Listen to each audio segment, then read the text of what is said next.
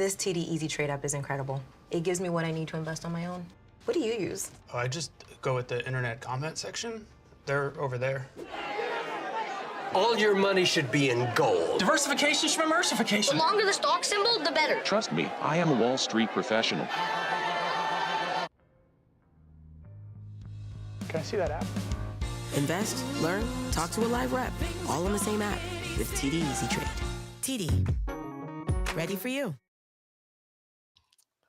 Good evening or afternoon if you're on the West Coast, everybody, and welcome to Canada Overwatch Fest. It's the Battle for Canada, presented by TD. My name is Marks. This is LaFon, and how you doing today, buddy? Doing pretty well, right? It's been an exciting couple of days, right? All of it, all the community activities that kind of went on, the social interactions that went on, and of course, all of it culminating in today's playoff performance for the Ultimate Champion here in the Battle for Canada, presented by TD. So a lot of exciting stuff underway here for us, Marks. But I mean, you know, it starts off, of course, with some divisional play. It's not just off the top here. We're not just kind of walking in into games, you know, played today. So there's a little bit of a backstory, if you will, for kind of how it went down. But yeah, if you take a look at the list of events that have kind of been happening, you can see the Battle for Canada tournament happening right now, but we've already gone through the fan contest, fan graphics, game night with Faria, and on top of that too, we still have a social media giveaway. If you actually take a look at the Defiance Twitter or the Vancouver Titans Twitter, you can find all the information there if you want to enter in, and I do believe it closes by the end of today, so you're going to want to make sure to do that. Yeah, absolutely. I mean, the game night also, I had a chance to, you know, kind of hang out and watch some of the people that were kind of going on. There was a good time getting to see people get to play, you know, with setups or the concourse of Toronto Finance, of course. So that was also a really fun, enjoyable time. But of course, now we get to dial into sort of the meat and potatoes of what we really enjoy, which is of course the competitive aspect of it. This was there's going to be a semifinals today, two of them, of course, culminating in a grand final performance at the end, which then will go on. You know, we'll have a third place match. There we go, into that one. But of course, this wasn't really how we got here. We had a couple of games yesterday, two divisions, in fact, that ended up playing out to have representatives here for their play today. Yeah, and so let's take a look at these divisions, starting things off with the Vancouver Titans division. And just to be completely honest with you, when you look at this, it was pretty open and shut case here for Timeless, one of the teams that we're going to be seeing today. But they were looking absolutely fantastic. And meanwhile, Sarin on the other side of the bracket were making a pretty good run for themselves as well. Yeah, again, a flawless performance up until they hit that grand finals where Timeless ended up making it a 2-0. So we'll get a chance to watch both these teams today. Of course, taking a look, though, at the Toronto Defiant division on the other side. This one was a little bit more interesting. A little bit of back and forth here. In fact, that first game there, that Inarizaki versus Hypnos NA, that says three maps there, right? A 2-1 final score. There were 4 maps played in that game. A draw happening to make that go all the way. So pretty tremendous stuff. Overall, though, I mean, 0-3 Splash coming out on top here again with the win against Timeless Genshin Grinders, who of course we will see later on as well.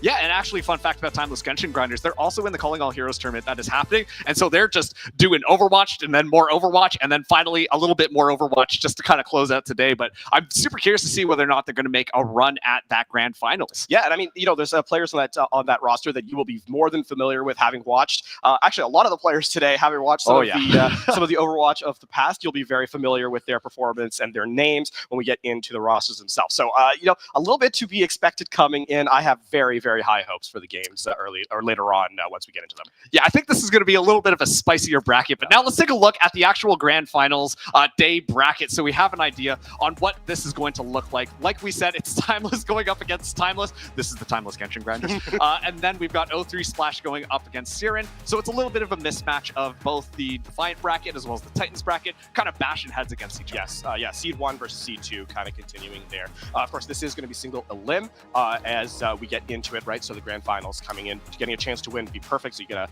a really, I think, you know, once you get into that upper bracket, or sorry, into that final game, it's going to be really exciting to see which team kind of takes it away. 100%. And just to give you guys an idea on what the stakes are here, we have a 3,500 CAD prize pool. But of course, first place is going to be walking away with $1,750. Second place, $1,050. Third place down to $525, and then fourth place in $175. So that's why that third place match is going to be a little bit of an important one. Absolutely worth fighting for, getting into 100%. to that one. And then I'm really excited to see how the teams perform. That semifinal match, the two of them are going to be very emblematic, I think, of what we're going to see. Keep in mind, we are playing on the live patch, of course, so there is going to be some element of expectation preset in terms of what we are likely going to see run in terms of performances like characters, meta, so forth.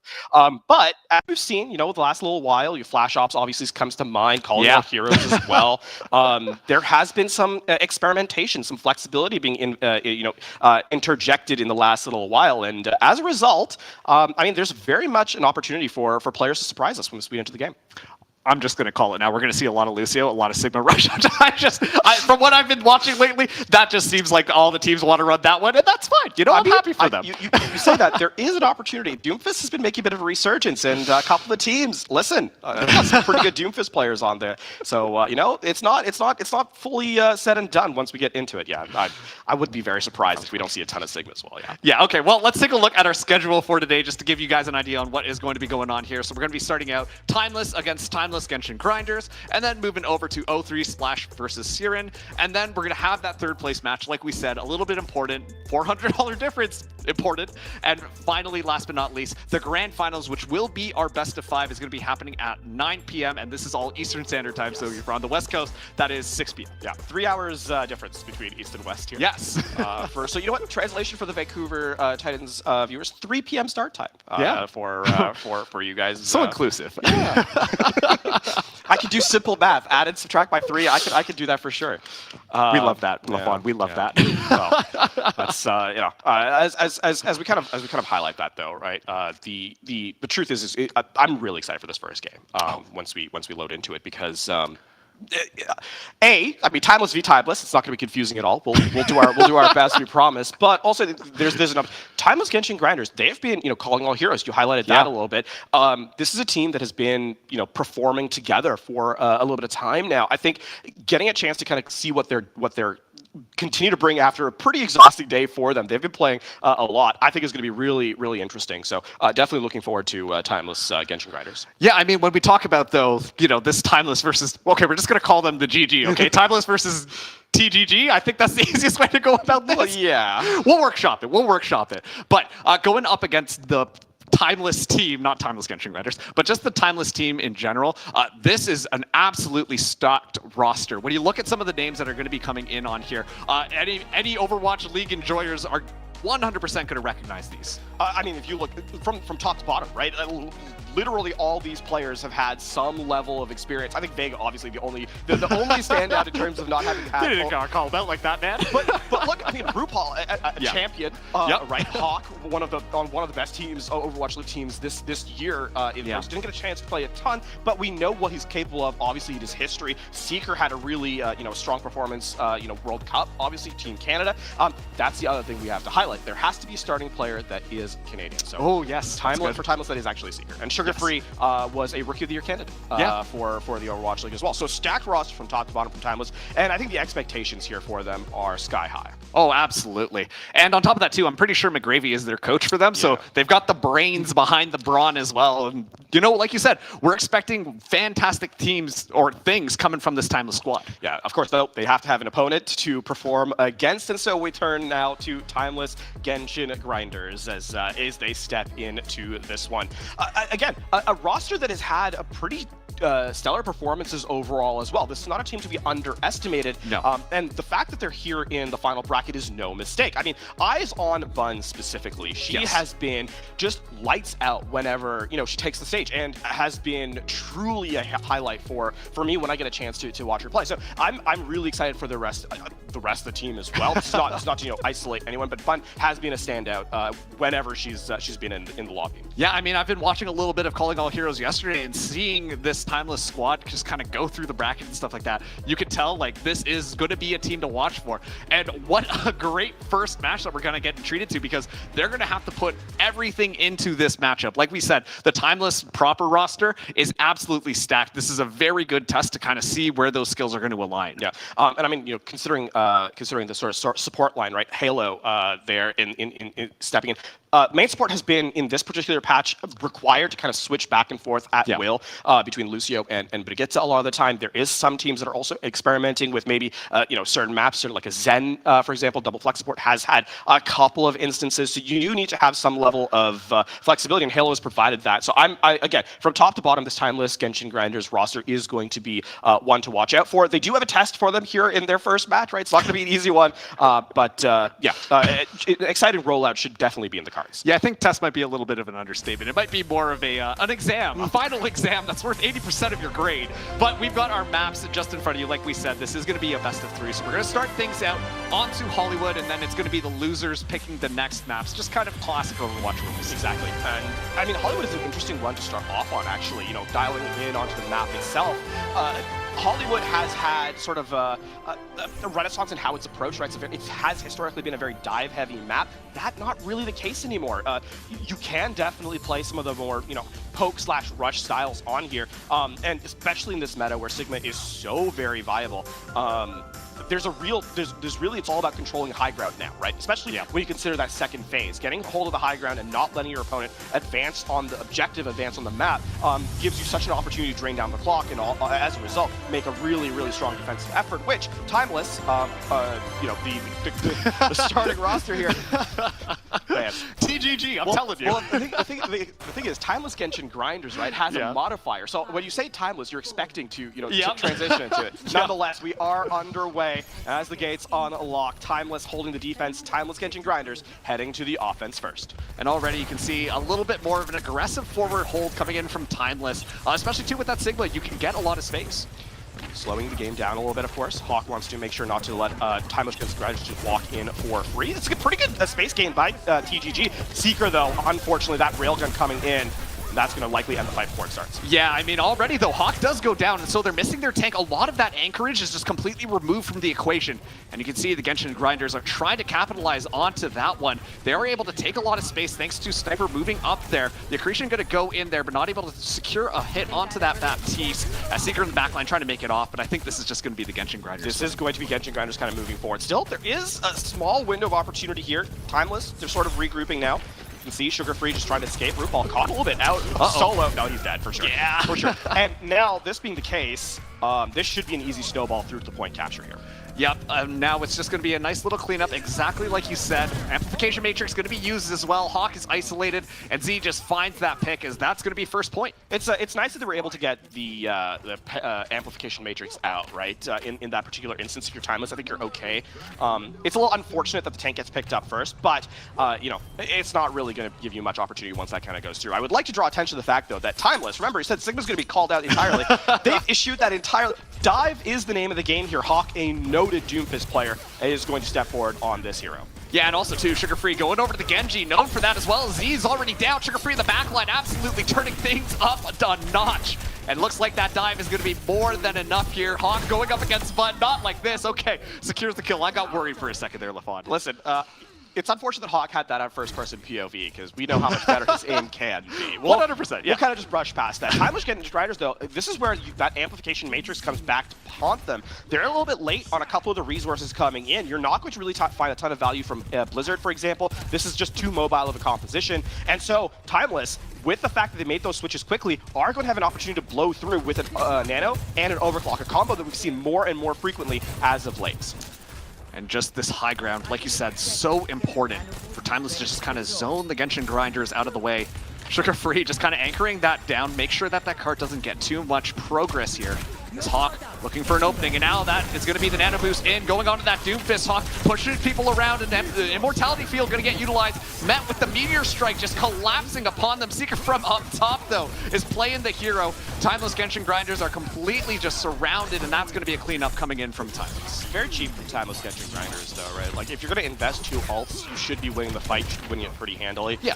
So I think that's the trade that Timeless Genshin Grinders, once they saw that the play was coming in, and the pickup was so early, they elected to back up from the play and just reset, right? Because now they're walking back in with 5 ultimates. It's going to be all about mitigation here, trying to set up Hawk to avoid, a Blizzard, the Gravitic Flux, for example. And that all starts with high ground control. You cannot allow Timeless Genshin Grinders to get up there for free. And the engagement actually coming through. Immediately, it is going to be an accretion, but okay, it's going to be an aggressive sound barrier from Vega as the overclock gets pushed, but Seeker not able to find any targets at all. An excellent disengage coming in from the Genshin Grinders, and they only used one ult for it. So yes, Tristan over there in the end, trailing the overclock now. Isolating a single target would be huge here for the Gravitic Flux for the Blizzard as well. Oh, it's so good. Seeker goes up and is going to be going down. Sugar Free trying to make this and even things out for a second. The Blade coming in, but it's an excellent sound barrier to make sure that Z stays alive. Not able to find that kill, and the Genshin Grinders, they find what they need, and they're going to start to move that cart forward. Excellent peel from Halo to keep Zed alive at the end there, right? Making sure the Blade doesn't find any value. With all the attention that was applied to, Hawk in the front line, Sugar Free might have been able to get away with an elimination or two, but instead, that is great peel. Keep in mind, though, that is still very expensive for the Genshin Grinders, and now Bun is on, on overtime, trying to make sure that this Blizzard at least gets an elimination. Ooh, Halo already down. We're seeing that Genji pick just come in and pay in dividends. Once again, it's just a backline assault. Hawk going to be helping out as well, but finally Sugar Free is going to get taken out of the equation. The Genshin Grinders, they've taken down the dive combination, and they just need to secure this tall ground, and then it should be pretty easy for them to push forward. And I mean, this is an interesting switch from Timeless. They switch over to a Kiriko at the end here. This is not particularly common in this composition. You oftentimes see a Brig or a Lucio. They want to go for the Nano Overclock. Not a ton of value being earned, though. Oh, it's the Blizzard. It absolutely shuts that one down, and the rest of the squad are trying to go in there to just try and stall for a second. An Immortality Field going to be tossed down from Z up top. The Meteor Strike comes in, but Hawk immediately deleted from the equation, and that's going to be the Genshin Grinders with an excellent time bank making it to that second And point. I mean, Timeless now are playing Mystery Heroes as they switch back to likely the Sigma composition here, at least Sugar Free on the Mei. And with that being said, I mean, you can see a clear difference in terms of the coordination from the Genshin Grinders, right? They're all on the same page. Every time Timeless tries to go in with a dive or even with a poke composition, they've struggled to find elimination that has been uncontested. Genshin Grinders doing a great job of trading back anything that comes their way. Now it's just a little bit of poke. Back and forth here. Seeker able to get the overclock online. Now just potentially looking for it immediately. Just trying to take Tristan down. It's a little bit of a duel between the Sojourns, but unfortunately, it's just the Genshin Grinders doing a fantastic job of zoning that one out. The Gravitic Flux used by Sniper as well. Not able to secure any kills, but does force a backup from Timeless. And now it's just a lot of pressure, but that cart continues to move. 2 minutes left on the clock, too. There's a lot of time left here. And Genshin Grinders are not giving up any map space whatsoever.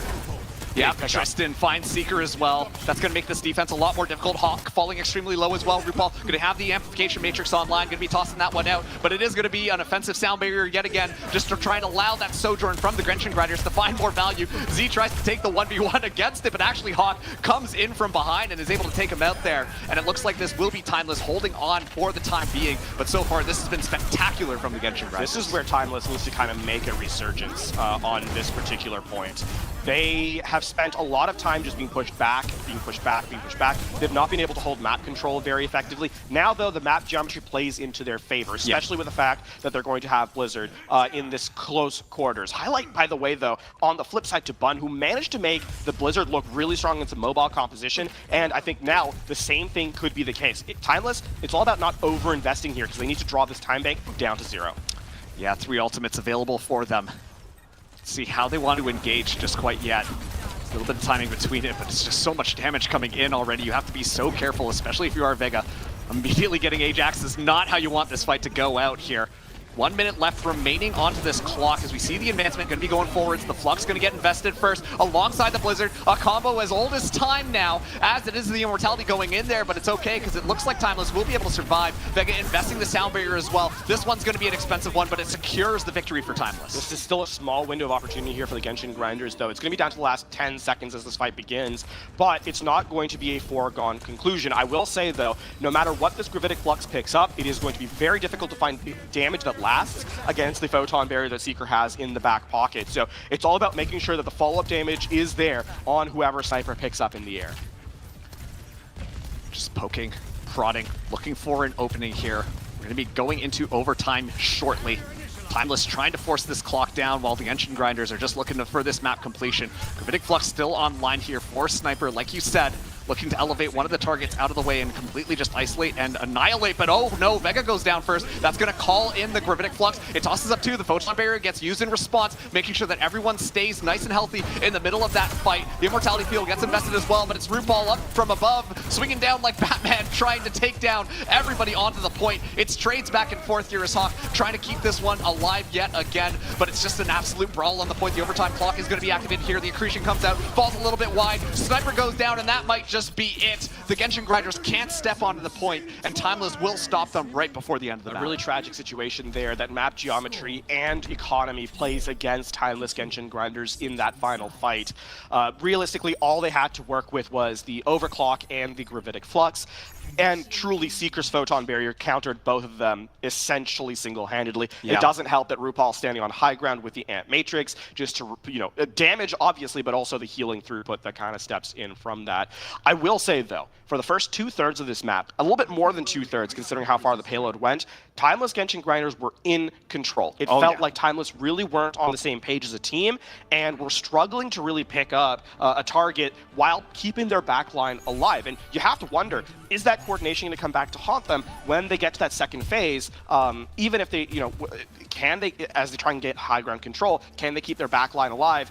Timeless Genshin Grinders have done a great job individually, but more collectively, that has been the real stand-up performance from them.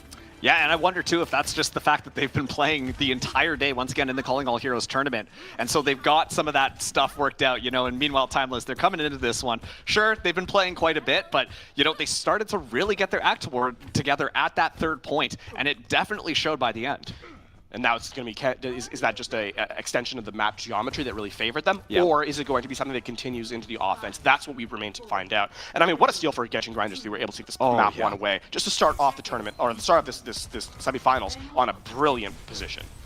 And now Timeless is going to be walking out here, a very similar composition with actually Seekers continuing to be on that Symmetra.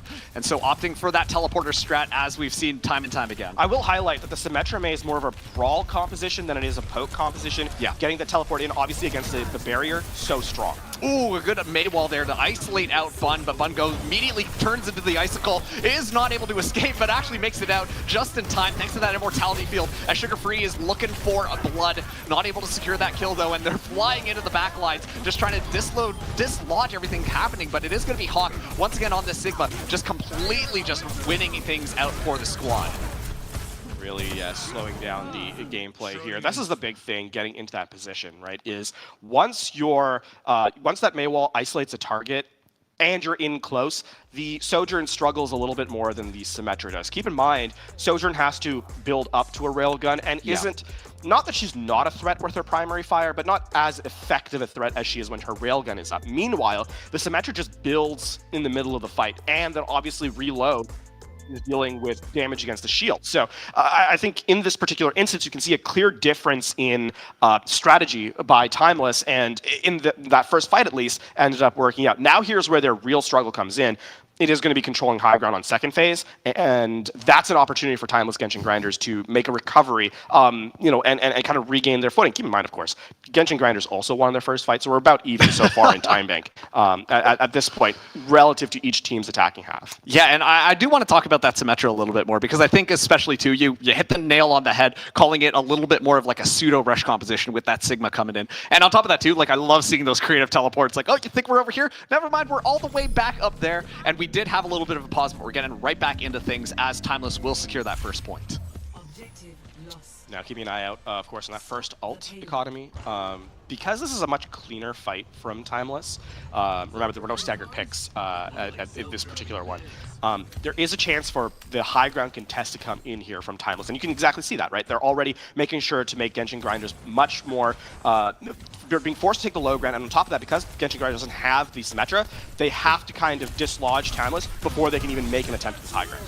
Ooh, okay, Amplification Matrix from up top, and you can see the Genshin Grinders, they're scurrying around, trying to evade that one, are able to regroup onto the cart, but not too much damage coming in from either side here. Nice and okay, never mind. Bun caught out of position and immediately taken down, and now Timeless, they're going to be moving in a dirty little headshot on Tristan from Sugar Free, and with Sniper going down as well, this is just Timeless continuing to roll that cart. Nice boot by Vega to dislodge Bun from the collective of Genshin grinders, out of the safety of the immortality field, away from the shield. You know, a pretty easy takedown from Timeless, and they'll get a pretty uncontested roll through second. Genshin grinders might make an attempt at the high ground here. Okay, they have made that switch to Symmetra, right? So the teleporter is available to them. But again, Timeless with high ground control and ult advantage, it's going to be very, very difficult to dislodge this fight. Okay, Hawk already finds Tristan right off the bat. It's not going to be able to match that Symmetra just quite yet. A beautiful accretion from midair, but not going to be enough from Sniper, as it looks like the damage has already been done. Bun is going to be isolated as well. And that's actually something that I'm noticing right now. Timeless are doing a fantastic job of isolating individual members of the Genshin grinders and just leaping on it. Yeah, and I mean, by this point, you know, it's like the map, there's a third of the map left, but 5.5 minutes to defend against. And unfortunately for the Genshin grinders, the time bank difference is kind of mitigated by the fact that they still have all their ult economy. They've been winning off of 1 ult per fight. So everything that they use, everything that Genshin grinders uses to try and slow this down is going to be responded by Timeless. Yeah, and it's just, once again, a little bit of a battle for that high ground right now. Bun does have this Blizzard in hand, looking for it. It's going to be the Blizzard coming in. Sugar Free gets isolated, never mind. It's a whole entire snow globe just on top of the cart. All the utility being expended just to make sure that everyone stays alive, and yet still a couple of casualties are going to be in there. The sound barrier actually coming out now. Timeless going to be moving in, met immediately with the Genshin grinders' sound barrier as well, as RuPaul tosses in the immortality field. And yeah, it's just going to be an isolation kill coming in from Timeless yet again. Zedman taking at the end of this particular fight is disastrous, because it means that Genshin grinders have to reset at the final check mark that gets approached for this victory condition. And a small window of opportunity though. Gotta stay alive through this Gravitic Flux. Oh, not gonna be the case. Halo already down. Bun gets isolated as well. The accretion is gonna be absolutely beautiful. Tristan can't do a darn thing. The Photon Barrier as well is gonna zone things out as Timeless are looking to secure this first map. They do have to deal with a pesky little Sniper just hanging out onto the side here. Uses the Gravitic Flux, but already just getting melted down by the microwave, the immortality field, making sure that everyone from Timeless stays nice and healthy here. But the respawn advantage could actually help out the Genshin grinders here. They're going in and they're swapping into those Stalk heroes, but is it going to be enough? Someone has to touch the point, but not able to do so, as Timeless will get that first map. That is a very commanding attack perspective from Timeless there as they get into the first map victory here, putting themselves 1 map away, right, in this first two, this best of 3, if you will, first of 2 for the semi-finals. And as we get a highlight from the end of the game, this attacking half, the efficiency from Timeless is what ends up making the difference, right? In this final third, they just have so many ults that they're able to respond to everything that Timeless wants to bring to bear, or Timeless Genshin grinders wants to do, I should highlight. And that economy difference is, I think, the biggest difference on the attacking half that Timeless had. Yeah, I mean, it just looked absolutely clean coming in from Timeless, whereas, like, you know, we talked about at the start of the map, the Genshin grinders, they looked really good. Yes. They looked fantastic on the attack. They were kind of rolling through, forcing the Timeless squad to really play a little bit of mystery heroes, like you said. But just at the end of the day, once Timeless locked in, it looked easy for them. It felt like the timing was a little awkward for Timeless on the defense, right? It felt like they weren't quite sure when the approach was going to be, you know, coming in. Once they were able to kind of put their foot forward, where they were able to kind of drive the offense on their attacking side, it felt a lot more comfortable, like they knew what they were actually trying to accomplish. So, I mean, we'll see how well that evolves into the next map, because as we head into map number 2, right, I believe Escort is our second map type. Yes. It ends up being a case where there is now going to be, again, that same kind of style. Defensively, you don't really get to kind of set the pace of the game. Does that play again into Genshin grinders' hands?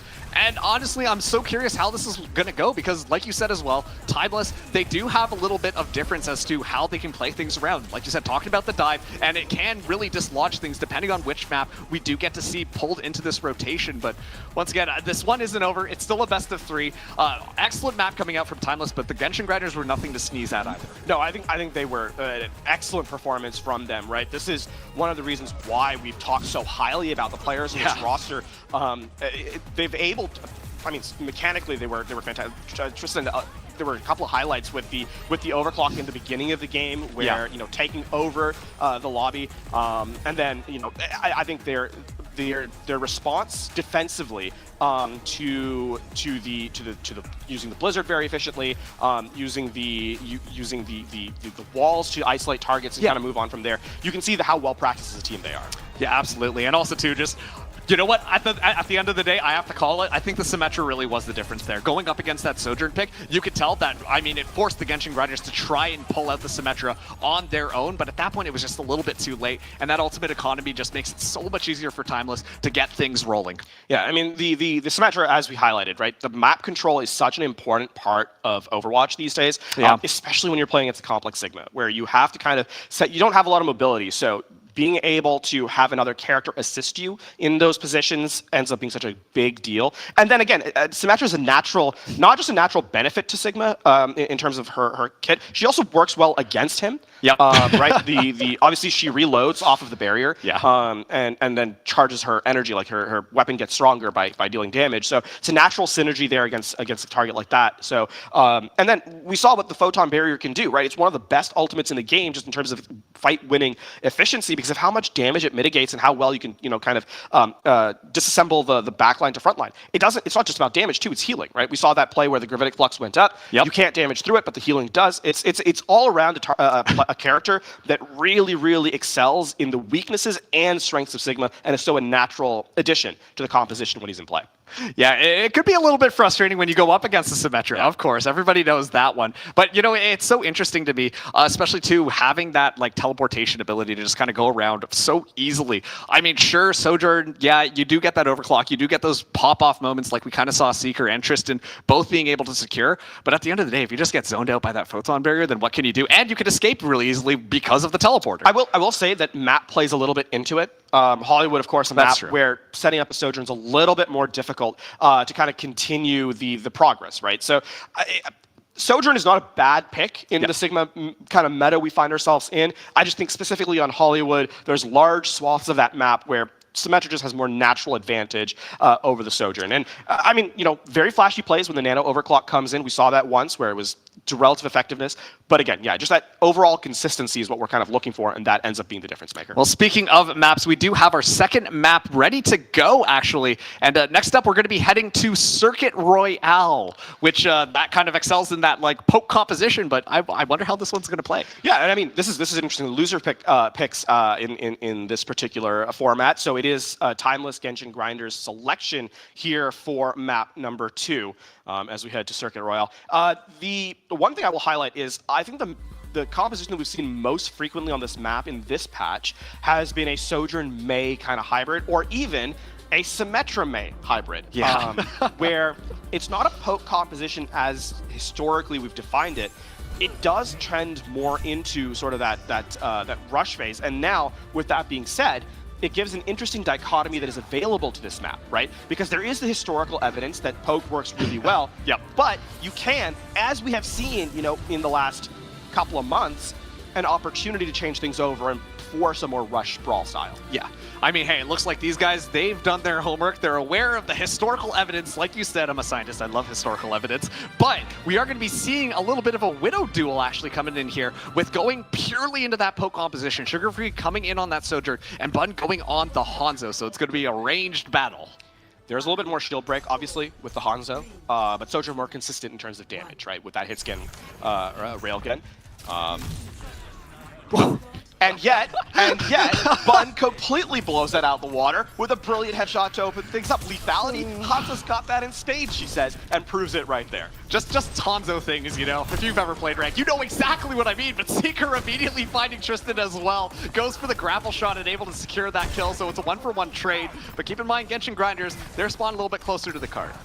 And of course, it is getting to this point now in the map where things slow down, where Sigmas kind of battle at each other, shield dancing accretions, to kind of block people out of position. You need to get Seeker into an open area, an open sight line to be able to put damage down. And you can see in Sugar Free taking an off angle with the Sojourn just to try and find a railgun down range. That's the real lethality of this composition here from Timeless. Yeah, but it's so hard as well. You got to watch out for that Widow. You got to watch out for that Hanzo. Things to do. But if Tristan, or sorry, Seeker, able to find a bit more information there or put a little bit more pressure onto the Genshin Grinders, then that really enables Sugar Free to take that space up top. But Hawk doing an excellent job right now of anchoring things down. It's just poke for poke for poke, but no one really yielding. The problem here right now is the Genshin Grinders DPS have to play in a single alley, right? Yeah. They don't have a lot of rotation that is available to them. Meanwhile, Sugar Free and Seeker are playing well away from each other, opening up the fight very aggressively for them. Sugar Free falling extremely low, but Seeker actually able to find Halo after the Amplification Matrix goes down. Seeker with yet another one as well. And that should be more than enough to call for the regroup from the Genshin Grinders as they adequately do back off. And now this is going to allow Timeless to take a lot more space. A little unlucky for Timeless Genshin Grinders. The Infrasight was up, so you can't really take you can't really sneak in for a hit against a player as good as Seeker. And you know he makes a full advantage of those eliminations, slowing things down. Half the time bank elapsed, by the way. And the big thing is the Genshin Grinders have invested in these fights. I mean, Amp Matrix was used. They make a switch now as the Sojourn comes back to play. Timeless are really good, are going to be able to slow down, I think, this next fight, barring a big pickup from the DPS from the Genshin Grinders. And already they're getting themselves into position. Sniper kind of leading the charge just on main in order to make sure that that shield can really just block off a lot of this damage here as the DPS take their support onto the side. Of note, a lot of ultimates online, both on Timeless and the Genshin Grinders' side, but Timeless having a little bit of an advantage. It's going to be the Flux coming in. Immediately is going to be met with the Immortality field there, keeping that Transcendence online, and that is extremely important as Hawk gets isolated. The Amplification Matrix gets used there as RuPaul finds fun. So once again, Timeless keep the Genshin Grinders at bay. That understanding that the Genshin Grinders DPS are so far back that there's no real threat for follow-up on the Gravitic Flux is huge, because now the Transcendence can be used when Timeless go aggressive. Ooh, but the Genshin Grinders, they use that Transcendence, not really rewarded with too much there. A lot of ultimates kind of get expended with not really finding too much value, but Timeless will win out that fight. And I mean, this is the problem. It's now last minute of play. Timeless Genshin Grinders, they invest in that last engagement, and they don't really have anything now. And while Timeless, yes, they do use the Transcendence, they do use the Gravitic Flux, they will still have the Overclock in the final moments here. And now it's all about, I mean, look at this off-angle setup. I don't think Genshin Grinders expects this to be in play. And they're not even, they don't even have players. They don't even have every player. And there we go. Sugar Free gonna let it rip. Takes out the Immortality field. Oh, doesn't even able to secure a kill, but does enough damage to make sure the rest of Timeless will benefit from that one. And now look at this, so much space being taken from Timeless. They're already in their spawn. And I mean, you need to get an elimination here. You absolutely have to for the Genshin Grinders, but I mean, I don't think they will. Sniper at least stays alive, so there's no stagger there. So they'll be able to join the team very quickly, but now you're walking into Infrasight, 10 seconds left. I don't even think you touched the objective. It's going to be the Dragon Strike coming in here. Thankfully, the cart has moved back quite a bit. They need to get somebody over there to make sure that this goes into overtime, but it looks like it is just going to touch down. And unfortunately, the Genshin Grinders not able to make it to point number 1. Timeless with a very solid defense. 77.87 meters in the final is the final tally of the Timeless Genshin Grinders squad. And unfortunately on Circuit Royale, that is not a lot of time. We saw how uncontested the push up was from the doors to basically this bridge where the payload is kind of hovering at this moment. And then the resistance that Timeless was able to provide stopped the payload from moving any further than that. And a lot of that is, of course, Timeless setting their DPS up for success. We saw how uncontested Seeker was on the Widow, well-timed eliminations. And it feels that like when Timeless have the time to kind of set themselves up for success, that's where they excel, and excel they have here on Circuit Royale. And now, the win condition very clear in front of them. If Timeless are able to secure this map, then they will secure their spot, that's the word, into the grand finals. They just got to get so close to the end of point number 1. The Genshin Grinders have to stop them now and potentially force out that third map, but it is down to the wire for them. Execution is going to be the name of the game. This time it's going to be a full mirror. No Hanzo in play. Just Widow, just Sojourn. So I expect to see kind of more of that same. For the Genshin Grinders, realistically, they have to find that first pick. They cannot allow Seeker to, set up for free and take the map over, as he kind of did on defense. And already very aggressive right out of the spawn here. as they're not able to find a first pick, but that's okay. They're just going to pressure things forwards. The Grecian going to be good onto Hawk here as a kinetic grass coming in just to allow for a little bit more space. And Seeker now is going to go up for an angle, looking for something, finds Tristan's head. That is just an unbelievable shot coming in from Tristan, trying to find yet another. Sugar Free secures the kill onto Bun, and now Timeless are looking like they can take it all. That is looking like it's going to be the end of the map. What a shot from Seeker, having to readjust twice and then find that headshot with a pixel of space. Unbelievable. The stagger kills are coming in as well. Zed out of the picture, and this is looking like curtains here for Timeless Genshin Grinders. Sniper followed down as well. Bun is able to make it back, looking for something, not able to secure a kill. As Sugar Free finds Tristan yet again, trying to make this one work, but this Widowmaker is not going to be enough to put the pressure onto the cart. Seeker just continues to roll that one forwards, and it will be Timeless securing their spot into the grand finals. A last second heroic effort by Bun there. Really nice shot, it must be said, but a little too late. The GGs come through here for both teams. In fact, it will be Timeless moving on in that grand finals position. Genshin Grinders not done yet. They do have a third place match to play. Yes. And so still an opportunity to come in and, take a victory in that position.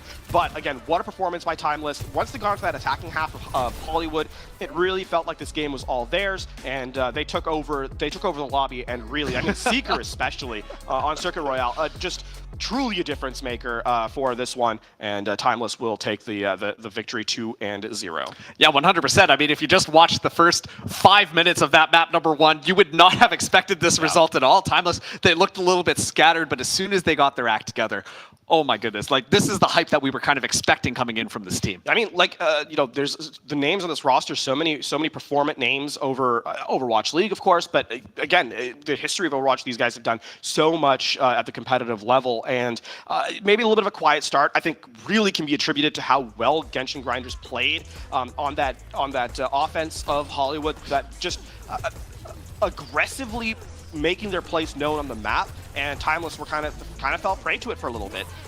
The recovery, though, was there for Timeless, and of course, we're able to close this series out 2-0. I gotta say that watching some of these shots from Seeker, this one was just unbelievable. I mean, you want to talk about a nice little first pick. Sure, the Hanzo was like, oh yeah, Hanzo RNG, but that one was just pure skill. Yeah, tremendous stuff there from Timeless as they'll find themselves now moving on. A chance to battle for first place, of course, here at the Battle for Canada presented by TED, and so this is a really nice setup for them.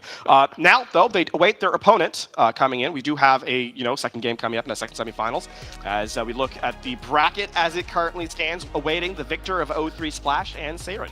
Yeah, that's going to be also a very exciting match, and we will be covering that actually on this stream as well. Very similar format to what you are going to be used to, but straight up, I think this is going to be a fun one. O3 Splash, though, they kind of have my heart already. I mean, they're the undefeated team coming out of their division, right? Yeah. So the expectation, they looked really strong as well. A team that coming into this one, they're going to have, I think they're the favorite. They're the expected winner. Yeah. But again, as we saw in that first map, you never know. You never know. And on top of that, it's going to be that map performance. It's really going to set the stage for how well we kind of expect them when they move on. That first map, so telling for how a team can perform.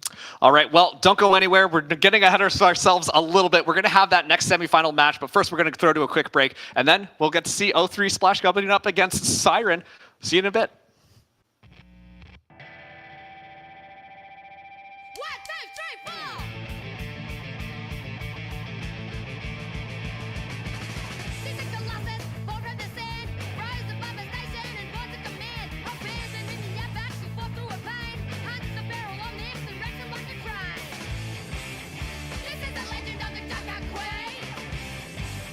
Watch your back, she's a hurt machine.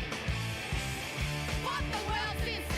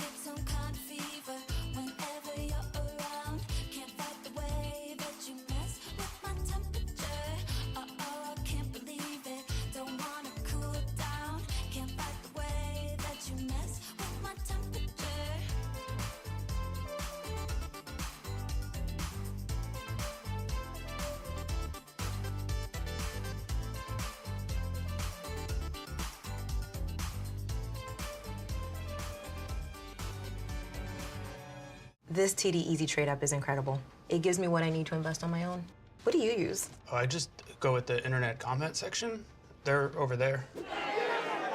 All your money should be in gold. Diversification from The diversification. longer the stock symbol, the better. Trust me, I am a Wall Street professional. Can I see that app? Invest, learn, talk to a live rep, all in the same app with TD Easy Trade. TD, ready for you. Welcome back, everybody, to the Battle for Canada presented by TD. My name's still Marks, and this is still LaFawn, and we're now moving into our second matchup for the night. Keep an eye out for the third place match, though. We're switching names then, so that could kind of come into play. Jokes aside, as we get into our second semifinals, 0-3 Splash versus Saren stepping into this one. And I mean, listen, we had a very, very exciting first game. It was a 2-0, a little bit quicker towards the end, but competitive to start. And I think, kind of coming to this one, you can't have any expectations preset as we kind of get into it. The first map really does spell a lot for how the game plays out. This is going to be a really interesting one. We were just taking a look at some of these rosters, and well, why not just show you exactly what these rosters are going to look like? Starting things out here, we've got 0-3 Splash, and of course, you're going to recognize these names if you're part of the Contenders circuit. We've got Boat, Chopper, Infected, CJ, and Magic Meatball. I mean, players in there. Of all these players, Magic Meatball is the most interesting because he picked Moira with CJ. Like, guys, no one's playing Moira today. Never say never. Okay, my bad. You might curse a Moira into existence. There's so many cool supports, Moira. Yeah, I'm roasting them for no reason. I don't know. Hey, I like playing Moira. We're not talking. Okay, cool. 0-3 Splash as they kind of came in through. This is a team that was also undefeated in their bracket, right? Yeah. So this is, expectations higher for them. But, again, not a foregone conclusion as we take a look, of course, at their opponent, who they're going to play up against, Saren. And, I mean, some names that are very familiar here as well.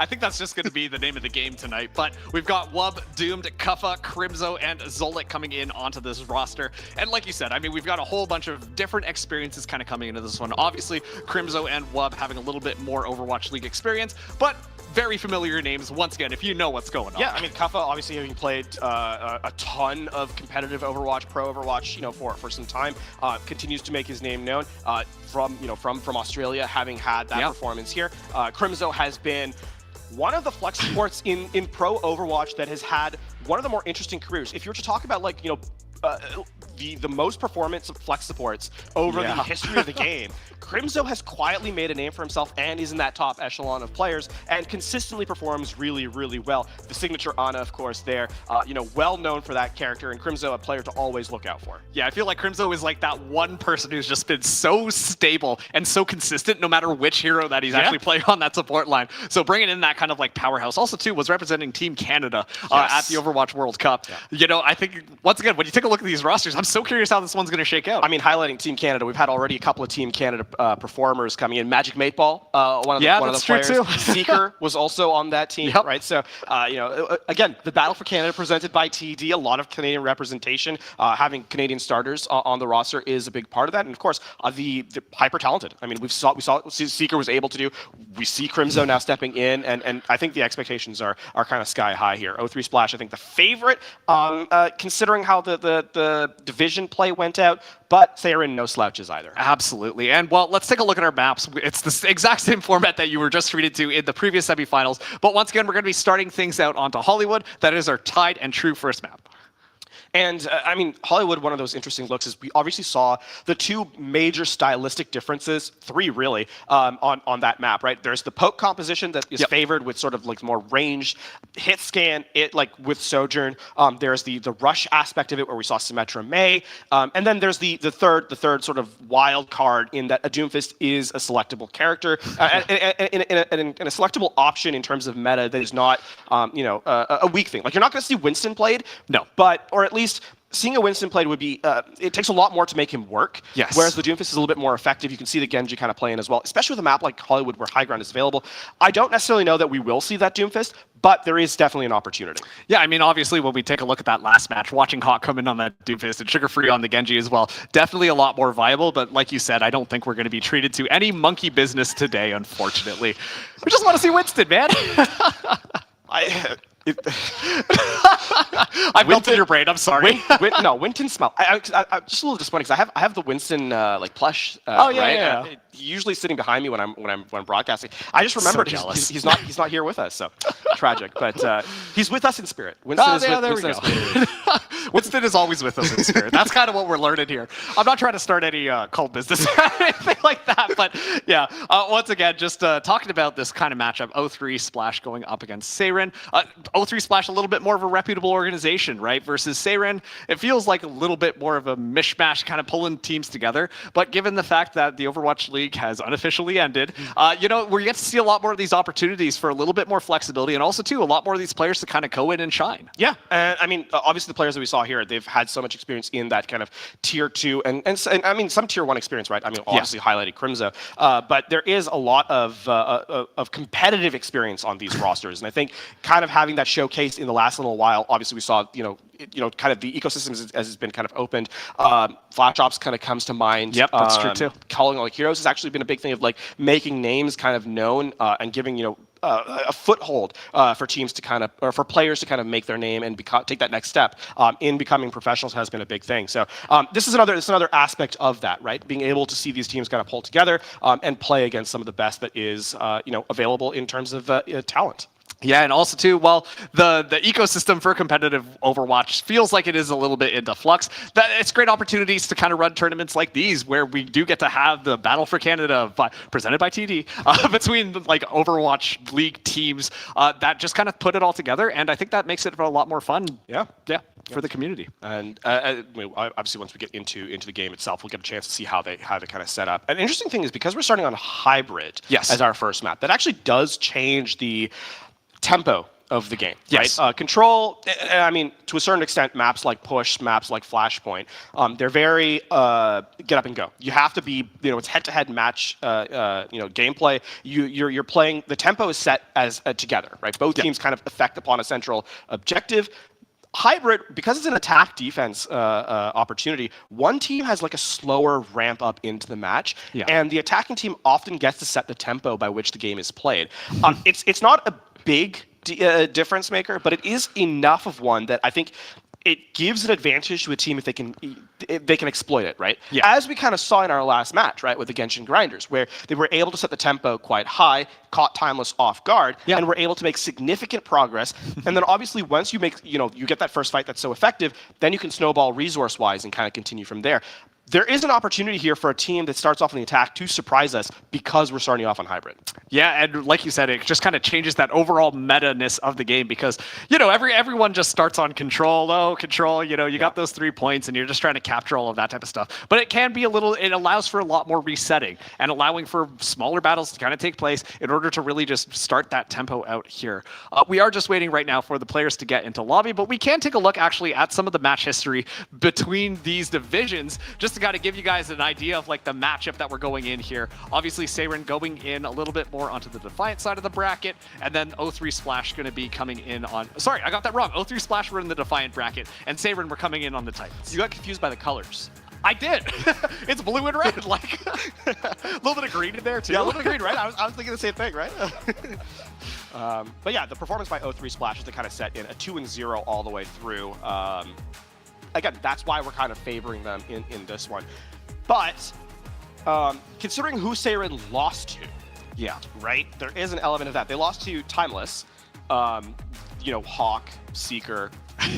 We saw Sugar that Free. Yeah. We saw what they're capable of. I don't think it's easy to draw any real conclusions beyond the fact that in the divisional play, they lost. And didn't take a map. So there is something to be gleaned from that, but again, how they lost is a matter of is not a matter of public record, and so it's still an opportunity here to come in and kind of surprise. And I think even though they're technically the underdog here, they should not be expected to kind of just be an easy win either. No, I don't think so. I like if we just take a look at the talent once again coming in for both of these squads, this one feels a lot more evened out here. And so very curious to see how this one goes, and it's all going to start in Hollywood as we get loaded in now. 0-3 Splash are going to be starting us out on the attack. So, your eyes will already be drawn to those center selections, Kappa and Infected both. Now, Yep. I'm not going to get baited and spawned. There's still an opportunity for them to switch off. But I would like to highlight that Ramatra is not an actually bad pick.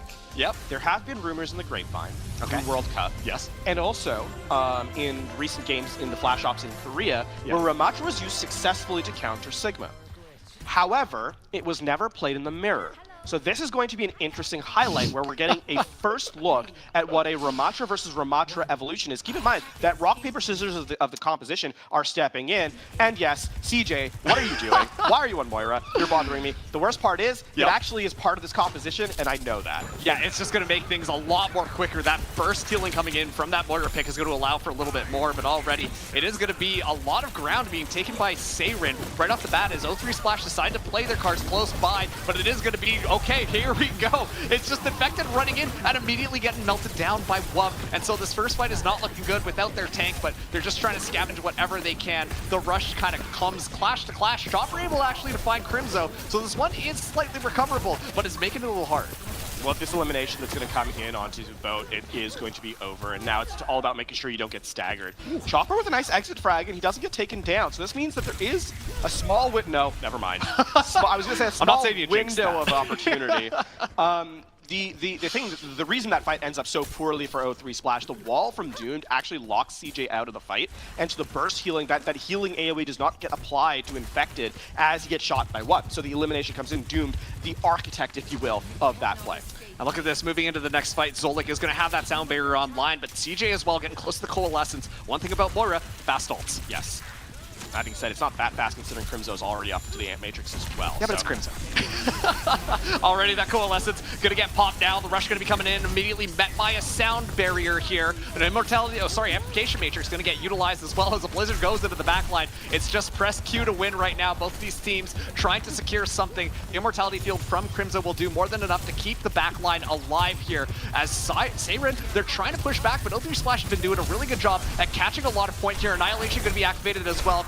Trying to meet Infected and is able to pummel him right into the ground. CJ as well doesn't stand a chance, and it's going to be a cleanup coming in from Seirin yet again. A big difference here between O3 Splash and Seirin is the approach angle, right? You can see Seirin when they get attacked, when the attack comes in, they actually coalesce into a small corner of the back of the point and all stay together. Again, they are playing sort of that rush composition. Meanwhile, O3 Splash are scattered to the four winds, and they're not able to attack on a singular objective, and that has been a big difference as to why they've not really made any real progress onto the points. And now it's a little bit of a high ground take this time from Seirin. Zolik already down.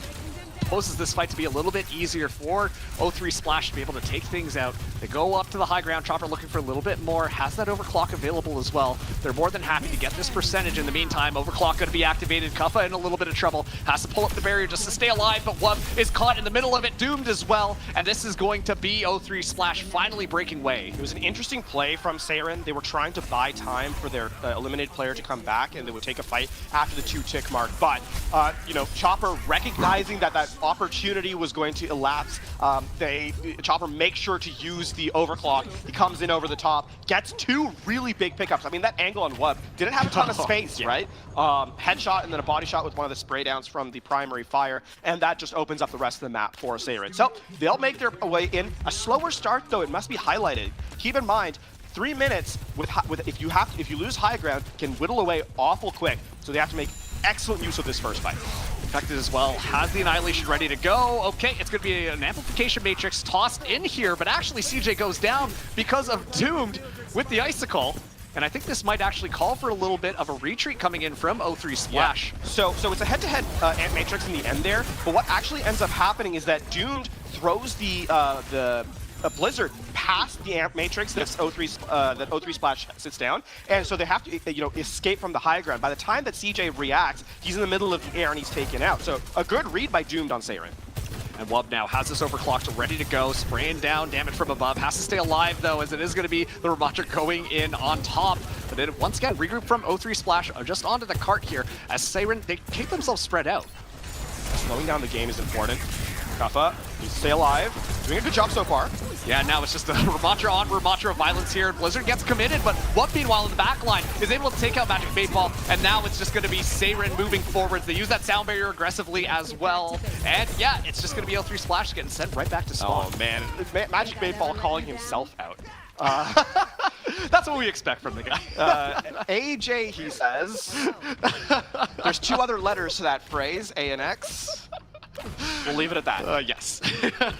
Seiren back to that high ground. Remember what I said about the time bank being so critical? Yeah. It's half the time that they had is elapsed. 1:40 left. Realistically, only 2 fights, and they have to fight for this high ground again and again. They don't really have much to work with. Just the Annihilation and the Ant Matrix coming up here from CJ. Once again, L3 Splash trying to take this high ground. An excellent little Mei wall to isolate things out just for a second. The Annihilation still on line 4, Infected. Looking for an opportunity, but it's a little bit of a duel across this bridge. Or dueling Immortality, Amplification Matrixes. Immortality used as well as the Annihilation is going to be going in. Infected runs it down, but has to just cool things down for a second to get a little bit of healing, and it's a good disengage there from Seiren. That took the overclock to continue, though. That's so expensive from 0-3 Splash. And now they've just gained the high ground. They have to give it up because the fight's happening on the objective. Seiren doing a good job of slowing this game down to overtime. Yeah, now an Annihilation coming in from the other side. Cuffick just running things through, not able to secure the kill actually onto CJ. But meanwhile, the front line completely folds over like a house of cards, and that is going to be a successful defense coming in from Seiren. I mean, even if you don't get the elimination there, that's totally fine because Cuffick's coming with a cleanup. 0-3 Splash in the last 40 seconds are going to make changes. Infected over to the Orisa. I mean, it's not necessarily a bad choice, but it is going to definitely be a lot more difficult to actually affect, play aggressively on the map. This is all about making sure to stay alive in the overtime because you have to contest for overtime, and Infected has to be the one that does so. Orisa, a pretty good anchor though, has a lot of survivability. That Fortify as well as Javelin Spin allows for a little bit more resistance to some of the incoming damage. I like the slowing down from Seiren. They have to just wait for overtime. They have the ults to kind of put this one away. And now the engagement going to be coming down here. The timer's going to count down. Overtime is going to activate. Oh, Infected taking the brawl on the point right now. A Blizzard available for Doomed. Just looking for an opportunity to kind of dunk it around. It is going to be activated now. And Infected in a little bit of a bad spot. The Immortality Field goes down. Wub talking the overclock as well. A sound barrier just for good measure. And that is going to be a successful defense coming in from Seiren. How heartbreaking for 0-3 Splash. The percentages of which they were away from game-changing resources. 90% on overclock, 93% on the Blizzard, again on the Amplification Matrix, 7% away. Such a tough place to be, and I mean for Seiren, the highlight here from them is that they were able to slow the game down. We talked about how important high ground is on this map. Yeah. And how do you siege high ground, right? How do you take the high ground? The big thing there is you have to, I mean, there's the elevators, obviously, that's the mechanic by which you get to the high ground. Yep. But you have to deal enough damage to force the defense to back up from the lip so you can get safely up there without taking damage yourself. You need to force cooldowns away from the defense. But again, then we talk about low ground to high ground and how difficult that is. There's a reason there's a very famous meme about claiming the high ground. You know what I mean? And it kind of continues from there. Because Seiren were never really forced away from using that, were never forced to reset from that high ground, they were able to cost 0-3 Splash not just time as the resource, but also resources within the map in terms of ults, and 0-3 Splash were never able to reset the economy, and Seiren get a great hold here on second of Hollywood and put themselves in prime position to take this first map. Yeah, speaking of the Battle of Canada presented by TD, Mr. Christensen actually went to my high school. No, really? Yeah. Notable alumni. Yeah, you can look that one up. But yeah, like you said, I mean, that high ground control, we've been emphasizing it over and over again, and there's a good reason for it, especially too when you have that Sojourn just raining down damage, as well as having that Baptiste. It's so important. We get back into the offense again. Again, Ramattra v. Ramattra. We'll see how well Seiren are able to path to the high ground. This is a very clean rotation, actually, from Seiren. They get up here for free. Now, a little bit of an engagement, a very fast push onto the point here as Cuffa already taking a lot of space. Infected gets isolated out, but can they capitalize? Looks like it's not going to be the case. Annihilation Form is going to be activated here as they're just pummeling each other down. The Cuffa fallen extremely low. Has to play a little bit of a disengagement, but thankfully Crimzo doing a fantastic job yet again, healing everybody up.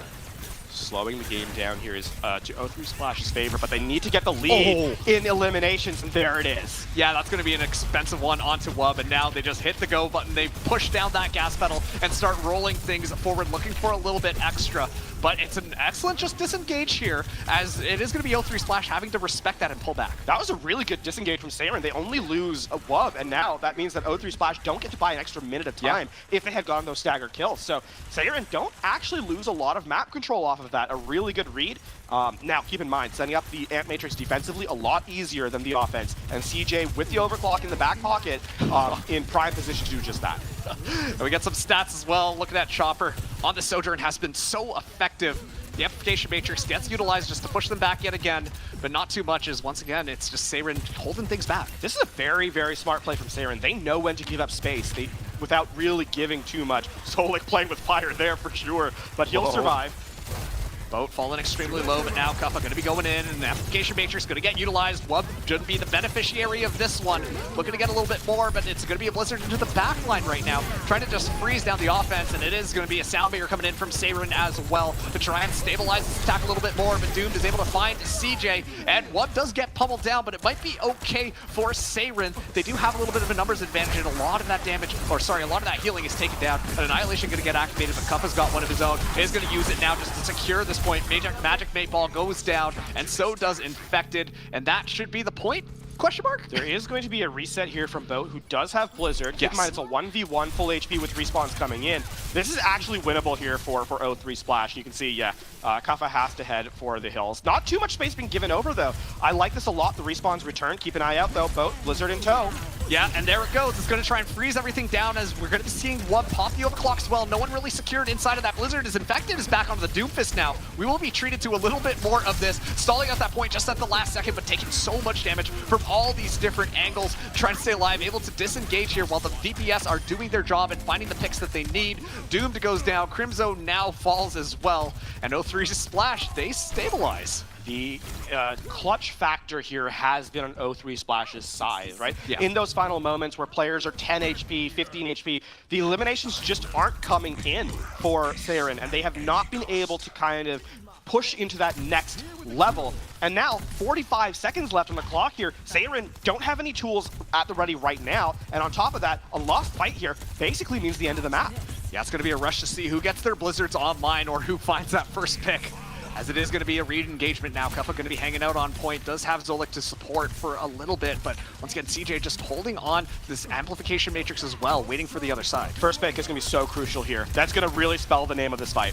And now, look at it yet again, it's going to be the Blizzard coming in from Boat, who immediately goes in, but Doomed falls down, so no counter Blizzard can be utilized. And Amplification Matrix gets tossed in as well. Chopper looking for a little bit more, but it is going to be a Soundbarrier coming in as well. Chopper takes down Kuffa. Boat finds Zolik as well, and it is going to be a cleanup here from O3 Splash. Saren not able to capture that first point, and that will be O3 Splash getting map one. Remarkable performance there defensively from O3 Splash to bring this one back in their favor. Saren, I mean, that anti-clutch that they had on that first point really is the difference maker for me. I mean, that fight where down to like 2 players, they can't quite turn eliminations, and that ends up being the difference. Oh, Magic Mate Ball got caught on camera. Oh no, that's so unlucky. You hate it when the game does you dirty like that, right? You know what's even funny is the rest of the replay nothing happened. The universe made sure to call Magic Mate Ball after that one. I am so sorry, buddy. Saren, though, they will drop 0-1 so far in this first 2-2. They'll get loser's pick, so they'll get the next map selection, but man, what a place to be in if they want to try and force a map number 3. Yeah, I mean, that was such an interesting one just to break down as well, because I felt like Saren, when it came to disengaging, when it came to regrouping themselves, just knowledge of what was going on, so good. But the clutch factor from O3 Splash, like you said, cannot be misexplained, because that really was what saved the map for them. Yeah, 100%. And I mean, I think if you're looking back at that last one in kind of a review session, you can understand those little micro plays that kind of went wrong, right? You just didn't have enough space, like in that fight where you know, everyone, that kind of really staggered fight where it was Boat left alive at the very end. Like, I mean, that's a tough one to be in. But if you look back, okay, maybe we could take a better angle next time. In the heat of the moment, you really should never get to fights like those, right? It means that things have broken apart too far earlier. And then obviously the respawns favored the defense because they died first. So the fact that the clutch pickups came in from 0-3 Splash is what ended up making the difference in this fight, or in this map. And even a rather lethargic attack half from 0-3 Splash wasn't quite enough, rather, for Seirin to take advantage of. Yeah, and also too, I mean, we did get to see a little bit of that Doomfist come out as well. When we talk about that clutch factor, I really do think that Infected making that swap was so important, just to make sure that, they had that stall potential just onto it, allowed for the rest of the squad to be able to go thanks to the Lucio speed as well, and then they just completely turned it around, all because that little Mei stayed alive the entire time. Let's draw a little aside, though, because this is a Ramattra versus Ramattra, right? Yeah. Ramattra, actually, this is very funny. This patch has been kind of, when the patch first came out, Zarya got buffed, right? Yep. And people said, oh, it's going to be a Zarya meta. It's going to be a Zarya meta. We quickly realized, okay, no, Bastion is really strong this patch too, because he got buffed. Who's the best tank against Bastion? It turned out Sigma was really good. Yeah. Sigma ended up being kind of the de facto victory condition, and then Sigma was kind of countered by like a Reinhardt. There was like some Orisa involved. Now, though, the evolution has kind of come in, oh, Doomfist is playable in certain instances. If you're really good mechanically at dive and you're all on the same page, you can make it work. Ramattra has made a small comeback in terms of what is available to play. And we're seeing it here. This is the first time we've really seen Ramattra versus Ramattra in quite some time, though. And I think this is kind of elapsed way back to, as we see that kind of head-to-head of the tanks, right? About controlling space, surviving, and dealing damage, all while staying in line of sight of your healer. That is a big part. And I think Kuffa, we can see just statistically, had a much stronger performance, not just in holding space, but in eliminations and clearly final blows. Yeah, and also too, I mean, Infected coming in here, known for playing that Reinhardt previously, loving the Reinhardt rush and all of that type of stuff, but Ramattra just a little bit different, and I think it was those isolating moments that just the damage was coming in. You can't just hang on because you are Ramattra. It just allowed Infected to get taken out. I will also add to that, though, it's not just a tank's perspective. You have to look at the assisting DPS, and Mei is a huge aspect of that. Doomed, coming in, we saw very clean walls from Doom. Yeah. Like, I mean, there was that the first rush when CJ came in from with the Moira, blocking off the entirety of the healing onto the tank. That opened up the first fight for 0-3 Splash, where they were able to hold defensively and kind of continue. I think the walls have been, you look at this, and the main needs to be the critical factor.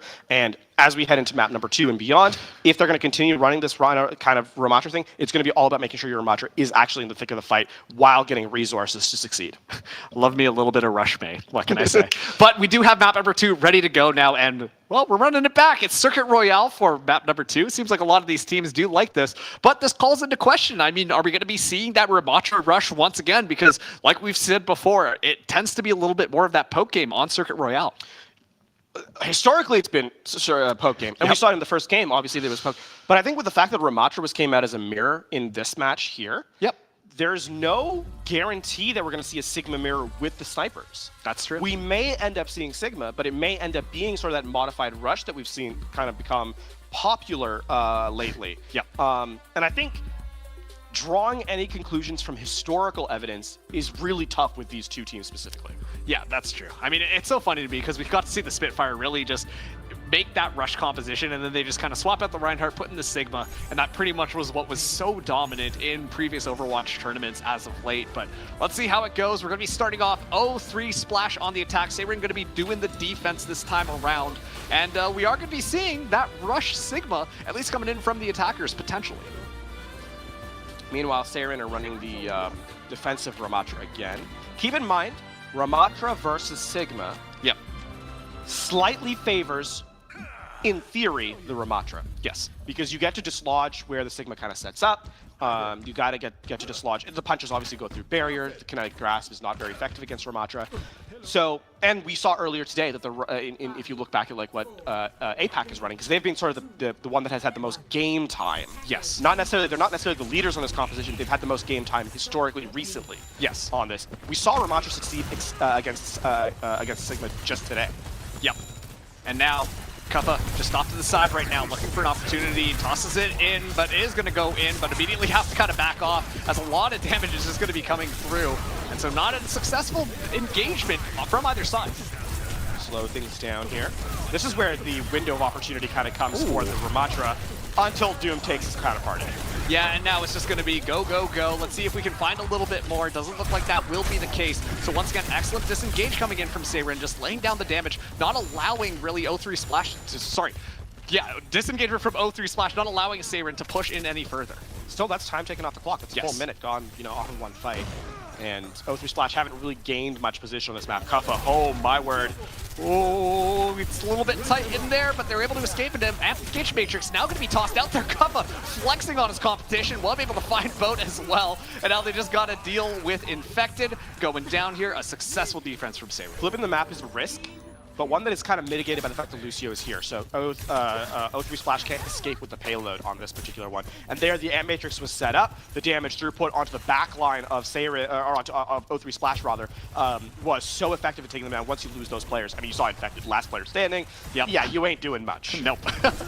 Six pretty good at anchoring things down. Not that good, and it's going to be already, okay, countered immediately thanks to that sound barrier there, and Accretion goes in, but Doom ready with the Blizzard, and honestly that's a zoning ultimate, but it'll be do more than enough to at least flush out and make that Amplification Matrix get nothing. It would also buy time for Wub to return, because keep in mind that's also a big thing. They don't have a lot of damage Seirin right now, and Kuffa, the recipient of some punishment, gets eliminated by CJ. Yeah, now O3 Splash have an opportunity here to get some cart progress. Doom, the last person alive, will get taken down. Sorry, it was Zolik flying around to the back, but now this is going to be ground for O3 Splash. Full reset comes in here for Seirin. They will get a second attack on this map, and half the time bank has elapsed, so it's not a disastrous setup for them yet, for Seirin that is. However, O3 Splash economically are definitely in the lead here, and Seirin, Wub is going to have so much more difficult of a time trying to find value on this overclock than Chopper, because again, that shield difference. Sigma can cycle it, Ramatra, really it's a set and forget kind of ability. Yeah, and look at this, Boat looking for an opportunity to potentially toss down this Blizzard.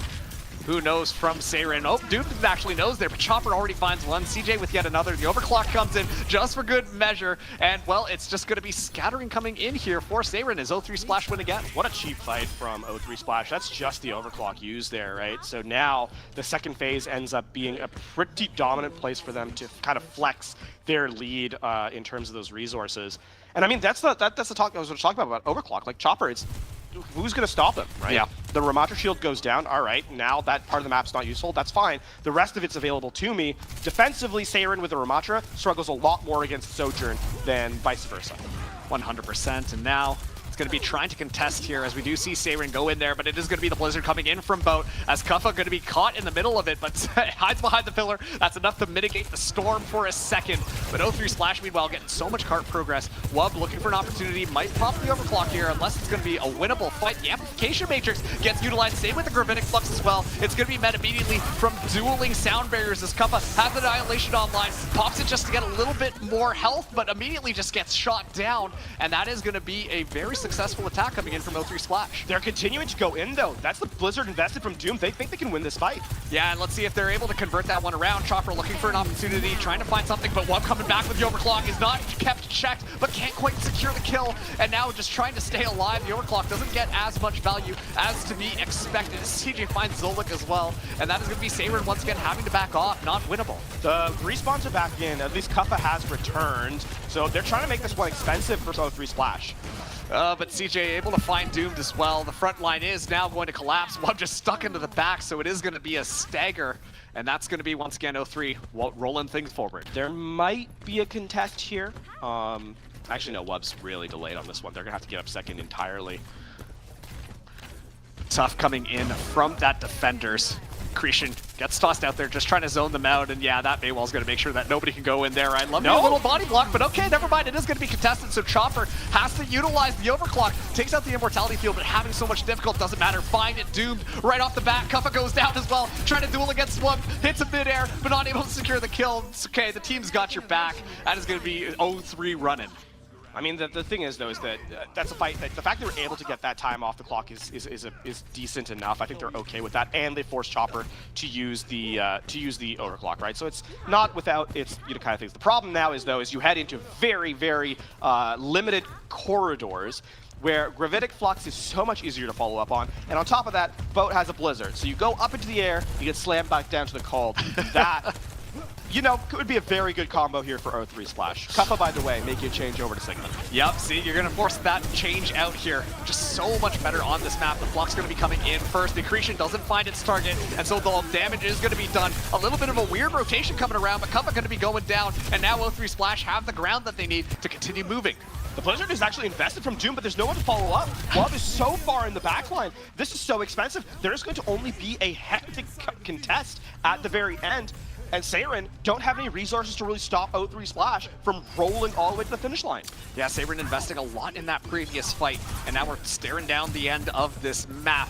Looking for this completion here. The respawn is going to be coming in for Seiren now, but someone has to move in here and touch. Magic 8 Ball does have the sound barrier available if necessary, but Boat actually finds Crimzo. That is going to be a lot of healing immediately taken out of the equation as the Gravitic Flux going to be coming in online. Wub falling extremely low. Magic 8 Ball is hunting and gets the punch onto Wub, but Doomed finds Infected as well. Kuppa going to be the next person moving down as well, and it is going to be a potentially good hold actually from Seiren here, but O3 Splash continue to move things around. Crimzo now just the supports on the point. Zolik tries to make that one happen, but the map is completed by O3. I mean, this map was won off the, or completed rather, off that second phase. Yes. Where those just weren't able to really reset Seiren, right? And this now, unfortunately, seems to have become a bit of a trend between map 1 and map 2. When they need to really stand firm and close out a fight, they have not yet been able to do that, right? I mean, you look at like their defense on Hollywood, yeah, and you think, okay, there was that one play where in the overtime Infected was, you know, on Orisa, and there was like a Blizzard. But if you look at it, they just had like so many more ultimates. There wasn't really much that O3 Splash could do, and they were set up for success earlier in the match. When it's been kind of these 50-50 fights, O3 Splash has been the clear winner in those 50-50 fights, and because of that, on the second phase of Circuit Royale, where it was kind of not really, it wasn't a very clean setup. Yeah. Because O3 Splash were able to clear it out so handily, yes, it meant that Seiren had nothing for third, and were able to roll through uncontested. And O3 Splash, or sorry, Seiren rather, in that final moments, like the payload's moving to the final checkpoint, and everyone's still in spawn because they had died so late. Yeah. Because they tried to commit to a fight that was never going to really succeed. So, just an interesting approach from Seiren, yep, and one that's going to have to be a lot cleaner if they want to complete the map for this offensive half. I call it carry syndrome. When you think that you could just win the team fight, so you invest the ultimates, and unfortunately, kind of like you said, it does fall apart. But now victory condition is going to be established. If O3 Splash can make sure that Seiren do not complete the map, then they get their seat in the grand finals. That's a lot of ground being given up by O3 Splash. We are now, of course, though, on the Sigma to Sigma head-to-head full mirror. Yep. Chopper already has that railgun online, looking for a potential target, but not going to be able to find much. And yeah, like you said, just so much cart progress. Now here's where the Sojourn sets up defensively, though, for success, right? You can take an off angle, and there's natural defensive cover that you can operate behind. Well, Disruptor Shot actually making contact with that Mei wall here. And once again, we talked about how important that Mei wall is at least isolating some of these fights. Infected fighting the front line back a little bit, but now the engagement coming in from Seiren, the accretion is going to be good. Infected gets rocked, but is going to match that tempo and goes in immediately as well. Crimzo goes down, and this should signal the retreat coming in from Seiren. An excellent isolating Mei wall from Boat, who also now has this Blizzard online as Kuppa gets taken out. Reset coming in. This is where the Sojourn is so strong on this map, right? Is like, you can take a really aggressive angle, and because you're able to disengage pretty safely because there's cover, right? Yeah. Using your dash does not put you into line of sight of your opponent, and then obviously, offensively, no longer the case. Wub is not paying attention walking out of spawn, that's a body shot, that's just taking way too much free damage. That's a minute taken off the clock. We're going to be down to 2 minutes by the time Seiren actually gets to this objective. And that's going to prove really disastrous, even if they capture the point, because look, they have to capture the entirety of the map. Yep, and Doomed at least is going to be getting close to that Blizzard, but O3 Splash they just have so many ultimates to play off of as well. First look, I mean, Infected, Gravitic Flux, right? Yep, isolating Maywall. Infected gets kind of called out there, but it is going to be the Blizzard coming in. Met immediately with another Blizzard here, but actually it's going to be all the ultimates just kind of tossed against the wall. See what Spaghetti is going to stick, and it is going to be a little bit of a trade, but without the tank, 0-3 Splash aren't going to be looking as solid now. What? Trying to even out this fight a little bit longer, but pops that overclock, can't quite secure any of these kills. Is going to be zoned back thanks to that Sigma in Infected, but actually it is a disengage here from 0-3 Splash. There is a lot of map control regained by Wub with that overclock. That was a very expensive fight though. Yeah. For Seiren. They only really have the Gravitic Flux coming online, and Wub overpeaks again. That's gonna be all that good work by Wub undone. Chopper comes in from the respawn, the charges up the railgun, and it's over. 0-3 Splash in the final minute. Now have all the tools they need, especially if they get stagger plays here. Yeah, it's going to be a fight to stay alive. Chopper getting the railgun online as well. Has the overclock ready at a moment's notice. Just has to kind of stay alive, and thankfully, support's nice and isolated. Eyes on Kuffa here for Seiren specifically. Has to shut down the overclock and has to find value out of this Gravitic Flux. Poking forwards now, isolating Maywall going to be used. Chopper uses the overclock now, trying to find something, immediately flushing things away, but Kuffa is caught out. 22 HP, falls down. CJ able to find that. The Flux gets canceled, and so does the attack, more or less. They're trying to scavenge out this fight, but given the timing, it's not looking good. And I mean, this has been a big thing when these turn into 4v4s. Seiren has consistently lost their tank, and Infected has then been able to provide a banner to operate behind for his team. Oh, the stagger. And I mean, that's it. 30 seconds. Like, there's going to be a change now to a Ryan. They're playing a pretty awkward affair. Ryan has to play in close. Boat has the Blizzard. There's nothing to deny against it. It's looking really rough for Seiren in these final moments. Yeah, and Kuffa actually swaps back off the Rhine, back onto the Sigma. They think that they can get someone in to touch in time, but this will be an overtime push. And look, 0-3 Splash has all the resources available at their beck and call. It's going to be about efficiency here from Seiren because they don't have much. Yeah, it's going to be tough, but now they're poking around the corner. Seiren have to get that cart. Okay, they do activate overtime here as Kuffa is falling extremely low, but able to stabilize a little bit. And now it's just going to be a waiting game to see when the ults get used. Oh no, Zolik doesn't get to use that, and immediately they get flushed into the good old Canadian classic, a Blizzard that is freezing everybody there. And just like that, it will be 0-3 Splash advancing to the grand finals. And what a statement from them as well. 2 full holds to get there. Denying any progress on Hollywood, denying progress here on Circuit Royale as well. In fact, we'll get your highlight here for this particular game, this particular map. Actually, it's that overtime fight. And this was a multi-ult shutdown. Sound barrier gets canceled.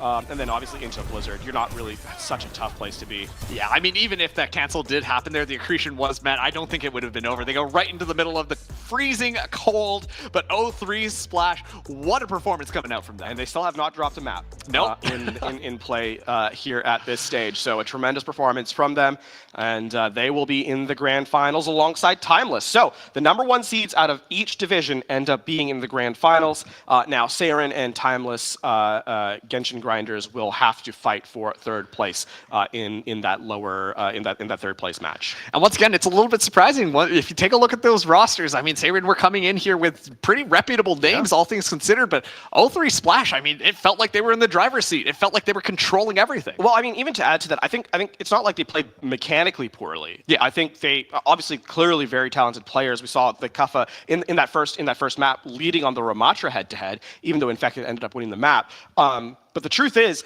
that when you look at in terms of the in-game performance, it was fight-to-fight differences that kind of stepped up. And the big one for me was Chopper in this, the clutch play to pick up Wub on the respawn, coming back in that final fight to open things up. And across the board, a Chopper difference maker in that clutch factor that I think was a real difference for 0-3 Splash in this victory over Seiren. Yeah, I mean, we got to see some of those stats as well, but that's not to take away anything from Doomed, because I think that quite a few of those Maywalls that were coming out were doing a really good job, at least isolating the front line. I just think that the 0-3 Splash backline was doing such a fantastic job at adapting around those Maywalls and making sure they were supporting their tank. And I mean, we can meme about Magic Baseball and the Ajax and that too, but like legitimately had a really strong performance in terms of the Lucio on these last 2 maps. And overall, a strong performance here from 0-3 Splash as they take the victory 2-0. fantastic stuff coming out from them. I mean, like you said, of course, they are going to be going up against Timeless. The #1 seeds, we would have kind of called that one coming out here. But, you know, I'm super curious to see how this one is going out, because 0-3 Splash, after their showcase on this one, they look really comfortable in this Ramatra-style rush composition that we saw coming out, and looked pretty good, as well as having that Sigma. Yeah, and I mean, there's now going to be a question is, what is that finals meta going to look like for us, right? Because there is clearly a difference of stylistic opinion for Hollywood, where we saw the Ramatra versus Ramatra. But in fact, it plays a very strong Sigma, right? Yeah, he's no slouch on this character. I mean, Infected, one of the younger players that has kind of evolved into what, you know, the sort of the new school of tanks, where you kind of just have to play everything. Yes. I mean, we saw a little bit of Doomfist. I would not be surprised if we continued. This is an unfair. This is an unfair graphic for. Yeah. Wub. I mean, Wub took the game over. Or sorry, yeah. Well, unfortunately, Chopper took the game over at Wub's expense. Yeah. And I do think that this did come around to some of the team play as well. This is not to take away from Wub at all, because if you've seen Wub and you're kind of familiar with that career, Wub is really darn good as well. It's just in this specific matchup, Chopper looked completely unstoppable. 36 eliminations. That is crazy. Yeah, and only 2 deaths. And only 2 deaths. See that. Yeah. So, you know, not just a lot of damage, but also very, you know, very stable in terms of survivability. So, yeah. I mean, Chopper, we saw in the replay package too, right? It was like basically all him, and yeah, a huge part, right, of the performance it was able to provide. 2 fights on Circuit Royale were ended because he gets a pickup as he's coming back and kind of just retreating, and there's nothing that Seirin could do. Now, we have kind of the expectations set for the next series, right? For their grand finals, but of course we do have that lower, the 3rd place match to kind of come as well, and that also makes an interesting look, because Timeless, Genshin Grinders versus Seirin. Yeah, and just so you know, here's the bracket that we're going to be taking a look at here. Timeless at 0-3 Splash going to be heading into that grand finals, the best of 5. But like we said, Timeless Genshin Grinders going up against Seirin are going to be in that 3rd place match, trying to figure out which one of these teams can get that 175 prize pool or the 525 prize pool. It's quite a significant step, but of course we are going to be throwing to a quick break, and when we get back, we're going to have that 3rd place match ready to go, so don't go anywhere.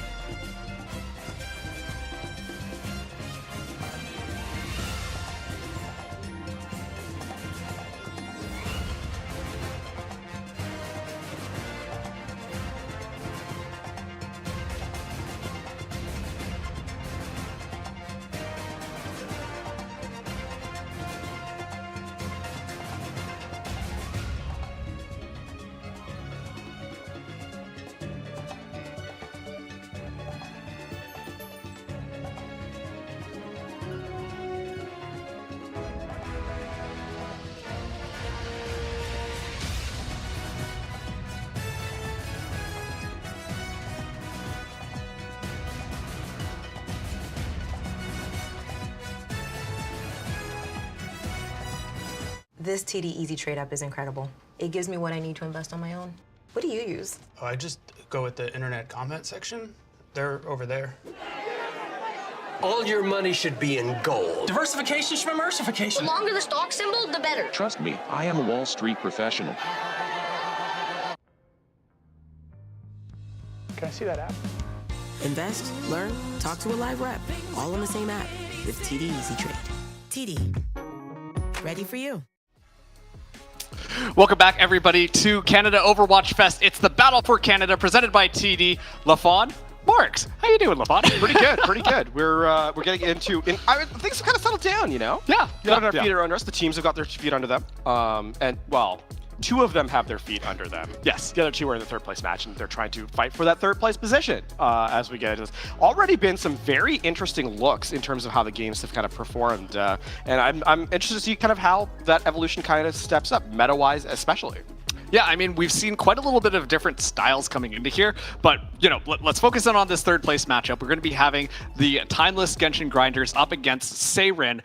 Both of these teams losing 2-0 to their counterparts, but also, too, they were the second seed in both of the respective divisions, and all things considered, it looked still pretty good against them. I mean, Timeless Genshin Grinders, they almost, there was a real chance on that Hollywood map that they looked pretty decent on, actually. They just couldn't quite find their footing defensively, right? And that time bank was really against them. Meanwhile, for Seirin, they looked like they should have won map number one of Hollywood, and again, just could not quite clutch out certain performances.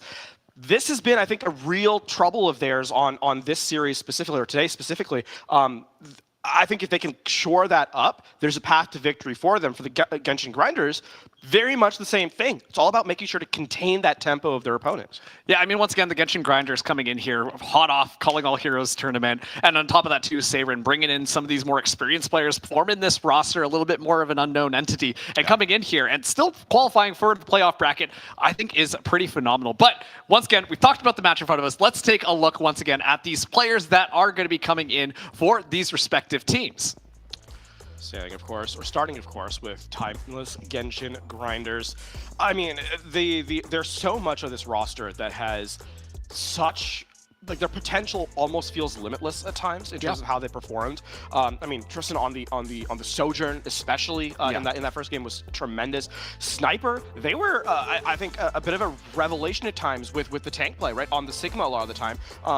Keep in mind, tanks these days, if you're the solo tank of a team, are often required to put so much more into kind of expanding your hero pool than nearly any other role. And the reason I highlight Sniper here specifically is because, as we're going to see from Seirin shortly, there was a Ramatra played. So how does the tank player, how do they hold up against what could be a Sigma, what could be a Ramatra, etc.? A lot of eyes on Sniper in this next one.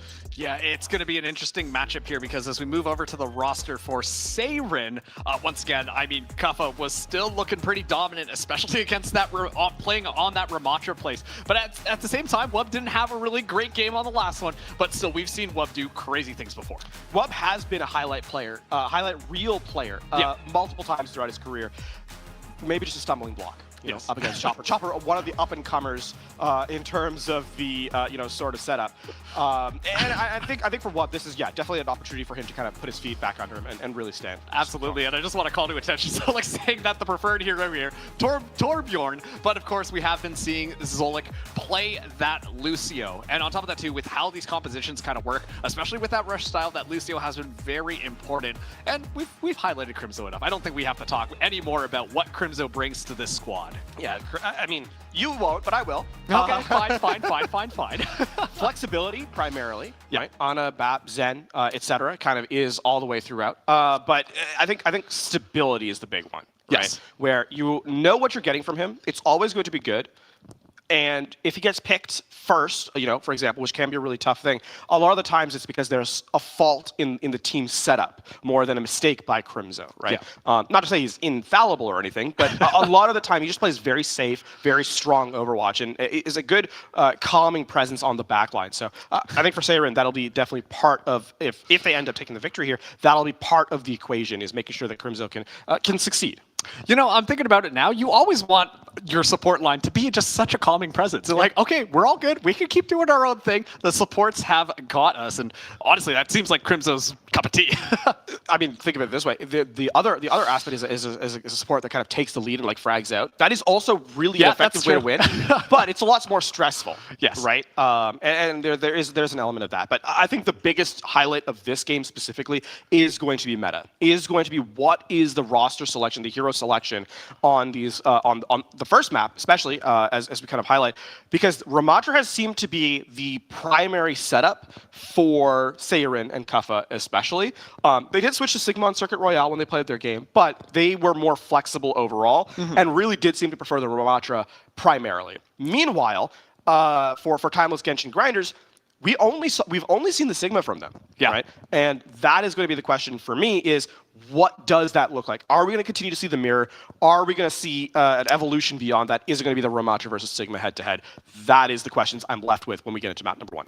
Yeah, and I mean, let's take a look at our maps once again. Since this is just the third place matchup, it is still just a best of 3. And you know what? Let's bring it back, tied and true. We've got Kings Row instead of Hollywood for our first hybrid map, and I'm actually really happy to see Kings Row back. I'm a notorious Kings Row hater. The general population knows what my opinions of Kings Row is. I've not been quiet about it.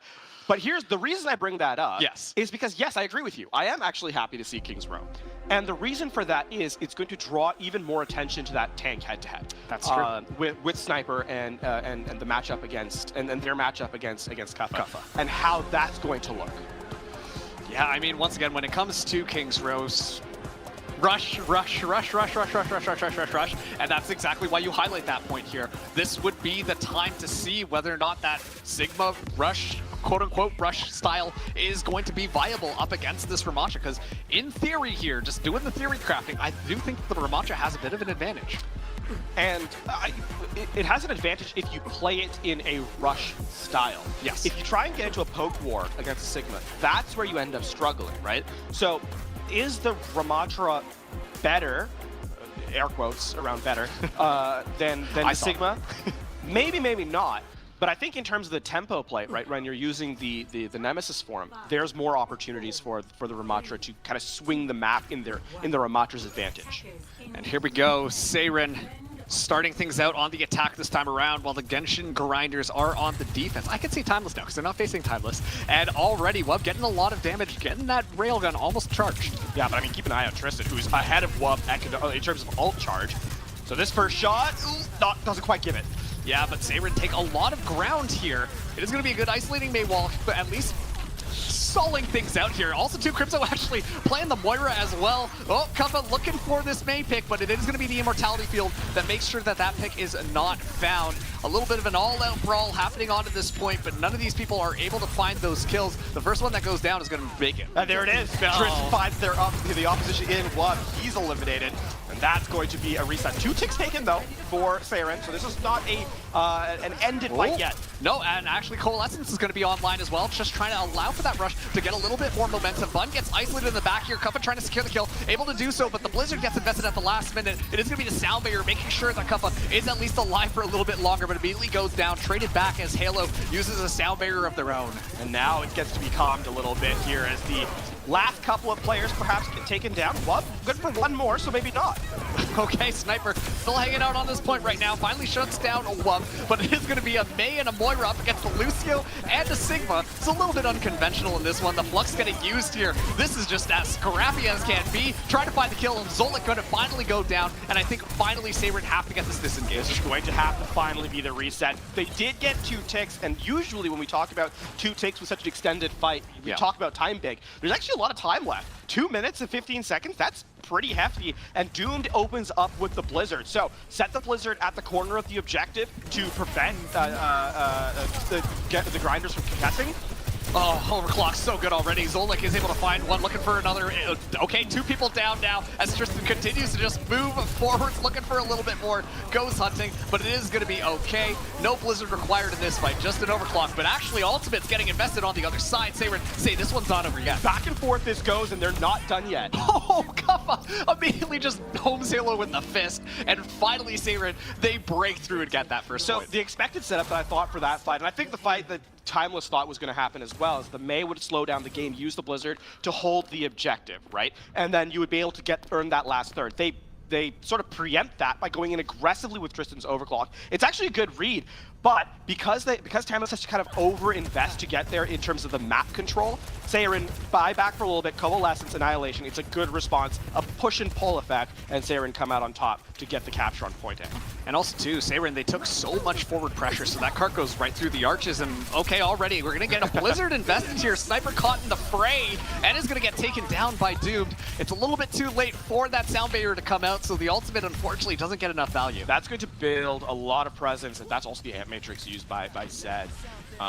I mean, now we're going to get a full half of the second point earned, right, before Timeless can really reset for this one. And any picks will stagger that even further.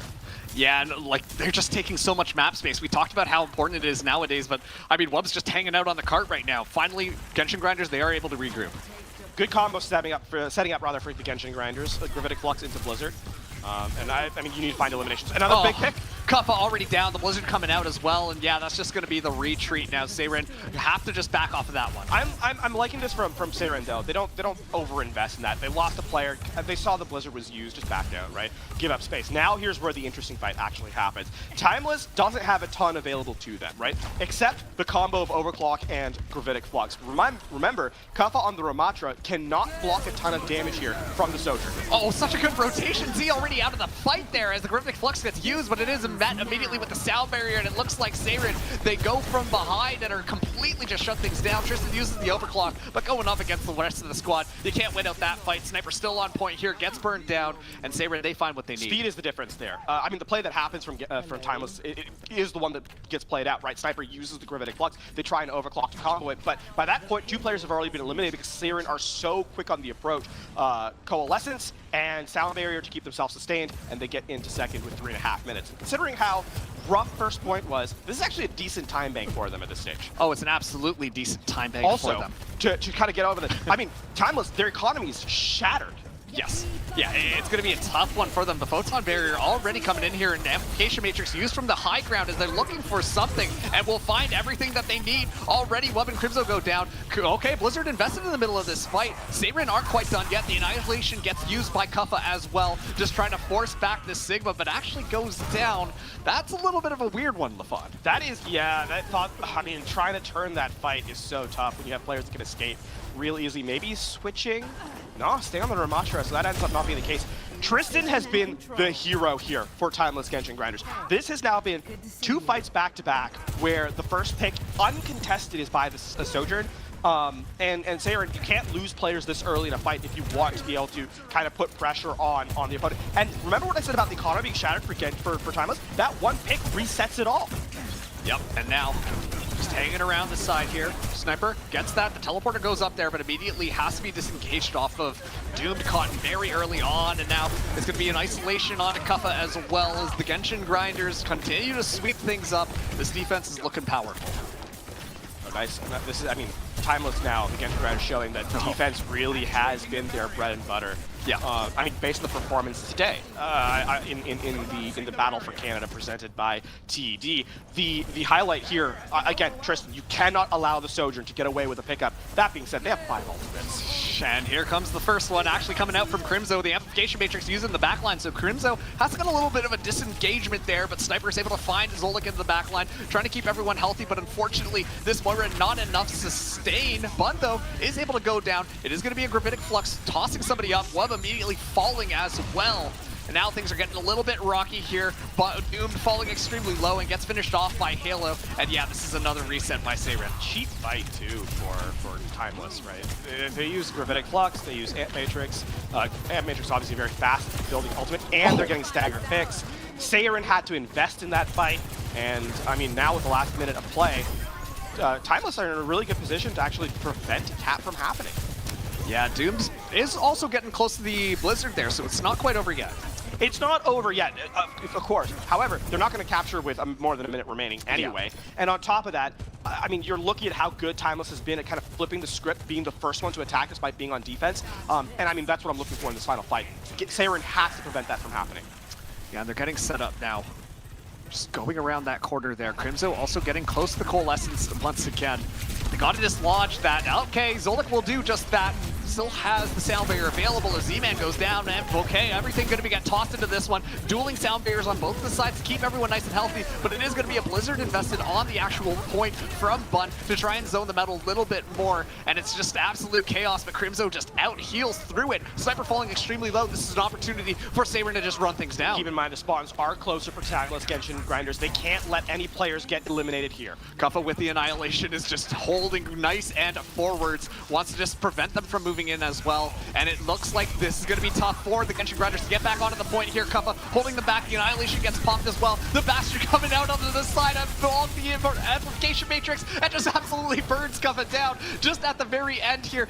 Overtime is activated, and this is the Genshin Grinders now trying to hold on to it. They need to find the kills, though, in order to make this one work. But Zolik finding Halo is going to make things a lot more difficult. One, activating the overclock, trying to get in a lot more damage, will not be able to succeed in getting anyone down. And uh-oh, this is Tristan on the Bastion doing so much damage. Bun comes back in on this Tracer. Halo as well on to things, but it's all just collapsing. Kuffa coming on to Doofus just to make sure this one works, but this is going to be an overtime cap. That is going to be an overtime cap. It was close. It was really, really close, but Doomed on about 25 HP never actually gets eliminated, and that is the big difference. So much of the attention of Timeless was placed into trying to take down the Mei, and unfortunately, because that elimination never comes through, the resources get whittled away, and everyone finally gets chipped down towards the end. So really good focus fire from Saren, really good healing from the support line from Saren. Oh, yeah.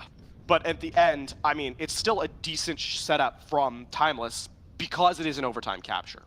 Yeah, Timeless now, if they do complete the map with a little bit of extra time, then they're forcing out a very easy winnable scenario. While, you know, Saren, they got to make sure they at least stop them from making it to the end, or if they at least just kind of hold down the point until overtime activates, then they're going to be playing on a lot even ground. I mean, I think for the offensive half now, you can see Saren has already seemingly has given up on this idea of the Sojourn head-to-head.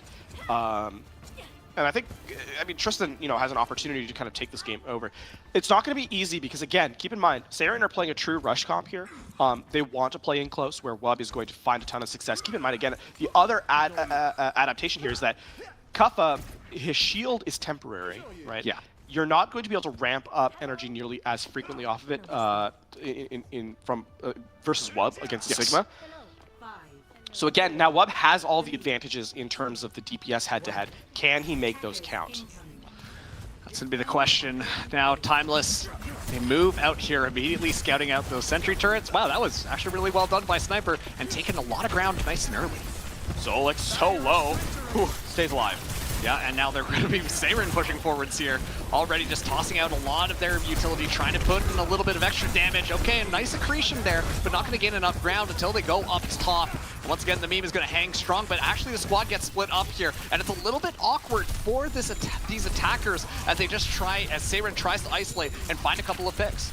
Still pretty healthy though, and Saren not nearly so much. Oh, Kuffa falling extremely low as well, but it is going to be the first 2 picks, make it 3. That's going to just make sure that this is going to be Timeless Genshin Grinders getting that first point. And that's all 5 eliminated. The big thing there is, even though Timeless looked like they were in a weaker position overall, Saren never really deal enough damage. Even looking at their ult charge, right? Like, across the board, they are behind their counterpart, which means that they weren't really, despite that being technically a close fight, they never really were in the lead at any point. Yeah.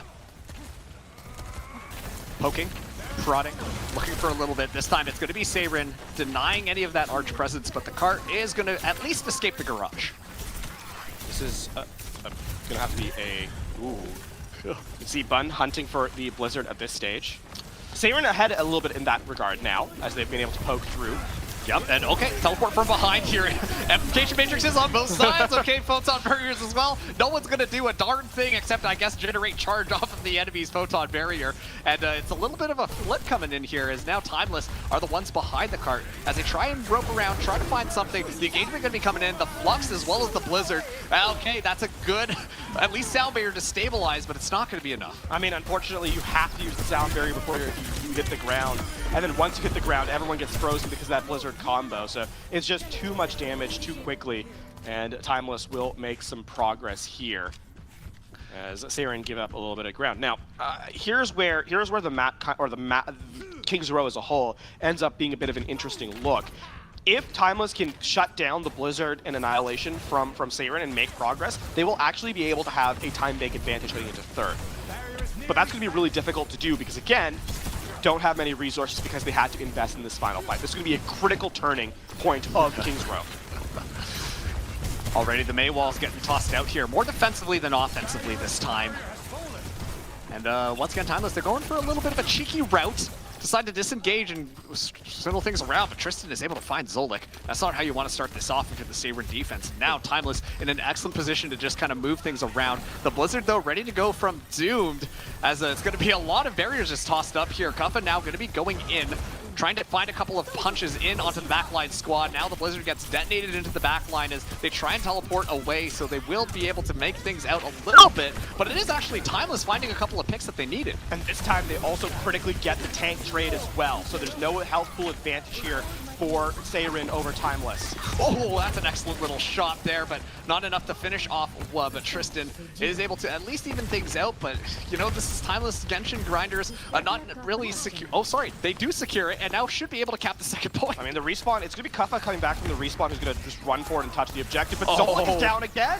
Oh no, the Annihilation gets popped as well. They're investing into this one. Saren have to make sure that they hang out on the point as well. And it looks like they at least have Doomed there, but Kuffa in a little bit of an uncomfortable spot is able to put up the barrier and now is putting in the pummels, but it is the Flux that comes in, met with the sound barrier as well. This is going to be an investment coming in from Timeless as they look to get these final kills here, as they do need to get the second point. It would be devastating if Saren were able to hold on.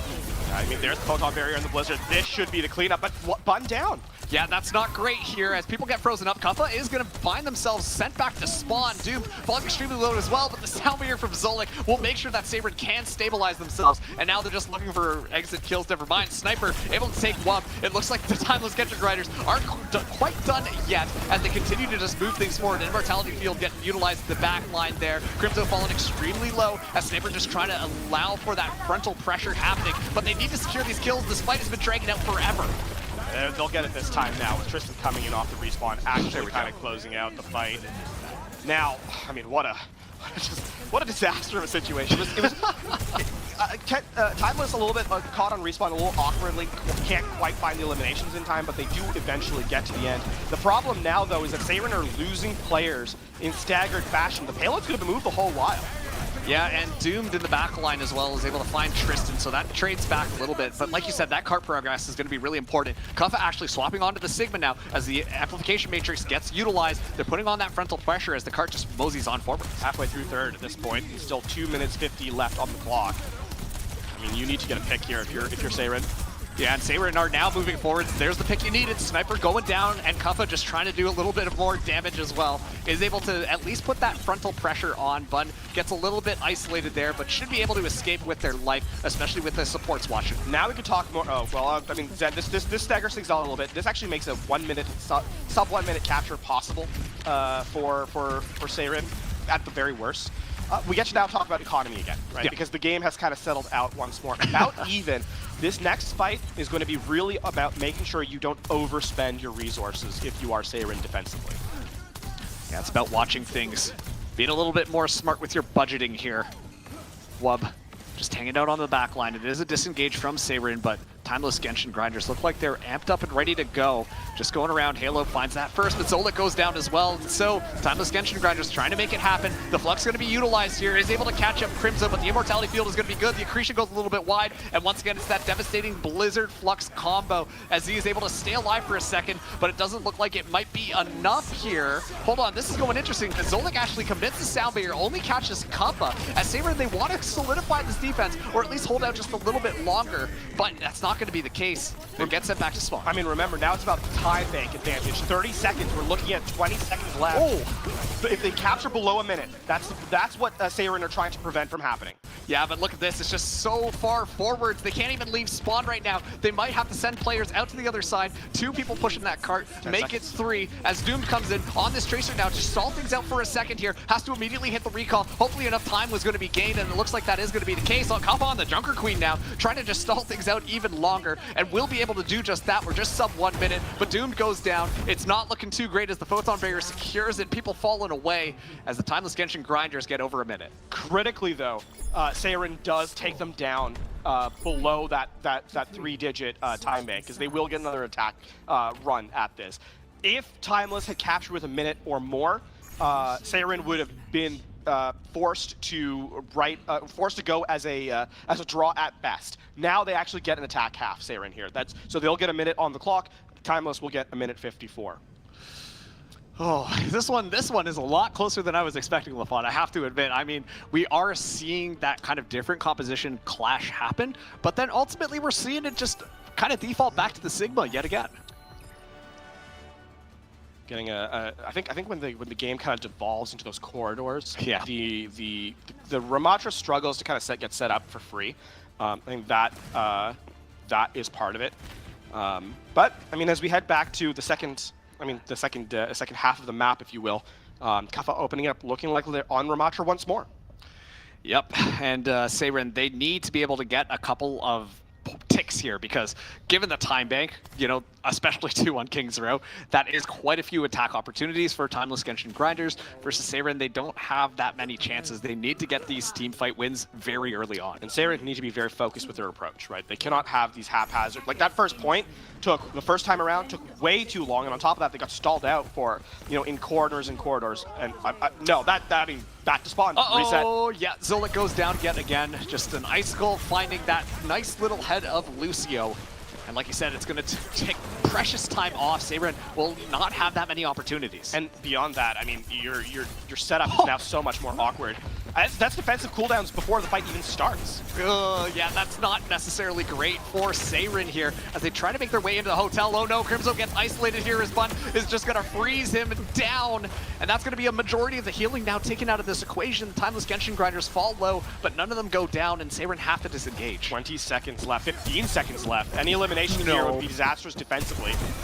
Okay, Doomed is able to get into the ice block form. Sniper has to be so careful if they go down. That's going to be the tank pressure completely gone. They make their way onto the point now as overtime will be activated here. Talo, though, is able to pick up a Doom, and things are not going to be looking great. Okay, we do see Kappa go in there, but actually, Sniper goes down. This is a real opportunity. The amplification base just gets tossed into the backline by Z, but this Blizzard might have absolutely come in clutch for a now post-mortem bun.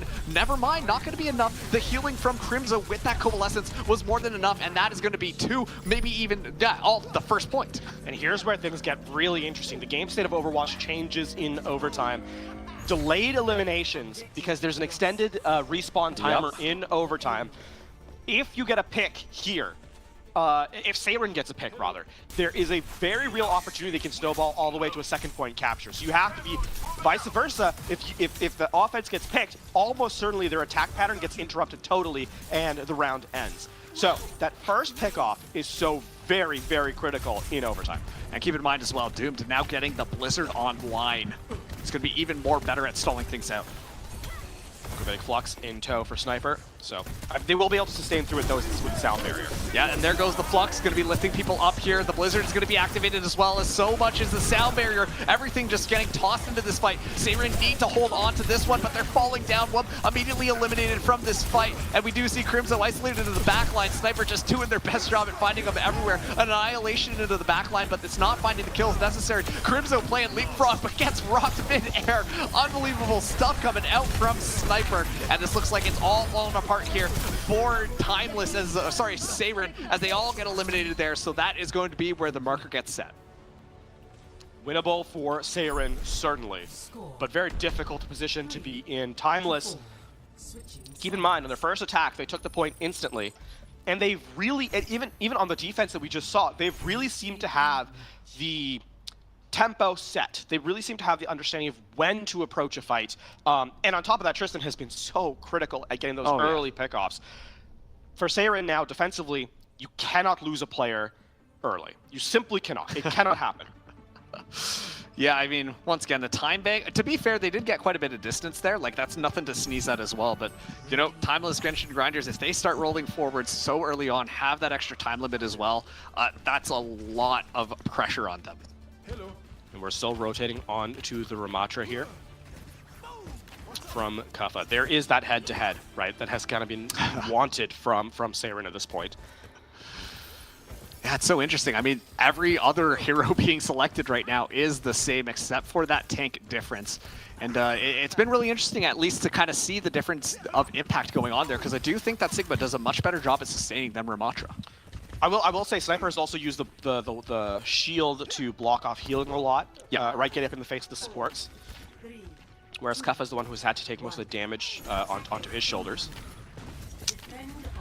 And now, Timeless Genshin Grinders, they roll out here, looking for that first opening pick like they've found so many times before, and it's looking a little familiar here, but this time it's going to be a Sigma moving forwards here as the pressure goes in. Teleporter goes up top as well to add in this additional pressure from these balls, but it's not going to be enough. Immediately, Sniper has to go down, but starts touching the point to at least apply pressure in the back line. This has been, I mean, the thing is, though, is you have to get a contest in the objective. You cannot allow it to get away for free.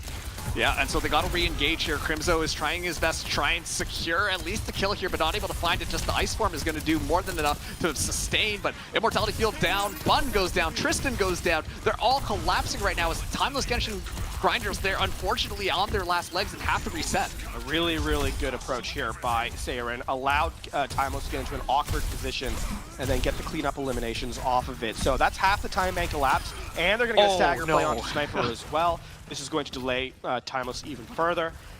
It's all about holding space. Keep in mind, Seiren did not actually generate much in terms of ultimates aside from the Ant Matrix here.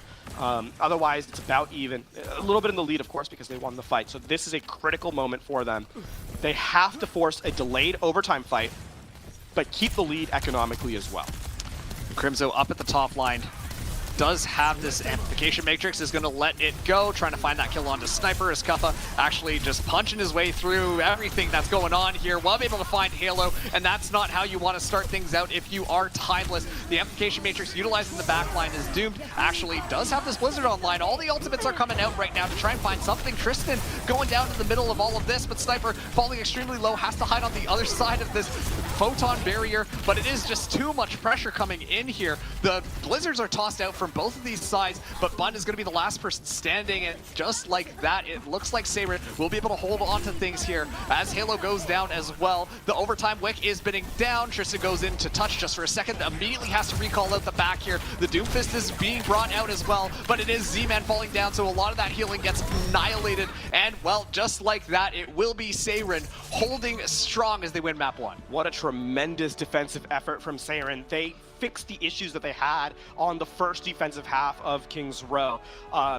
Timeless were able to set up an off angle off the teleport. This time, because they had a teleporter of their own, they just get away from the entire fight and turn the fight on a head in their favor.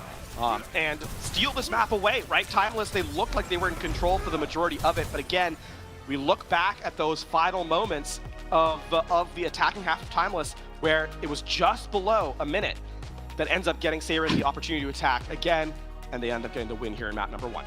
Yeah, and I just got to say, between these two teams, it is so scrappy. So much going on, and almost like micro fights happening all over the place, and then it just comes down to some of those individual differences and really having that stable backline to make sure that all of these different things that are going on, they're all being accounted for, and everyone is nice and healthy. And I mean, now for Seiren, one map away from gaining third place, confirming third place in the Battle for Canada presented by TD. here at the end of all the festivities, the community festivities that have gone on over the past week. So, I mean, so close. It is loser's pick, so Timeless do have the advantage in that regard. Yet, I mean, in the...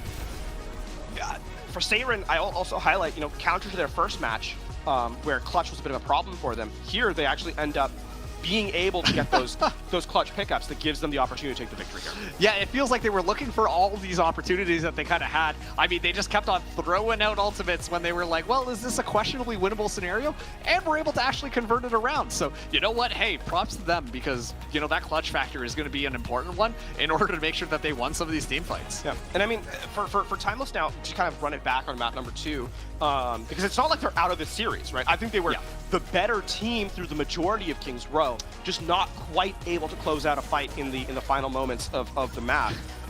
It's about trying to expand your advantage, right? Find the pressure points where Seirin has struggled. It has been, you know, Wub a lot of the time, mostly because the characters he's been playing has been the necessary weak point when you're running the Ramatra, right? Yeah. When you're playing a Sigma and you're playing like a Sojourn or a Symmetra, you can cycle behind the shield a little bit more frequently. Wub has had to play out in the open, you know, more often than not, and therefore has been more vulnerable than not. Yeah. I think if they're going to continue running the Ramatra, Seirin that is, you need to kind of find those isolated pressure points and really hammer home at them and try and expand the gap where you're finding more success than your opponent. Yeah, I mean, it's just so back and forth between these two teams at the same time, though. This one is a lot more competitive than the last couple of series that we have definitely seen.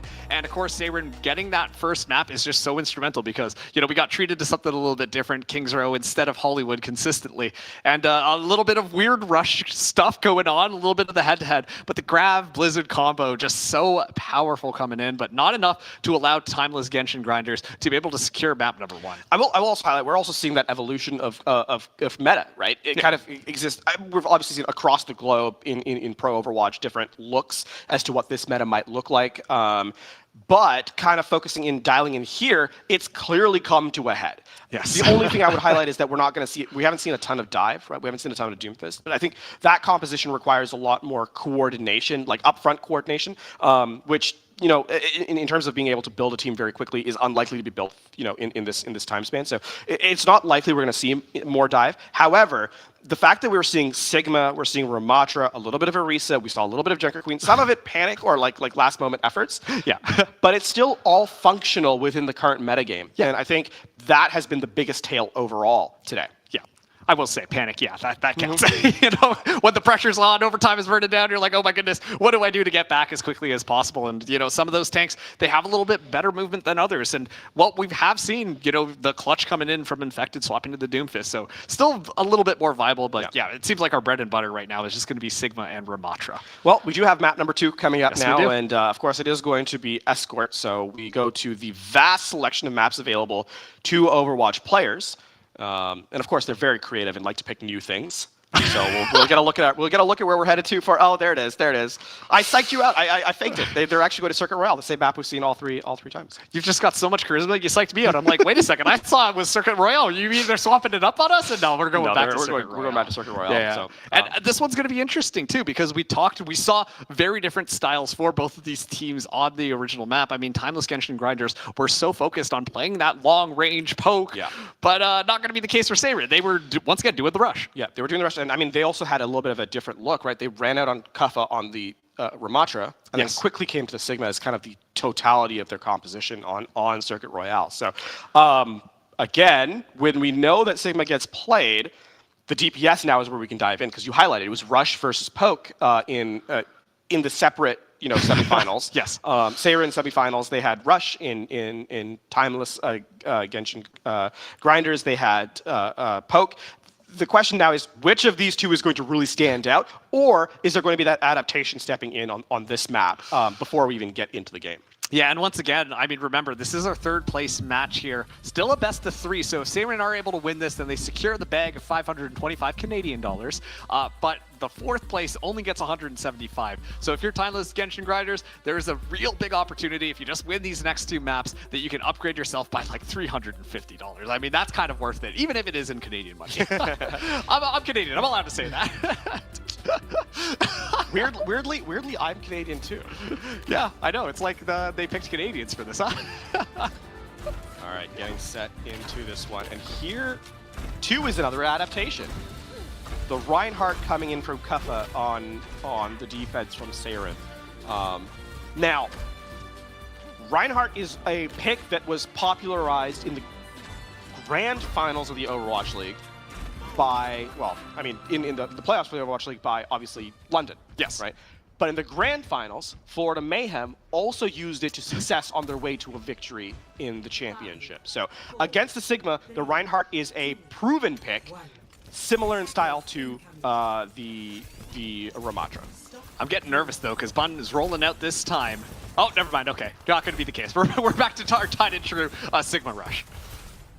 The Bastion obviously has that rotation of damage, but you can be more consistent with the Mei and the Symmetra in close. Yeah, already Kuffa going for a little bit more space here, uses the charge just to be able to get out for a second. But the Symmetra is going to get a lot of value off the Rein. Yeah, and obviously it comes at the expense of the Reinhardt when your shield breaks, right? So a lot of damage cycling required here from Kuffa. Oh, a little bit of an isolation Maywall is going to be able to find Bun. Oh, good timing on that ice block. Make sure that Kuffa can't quite find the pin there, but it forces out a lot of that support utility to make sure that they keep Kuffa nice and healthy. Going in for the charge, but getting rocked midway. Bun able to find Doomed, though, and so this is not looking too good for Saren as Timeless. They will be able to just clean up now and move that cart And forwards. now you have to wonder, is Kuffa going to switch to the Ramatra here, or over to a Sigma, or continue the Reinhardt, right? Because keep in mind, when the Reinhardt is picked in this composition, it is not really as a damage dealer, right? A lot of the time he is about shield management in this particular aspect and opening up your DPS for success. Now, what also ends up being the case is that building Shatter necessarily slows down, and even if you were to find success, it's really hard to find value against this team composition. So Kuffa is in for a very, very tough position right now. Oh, a little bit of a weird teleport around to the back there as the Maywall goes up and the Photon Barrier gets utilized just to cut things off. And yeah, okay, it is the Saren investing this Sound Barrier in first, but Halo now has one available as well, just to keep the team nice and healthy, but it doesn't seem like they really need it. The Timeless Genshin grinders are doing more than enough damage to be able to move things through. Zolik stalls it out, but falls down. I mean, tragic timing there for Saren is that the Sound Barrier from Zolik is activated, but Tristan's Photon Barrier blocks it. So Kuffa ends up being eliminated, and that is what kind of closes out, what is likely going to close out the point, because I don't think Kuffa can actually contest here. It was a fake out charge. It faked me out as well. I'm just getting faked out left, right, and center, but that is going to be first point at least for Timeless. Now we get to see if Saren can actually take a fight in close. Shatter at the ready. Oop, charging in now, trying to get it. Goes for the Shatter, actually drops quite a few members. The Sound Barrier is going to be excellent, though, from Halo to make sure that they survive. The Blizzard gets dropped in from Bun, and, well, actually with another Blizzard, but it is going to be the defender, Saren, holding on. Unfortunately for Bun is that Saren has the rest of their team standing up and is not frozen, so there's follow-up damage on the frozen targets, right? So a little awkward timing there for Bun. Expensive fight for Timeless as well, as they just have the Gravitic Flux. And keep in mind, we talk about high ground, how important it is, you know, in prior maps. It continues to be a big deal here. There's no one to really follow up damage here, and on top of that, even if they were to be able to get value of the Gravitic Flux, the Photon Barrier is likely going to be used to split the battlefield even more. Yeah, Sniper was getting a little bit low there, but nice and reliable back line. Will do more than enough here. Okay, oh, this is a little bit risky here. Sniper able to stay alive, goes for the Flux, drops everyone down, but it is going to be Kuffa and Doomed finding a couple of picks in the back line in the meanwhile, and that's just going to cause a disengagement yet again from Timeless. Timeless are getting into an awkward setup where they're just investing ults in fights that they don't actually have success in. Okay, that's going to be Amplification Matrix a little bit down ways there. But, you know, it's just trying to flush back and at least try and catch Kuffa off guard. But the charge is going to be nice and fine. The rest of the squad has to at least get out of there. But looks like they're kind of committing to that. Okay, Kuffa just drops the Shatter. Solo Z-Man. And, well, actually, this is going to work out for Saren as they clean up yet another team fight. Nice clean play. And I mean, now Timeless are falling into the prey of, like, maybe trying to clutch too hard. You know, trying to force a fight with a Blizzard, trying to force a fight with the Amp Matrix as we saw there. They need to kind of just slow the game down, just get back into a regular tempo. Yeah. And force Saren to meet them on even ground. Not trying for these cheeky plays that are just realistically not working at the moment. Yeah, it's so tough, and also too, Seiren completely get out of there more or less unscathed, and they're building up quite a few ultimates. The only one they're not going to have in this next fight is going to be that Earth Shatter. Oh, a cheeky teleport, but immediately just a little boop will do more than enough as Zolik sends them all back down there. And now Kuffa looking to re-engage here. Zolik goes down to the back line, an excellent isolating Bay Wall. Kuffa falling extremely low. The Immortality Field try to keep him up, but it's just artificial resuscitation, not going to be efficient enough. And yeah, the Blizzard from Doomed actually does quite a bit more damage, but there has to be follow-up onto this one as the Ice Block gets utilized. Yeah, this is going to be a reset from Seiren. We're going to get the staggers before the respawns come through too, right? So there was a small window of opportunity where maybe Timeless could have, lost some of the space that was given to them, but now they're actually going to be able to really fight for this final point. Keep an eye, Seiren don't have a ton of tools. Nope. Defensive utility, but I mean Timeless, they're building up to 5 here. Yeah, and that cart is so close to the end. Oh! Get knocked right off of that. It's going to be the Flux coming in as well. It actually catches 2 there, but it's going to be all the resources making sure that they keep everyone still alive into this fight. Timeless have already found one as well. It's all slowly falling apart. Z is just hopping up, making sure that everyone is going to be nice and healthy. They just got to deal with Kuffa hanging out on this Reinhardt with that massive shield, but actually that could be good. Zolik comes in with the sound barrier, and the Blizzard gets utilized as well, and suddenly it's the Uno reverse card pulled out, as it is going to be Timeless winning the fight. I mean, it's an Uno reverse card and a +4 used the same time. That's a lot of ults by Timeless. I mean, you use the Gravitic Flux to open, then you're considering how good that looked with just the Flux, the fact that Seiren are able to kind of force Tristan and Bun to commit the Photon Barrier and the Blizzard is, I think, a worthy trade, especially because you get time off the clock. Only 2 minutes left here now for Timeless to try and complete the map. I'm such a sucker for good Reinhardt play, and I love how aggressive Kuffa is playing. Has a Shatter available as well, and we can expect to see that Reinhardt charging through, going just all the way around. Not going to let it happen just quite yet here, but has to immediately disengage because Timeless are just kind of swarming him. Honestly, Solo Shatter might actually be the play here for Kuffa. Oh, it doesn't look like he's going to go for it just quite yet. Falling down. Tristan is able to find that kill, but at least Doomed trades that one back. The Amplification Matrix getting invested here by Z-Man, but Timeless there once again just cleaning things up yet again. And look at this. On the support, 22 lives. Z is going crazy. The problem is that this is going to be a fight that was taken away from the payload for Seiren, right? Look how far the objective is. A fight win here means that Timeless captures the map. And Seiren, they're looking for an opportunity to strike, specifically Kuffa. Drops down from above, goes for the Solar Shatter onto Super, and this is just going to be all of the crazy ultimates getting tossed in. Finally, the fight is going to be won out at the expense of that Blizzard as well. The Amplification Matrix from Crimzo was tossed into that fight, an expensive one, 3 ultimates, but at least they keep Timeless back. Seiren wanted Sniper dead, and they were not taking no for an answer. Yeah. Get out of this one, buddy. That was Charge, Shatter, and Blizzard. Yeah. That was... Sometimes the universe is against you, what can you say? Yeah, it's the main tank experience being reinvented for Overwatch 2. But now, it's going to be a quick disengage here. Excellent play coming in from Seiren. The Gravitic Flux coming in, but is immediately met as well with the Sound Barrier. And that's going to be more than enough, actually, to just try and keep everyone nice and healthy, as Bun in the backline is just causing such a problem here. But Timeless are not able to stick the landing on that one. Seiren are still holding on. I mean, that being said, the Photon Barrier is forced, and the Blizzard is going to be used in delay. So there is actually going to be no way to dodge from this. Ooh, Kuffa gets frozen up, but thankfully, though, Baywall is at least isolating. Never mind, Tristan burns him down. The microwave is going to be active, but so is Overtime, actually. We see Timeless continue to advance here forward. Zolik trying to stall out for as long as possible. The Accretion, though, does find its target indeed. Crimzo has to use the Immortality on himself to keep himself alive. As Timeless continue to roll things forward, no one can come back in time. It is going to be, okay, a little bit of a Doomfist play, but it's not going to be enough. That is going to be a map completion coming in from Timeless. As soon as they are able to deal with these staggers here, Z in the backline is just fragging out. I mean, when you're a moment like that as a Baptiste, right?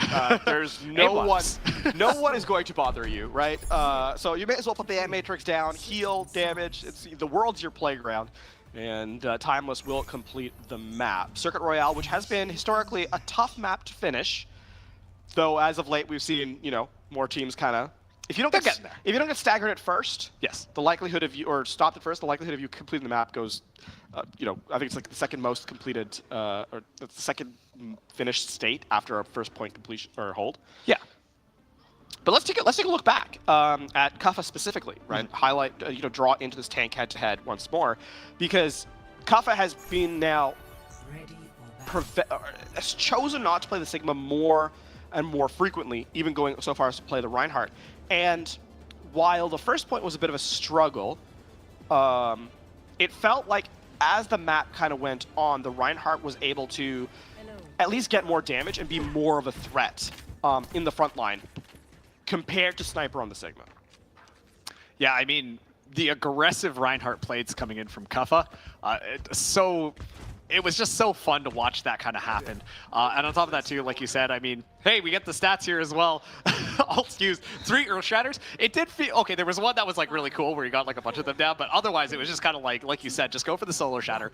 Make sure that they don't have an opportunity to kind of get themselves going.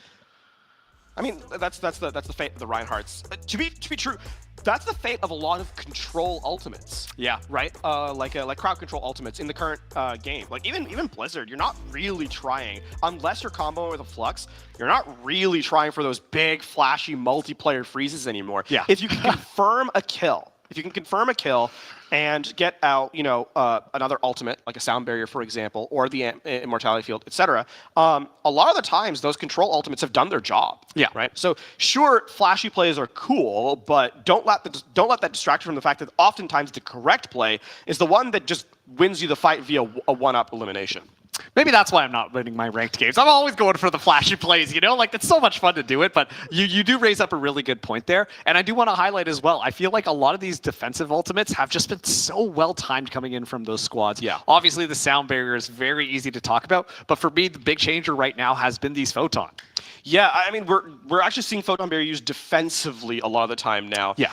Which is not entirely, I mean, obviously considering it blocks damage, it's necessarily defensive ult, but we have seen it used offensively by virtue of setting up the wall and then operating that as the line in the sand by which you're playing the skirmish, right? Yes. And so both of those are valid choices to make, and seeing that adaptation mid-map, of which is the more correct at the time, has been an interesting kind of dichotomy of this series. And I think you're going to see from fight to fight, it may end up changing. Sometimes you're going to see an offensive wall, sometimes you're going to see a defensive one.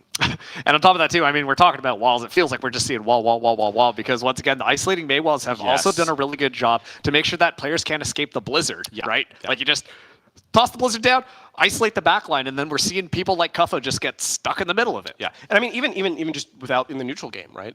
We talk about Overwatch as an alt-based game a lot. These are some of the few metas where when Mei's available, that you actually get to see like neutral game cooldowns end up being extremely viable. Ooh, well, no cooldowns this time. The only cooldown is going to be on Boom's life as Tristan finds that very early opening kill, and so that's okay. They haven't really moved the cart that much. This is where they were stalled out defensively, though, right? For Seirin. Kaffa was not able to really set aggressively here. And so taking time off the clock for Timeless here, massive importance. Kaffa getting in a little bit deep there, looking to swing that hammer and get a little bit of damage in, but not able to really do so. I think the backline has just been doing a fantastic job from Seirin.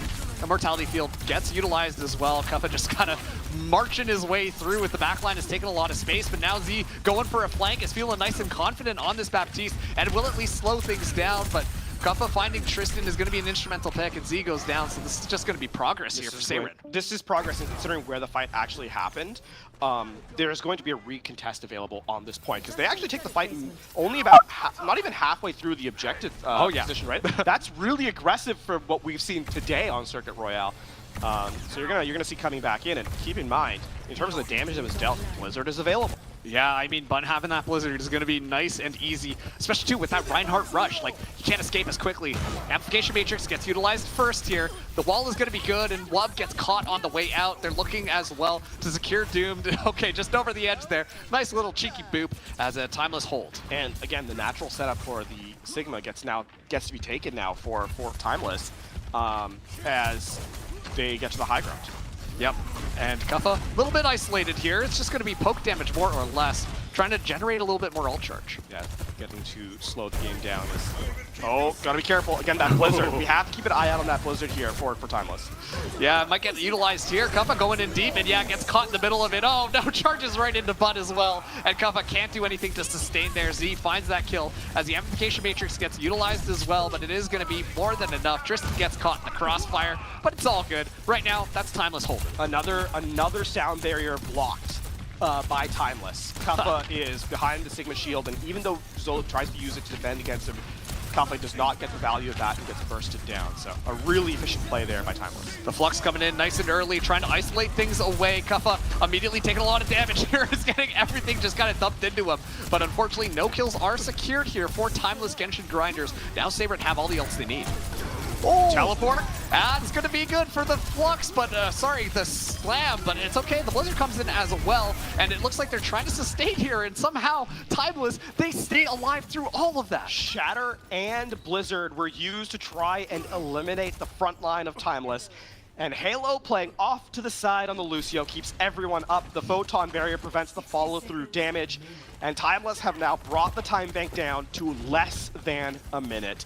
Time running out for Seiren. Defensive ultimates, we talked about them, so impactful in this one. Like you said, played to a T.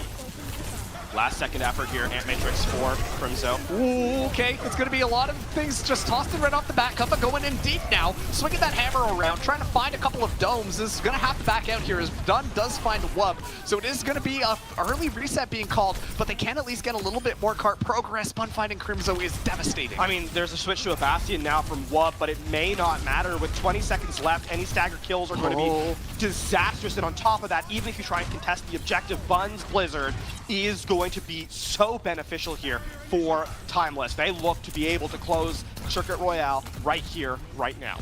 Okay, once again, they're going for that rotation up top.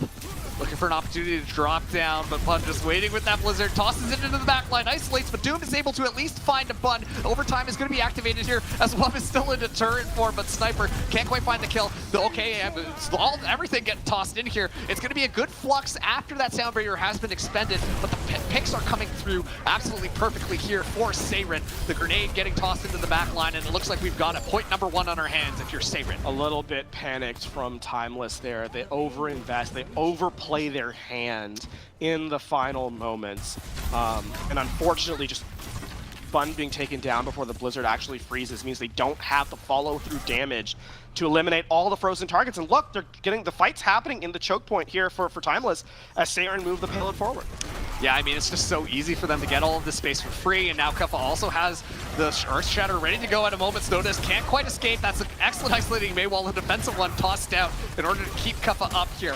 Looking for an opportunity, and right now, if you're Timeless, you know that this is coming. Oh, Earth Shatter, Earth Shatter. There it is, and it's going to be absolutely massive. It's okay, though, an Immortality Field as well as an May Wall gets tossed up to make sure that no kills are found. Oh, excellent timing there. Make sure that the charge doesn't find any pins, and it's an absolute problem backline as he actually uses the Amplification Matrix from up top the tent, but is going to get dislodged, and Zolik able to find Z while Crimzo goes down as well. But this entire time, that card has just continued marching forwards. I mean, the respawns are going to favor the defense so much, but the damage throughput from Wub, is it No enough? way. It's a 1v1. Buzz on the free peak, hits the shot from afar, and then goes into the cryo freeze in the final moments. The last player standing, 9 eliminations, unbelievable. Timeless, 1 minute 10 left, and they hold on second. That was the right click too, and then immediately into the ice block force, so that it was just like, oh, and about. It was like the fadeaway shot, you know? 100%.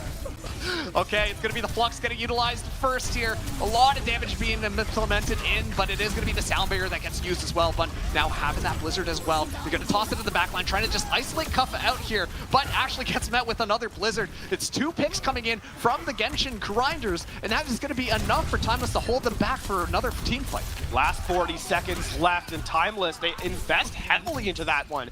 So there is still, I mean, this is looking like shades at that first point where, yes, they look to be in prime position, but they need to prevent Seiren from actually contesting, because keep in mind, they don't have anything. They literally have nothing. Zed gonna be the closest one to an ultimate, but that may just not be enough. And look at that, they teleported forwards just to get a little bit of extra time, and now the pressure is on for Seiren. They have to at least move in to touch that cart. They will be able to do so. The artillery strike going to get utilized right now. 7 seconds onto the clock, they go in and they get that touch. Seaman explodes mid-air. I've never seen that one happen before, but now Kuffa is going to be going in deep, and the isolation seems like it's going to be more than enough. Doom having a little bit of trouble is going to find Tristan's heal, and just like that, Seiren yet again, they capture that point. They do capture, and that's going to be more time. A minute 25 left now for this one phase to be earned.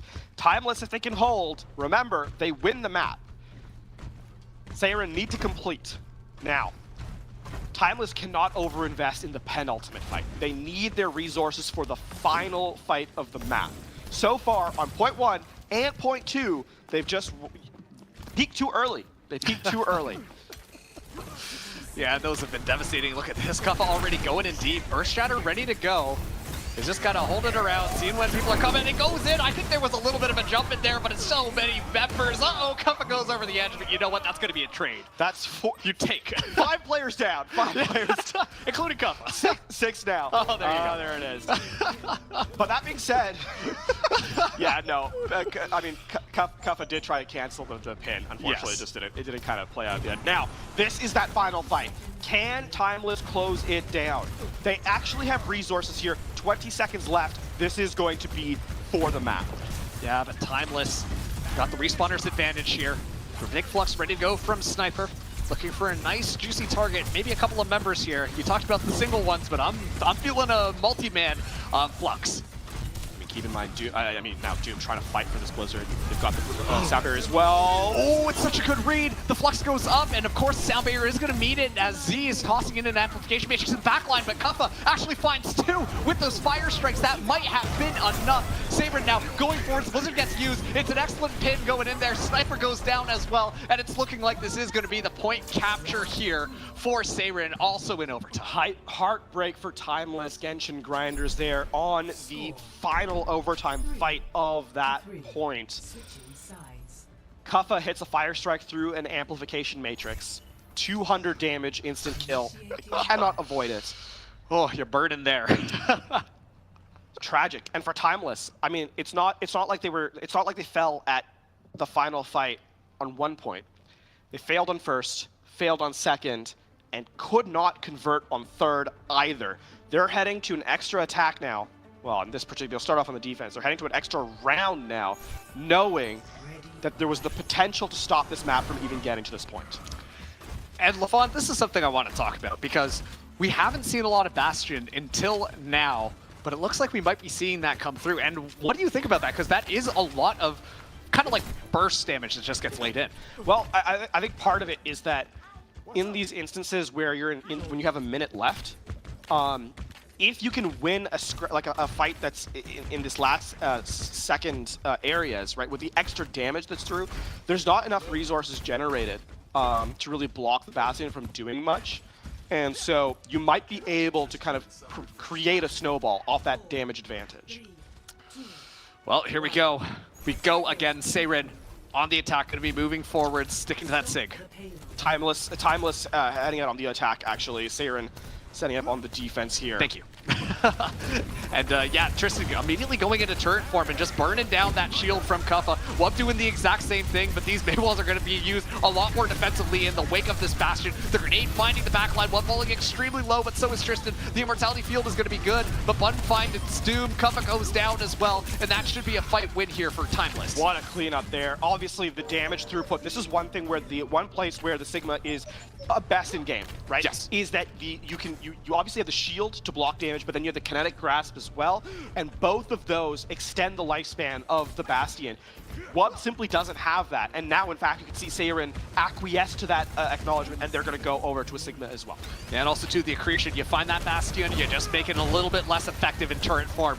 already. They're just around the corner, poking, prodding, a little bit of isolation, but it's not going to be enough. Overtime is now going to be activated here, and Amplification Matrix tossed into the back there, but Zolik finds the grave first, and that's not how you want to go if you are Seirin.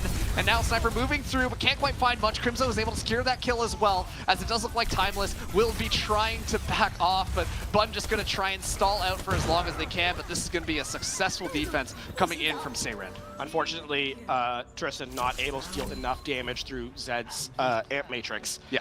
Even that one pickup onto Zolik simply was not enough to close out.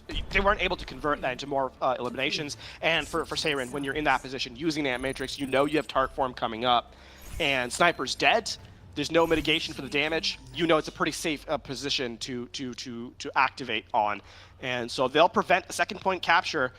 Still, that was 2 fights. Seirin get the exact same amount of time. A first fight win here for Timeless could spell the end of the map. Yeah, and once again, keep in mind, first to 2. Seirin, if they are able to win this one out, they secure that 3rd place, get those 525 Canadian dollars as their prize pool, but Timeless in a real opportunity right now to force out that 3rd map. Obviously, Timeless, they saw what they were able to earn on their attack on the bonus rounds. They'll stick with it. Seirin, there's still time for them to change. This is not a guaranteed composition. Once they see what Timeless are running, they may end up changing themselves.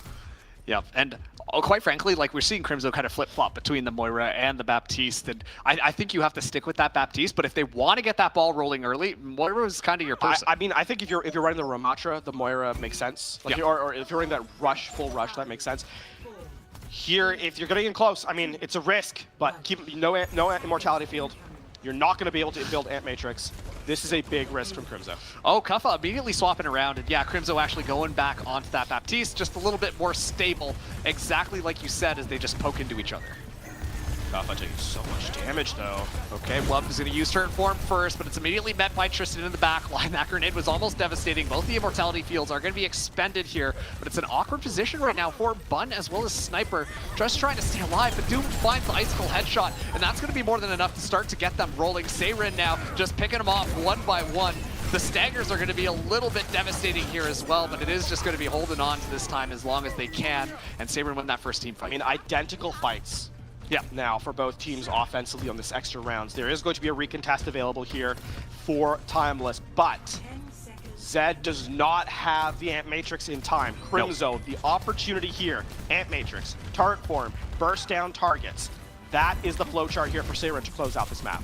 Here we go, Timeless coming in on their defense yet again. The Maywall gets utilized just to be a little bit more defensive as Tristan goes into turret form, looking for a pick. Not able to find too much, immediately gets out of that one here. And now Overtime is activated. Z-Man just tossing in the Immortality Field to make sure that we do see Tristan stay alive. Amplification Matrix going to get utilized here as Sniper finds Kuffa first. That's how you want this one to go. But Zolik is going to use the sound barrier to make things happen, or at least keep people alive just for a little bit longer. The Flux gets utilized, and so will an artillery strike, but it's so close to the end. They just have to make it across the finish line, but we're seeing the exact same thing happen again, just 3 meters before, as that will be Timeless securing this map. It took 4 attempts, but Timeless finally get a point hold in the very end.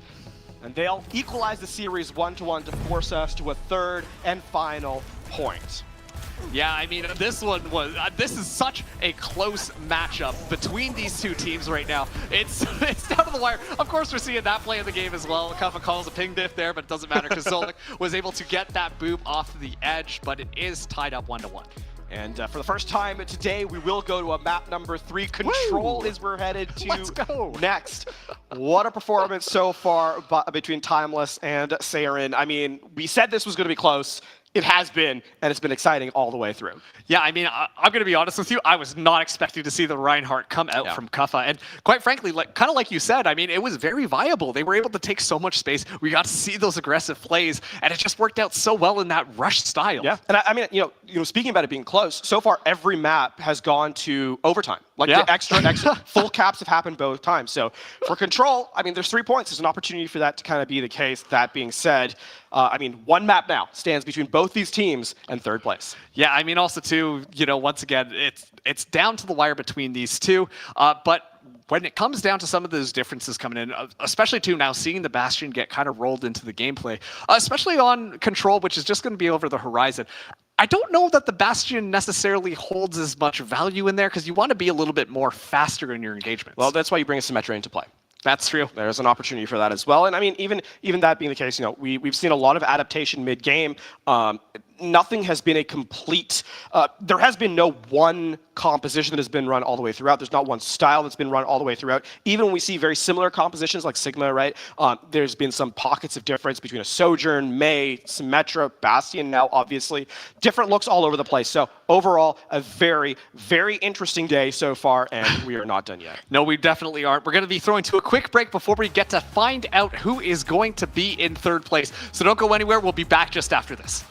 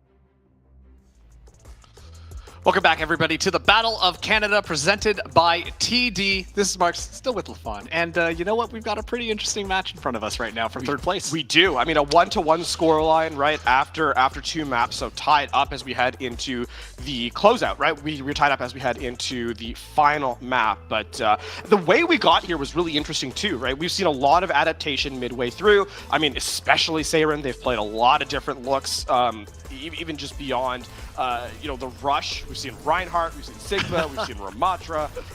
They've thrown everything but the kitchen sink. Oh, jeez. And look good at all of it.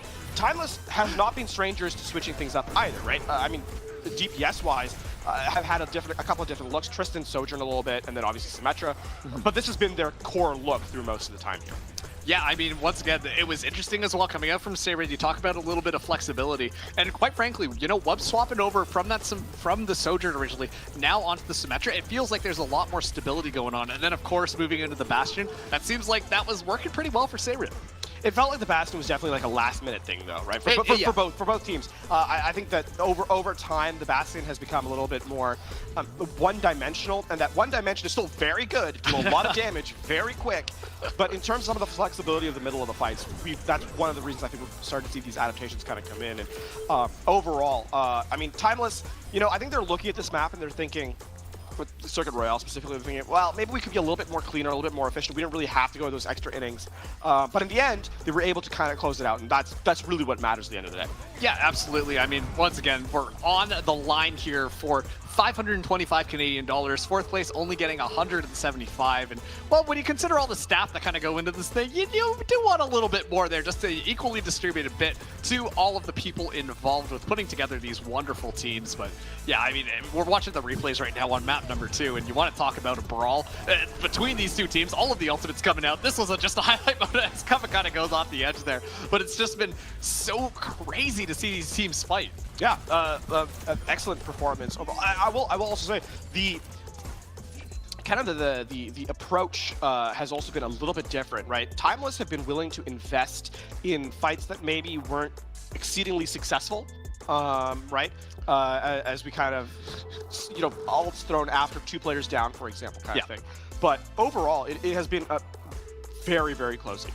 You know, it's funny because we do see the Sniper versus Kuffa, and you'll take a look at the numbers there, and you're like, okay, well, Sniper obviously outperforming a little bit, but I think that's the Reinhardt versus the Sigma difference. I mean, like, if the damage dealt is a tough number because, again, Sigma can defend and attack at the same time. Yes. Reinhardt oftentimes has to pick which of the two he's doing, right? So, I mean, yes, the damage done number looks flashy for Sniper, and I think Sniper did play very well on Circuit Royale, but I would caution against drawing massive conclusions that Sniper's outperforming Kuffa by that much, right?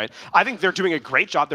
They're playing very, very well, as evidenced by the fact we're able to win the map. But again, it has been a very, very close map. And at the end of the day, we're heading into Control now as our third map type tied up 1-1. Yeah, and once again, this is a little bit unconventional because usually we start things out onto Control, but this time Control is going to be the great equalizer as both of these teams do have that one map, and it looks like Lijiang Tower is going to be our map of choice. Yeah, and I mean, you know, Lijiang Tower, a very old map in Overwatch history. We know what this map looks like a lot of the time, and I think this actually is a smart pick considering the composition that have been run so far.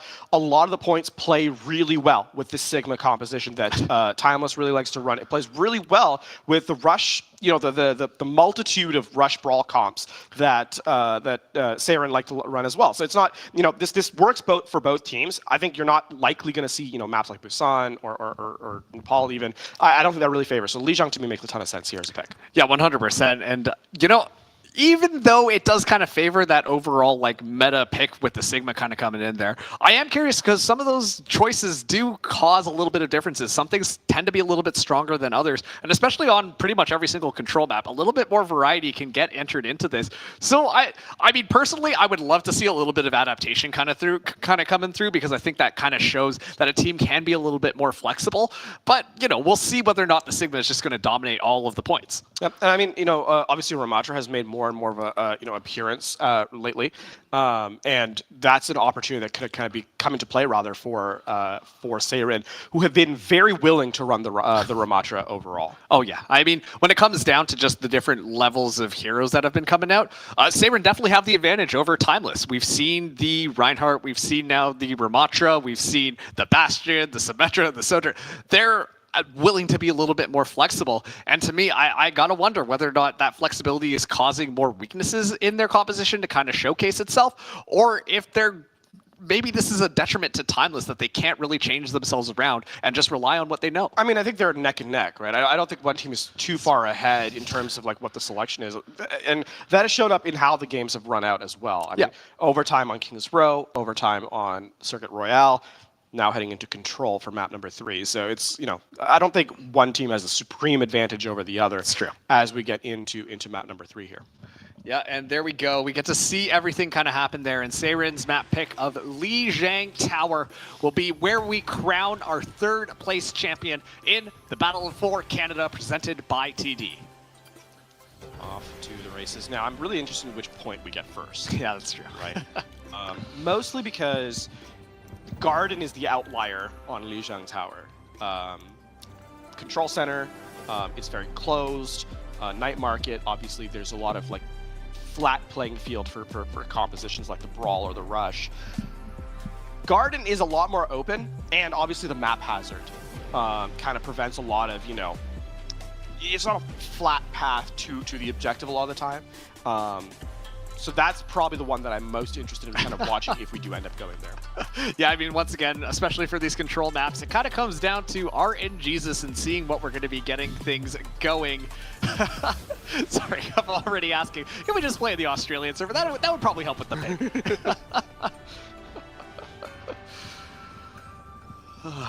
All right. Opening up on Garden, getting a sense of what we're kind of opening up. I mean, for Timeless, likelihood of them switching off this composition at this stage of the game is fairly low, right? Yeah. You've kind of had success with it.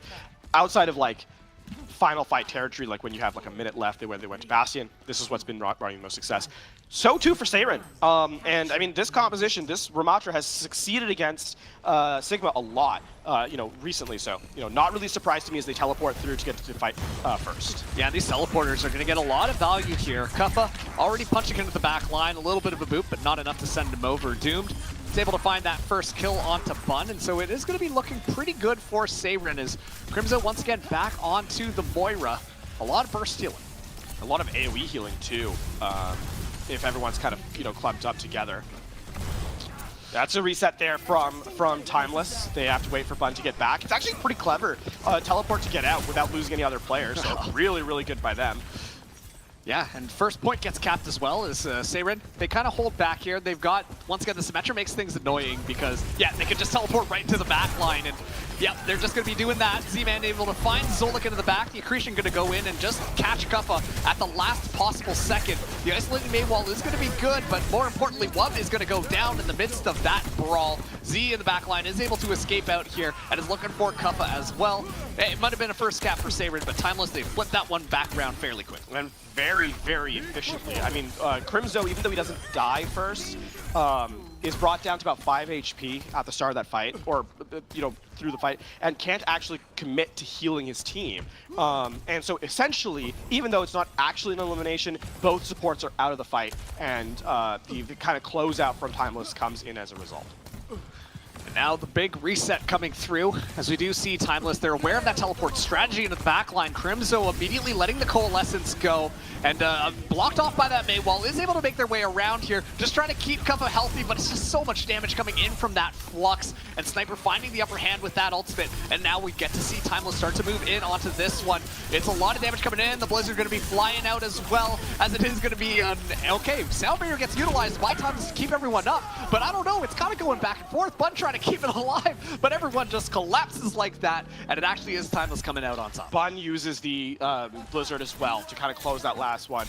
The big thing, though, is that Seiren are able to flip the point in the meanwhile. So even though they lose the fight, they actually are going to be about equal in percentage as this next one starts.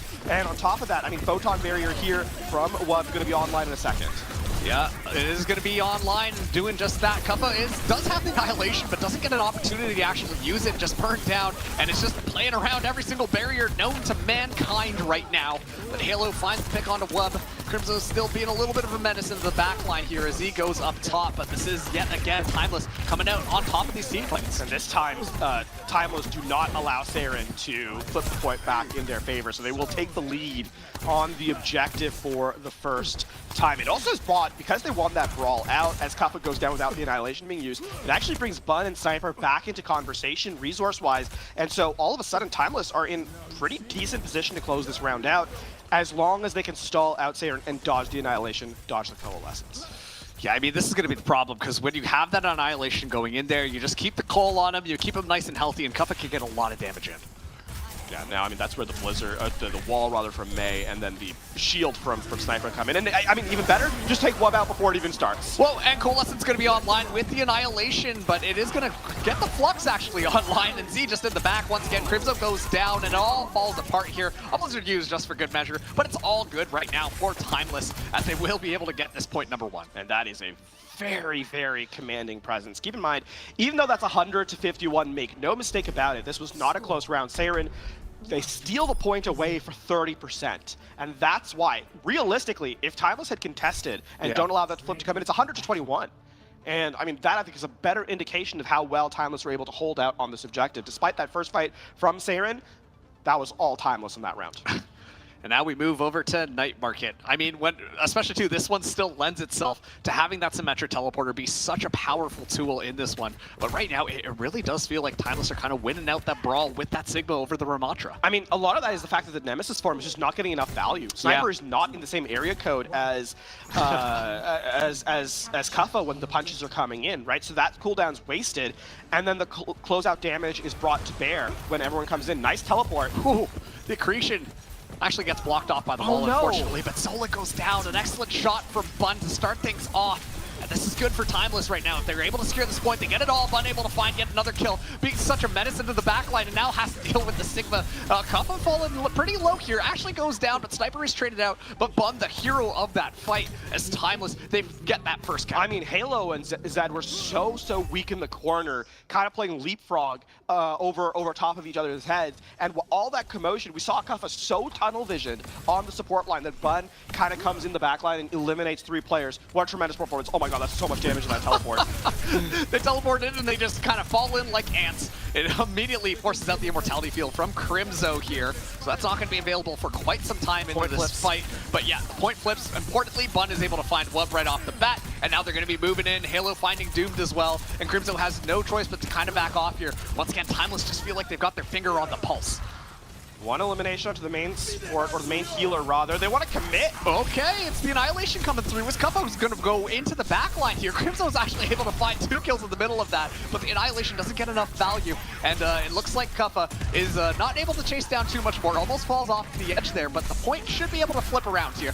Okay, Sound Barrier gets invested as well. Timeless aren't quite done. It is going to be the Flux utilized, but it's just so disjointed. I mean, that Flux gets used after the point flips over too. I think if you had the objective in your control, it's not nearly as egregious as an elimination. You saw Timeless trying to swing for the fences. They get caught up in the commotion that Saren plays there a little bit. And now, I mean, they're down 2 big resources as they head into the next fight. They've allowed Saren to get back in economically, and all of a sudden, this is looking a lot more even of a fight. Yep, Photon Barrier ready to go at a moment's notice. Just needs to get utilized at the right time. Amplification Matrix going to come in first here, as both of these teams are looking for something. An excellent job, at least for Saber, to back off. The Photon Barrier is going to be coming up, and now they're going to be going in. The Blizzard gets utilized as well, trying to zone people out. Kuffa, the only person who gets stuck, and that is going to force out the Sound Barrier from Zolik. Dueling Blizzard is going to be absolutely flawless coming in from Saren, as Timeless gets sent back to spawn. This time Sniper does not get the angle of the shield correctly and can't block the Sound Barrier, so Kuffa is able to stay alive in that fight. And of course, the counter Blizzard from Doomed, just more efficient. Sniper gets caught out. The Sound Barrier had been used earlier in the fight, no way to follow through. And yeah, I mean, that's that economy advantage or economy equalization coming into play right there. Now, last fight territory here on round number 2. And this is looking more like the score that we kind of predicted if, you know, things flipped around. But this is Timeless at least getting one more touch onto this one and hoping to flip things around. Amplification Matrix ready to go from Crimzo.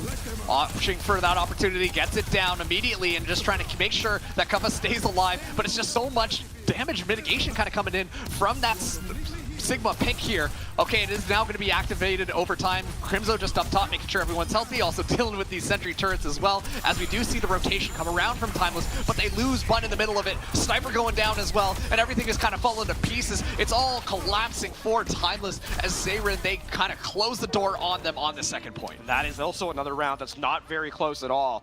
So back and forth we go to the 3rd and final round here on our 3rd and final map for the 3rd place position. Timeless, Genshin Grinders, and Saren, we're going all the way. This is just blow for blow. Oh, you found 1 pick here? Okay, I'll find 1 pick for you. Oh, you found 1 point here? Well, we're going to take 1 right back. Now we get to, now, I mean, for Timeless, slowing the game down, right? Don't try and force. They did a good job of it on the first point too, right? They don't try and force a fight from happening, and investing into you know a fight that's lost. I think looking back at that round, the Sound Barrier Gravitic Flux combo that gets nothing is what I'm really eyeing out. And so for Timeless, that just cannot happen here on this 3rd round. And here we go for 3rd place, point number 3. Only one of these teams will be able to secure it. It all comes down to this. As we go into it immediately, Sniper finding a little bit more of an aggressive angle, but it's going to be Kuffa in the backline causing such an issue as Doom is able to find one finding Tristan as well. And yeah, this is going to have to be a reset from Timeless Genshin Grinders as Seiren, they're looking nice and confident right out the door. And this time Crimzo doesn't get isolated from his team. He's actually able to heal everyone up. And we saw instead it was Sniper out on an island of the objective by themselves.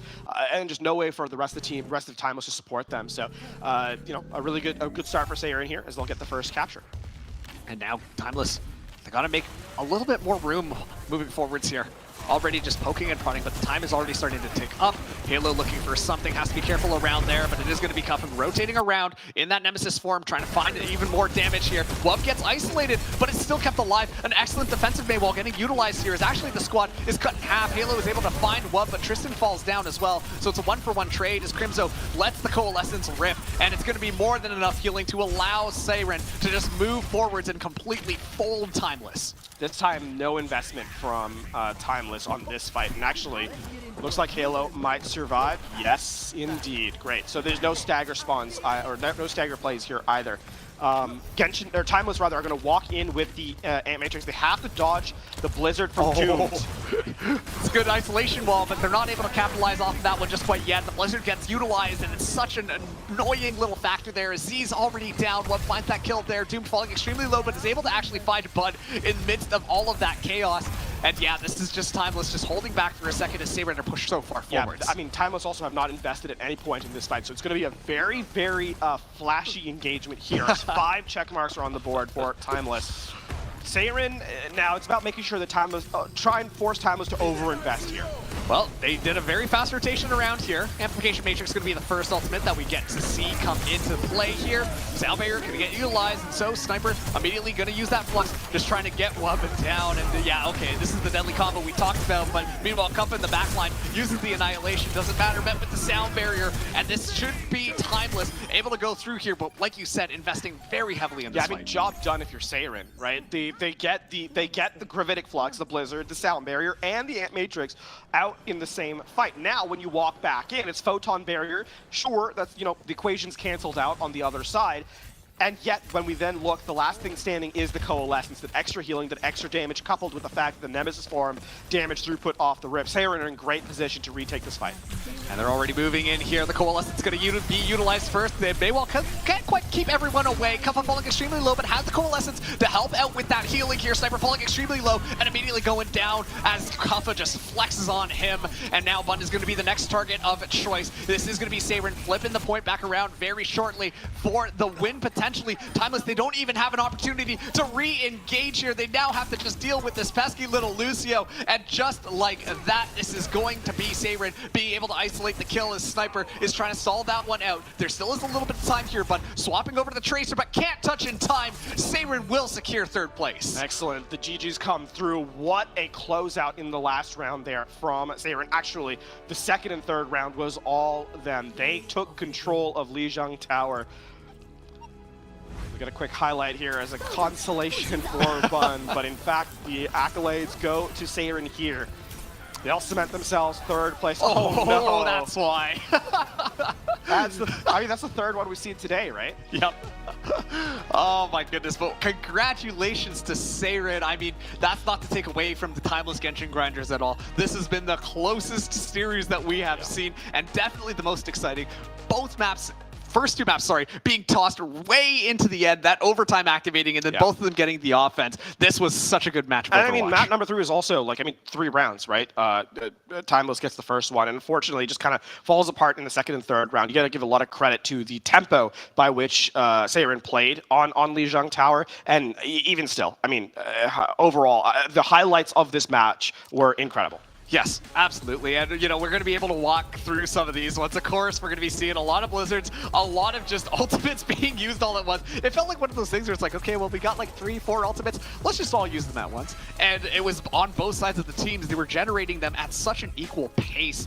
But I do think that, you know, at the end of the day, Crimzo flexing onto that more towards the end with those Coalescences played such a big difference. I mean, it being the only uncontested ultimate in the final round is the difference maker for Seiren on that third point, right? So and what ends up giving them the win to get the third place. So yeah, no, the Moira pick, you know, I jokingly said it was, you know, a frustrating pick at the beginning, but truthfully, it's a very smart read in terms of how these comps are run.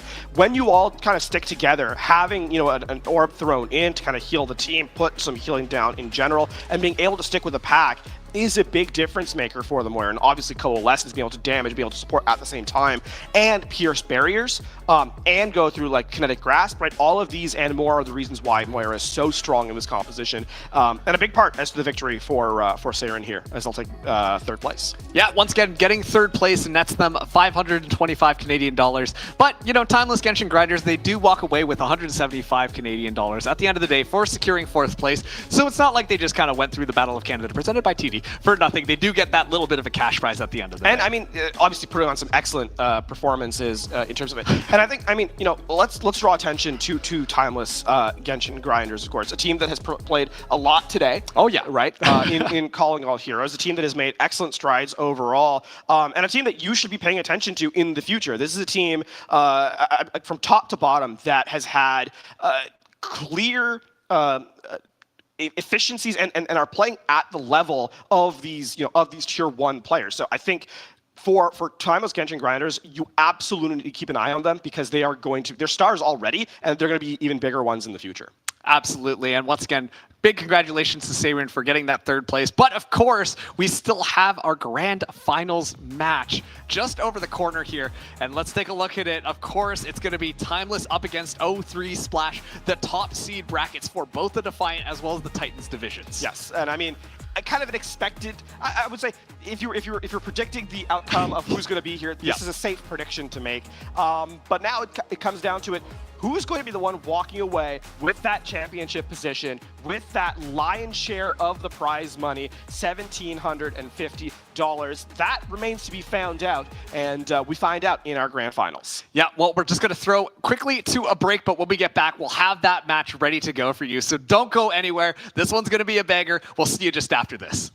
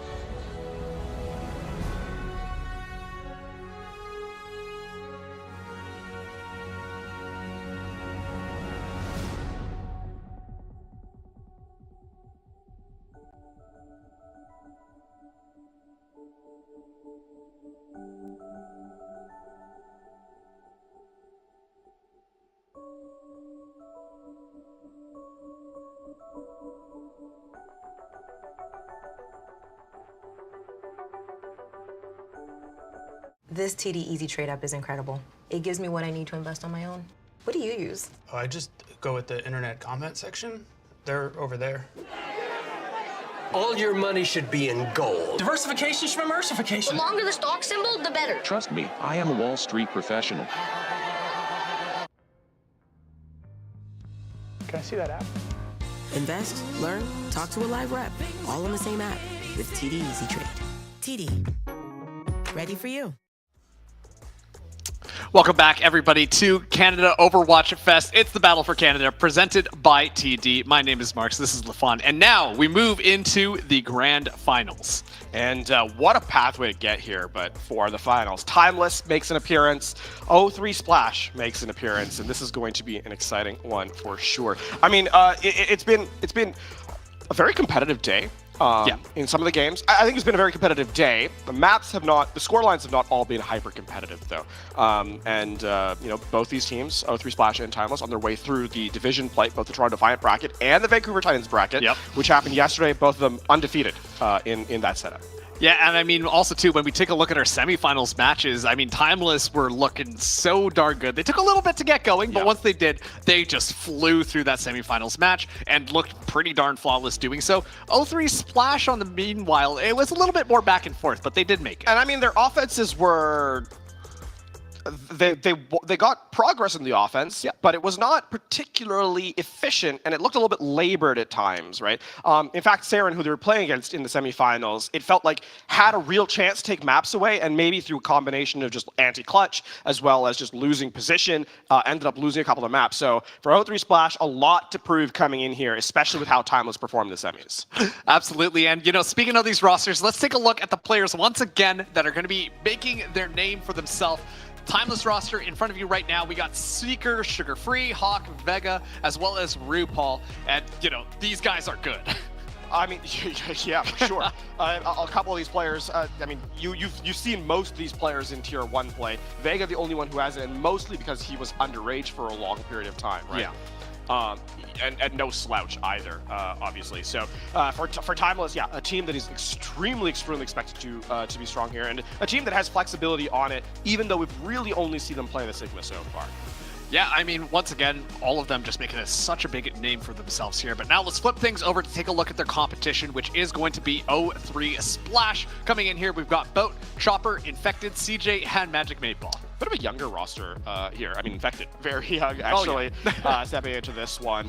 And again, for 0-3 Splash, they're interesting because even though the Sigma is a comp that they can play and play very well, as evidenced by the fact that they're here in the grand finals, more willing to switch to other looks, right? And now I'm curious to see if that continues here in this match against Timeless. Yeah, absolutely. And also, too, I mean, we saw what Chopper can do on that Sojourn pick as well.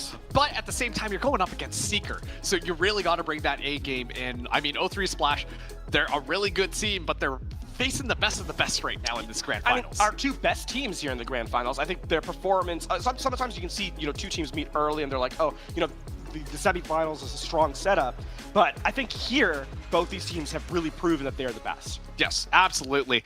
And well, as we kind of get ready for things to go here, let's take a look at the maps going in, because now that we're going to the 1-to-3 format, we're going to see a little bit more variety coming in. Of course, we do have hybrid escort control starting off on Kings Row once again. I know your opinions on that. We can save that. But if necessary, we can go to Flashpoint as well as push just at the very end if we need all 5 maps. Yeah, the two new game modes in Overwatch's lifespan, heading there into the end of the map pool if we're required to get there. And I mean, you know, this is an interesting one because there is, I don't think there's any real confirmation that we won't get there. You know, sometimes you come to a grand final and you're like, one team is so far ahead of everyone else, right? They're going to close out the match really early. I don't know that we're confirmed that yet. If you look at like carry potential, like a player being able to take over the lobby, both these teams have those game-breaking players. I mean, Chopper we highlighted. But then you look over at Timeless. I mean, Sugar Free, we saw what he's able to do against the best in the world. Seeker, you know, popped off in a big way as well. Hawk has been a long-standing professional, and I mean, I think this is where you can really see those. We've seen attempts at clutch plays earlier in the day. This is where the teams are going to make those plays and then have them work out as well. Yeah, and on top of that too, now that Timeless had that opportunity to kind of, shake it off a little bit, kind of figure out what style they want to play here, they got to be coming into this one nice and confident. But at the same time, 0-3 Splash, like this is the time to really prove yourself. Show them what you're made of. And on top of that too, potentially walk away with first place, which is once again, $1,750. Yeah, and I mean, this is the other thing too. Talking about 0-3 Splash, I teased them for their offensive game, but defensively they had 2 full holes against Saren to get to this point, and that's something that Timeless weren't able to do against Timeless Genshin grinders, right? Yep. And then, obviously it's tough to kind of draw conclusions based on other teams, but Timeless against Saren were able to, really push them to the brink. So 0-3 Splash, defensively, that could come into play in a big way. Absolutely, and now we're getting ready to go into King's Row to start off this Grand Finals to determine who is going to be the winner for the Battle for Canada presented by TD. And LaFont, this is where it all kicks off. The first look that I'm really interested to see is that hero selection defensively as 0-3 Splash set up on the defense. And it looks like that Ramatra is going to be the look. a little bit of light trolling here from CJ. Yeah, I was like, there's no way you're bringing a Lightweaver right now. But yeah, we're seeing that Baptiste come in. Just a lot more stable healing that kind of supports that backline. And obviously, defensively, the likelihood of you going to rush your opponent is not as consistent as if you were on the offense, which we've seen Moira kind of played as a tool. Well, just having a little hopsy doozy here, and hey, he's got some papers. That's good. Yeah. Keep scholarly. Yes. Yeah, Chopper keeps up to date with the news. Stay informed, everybody. But here we go. Timeless going to be walking in here. Very similar composition. It's nothing special. It's exactly what we expected. I mean, the difference obviously is Symmetra and Sigma is kind of the difference maker. Keep in mind that first teleport can dislodge a player, so that is going to be of critical importance here, so keep an eye out.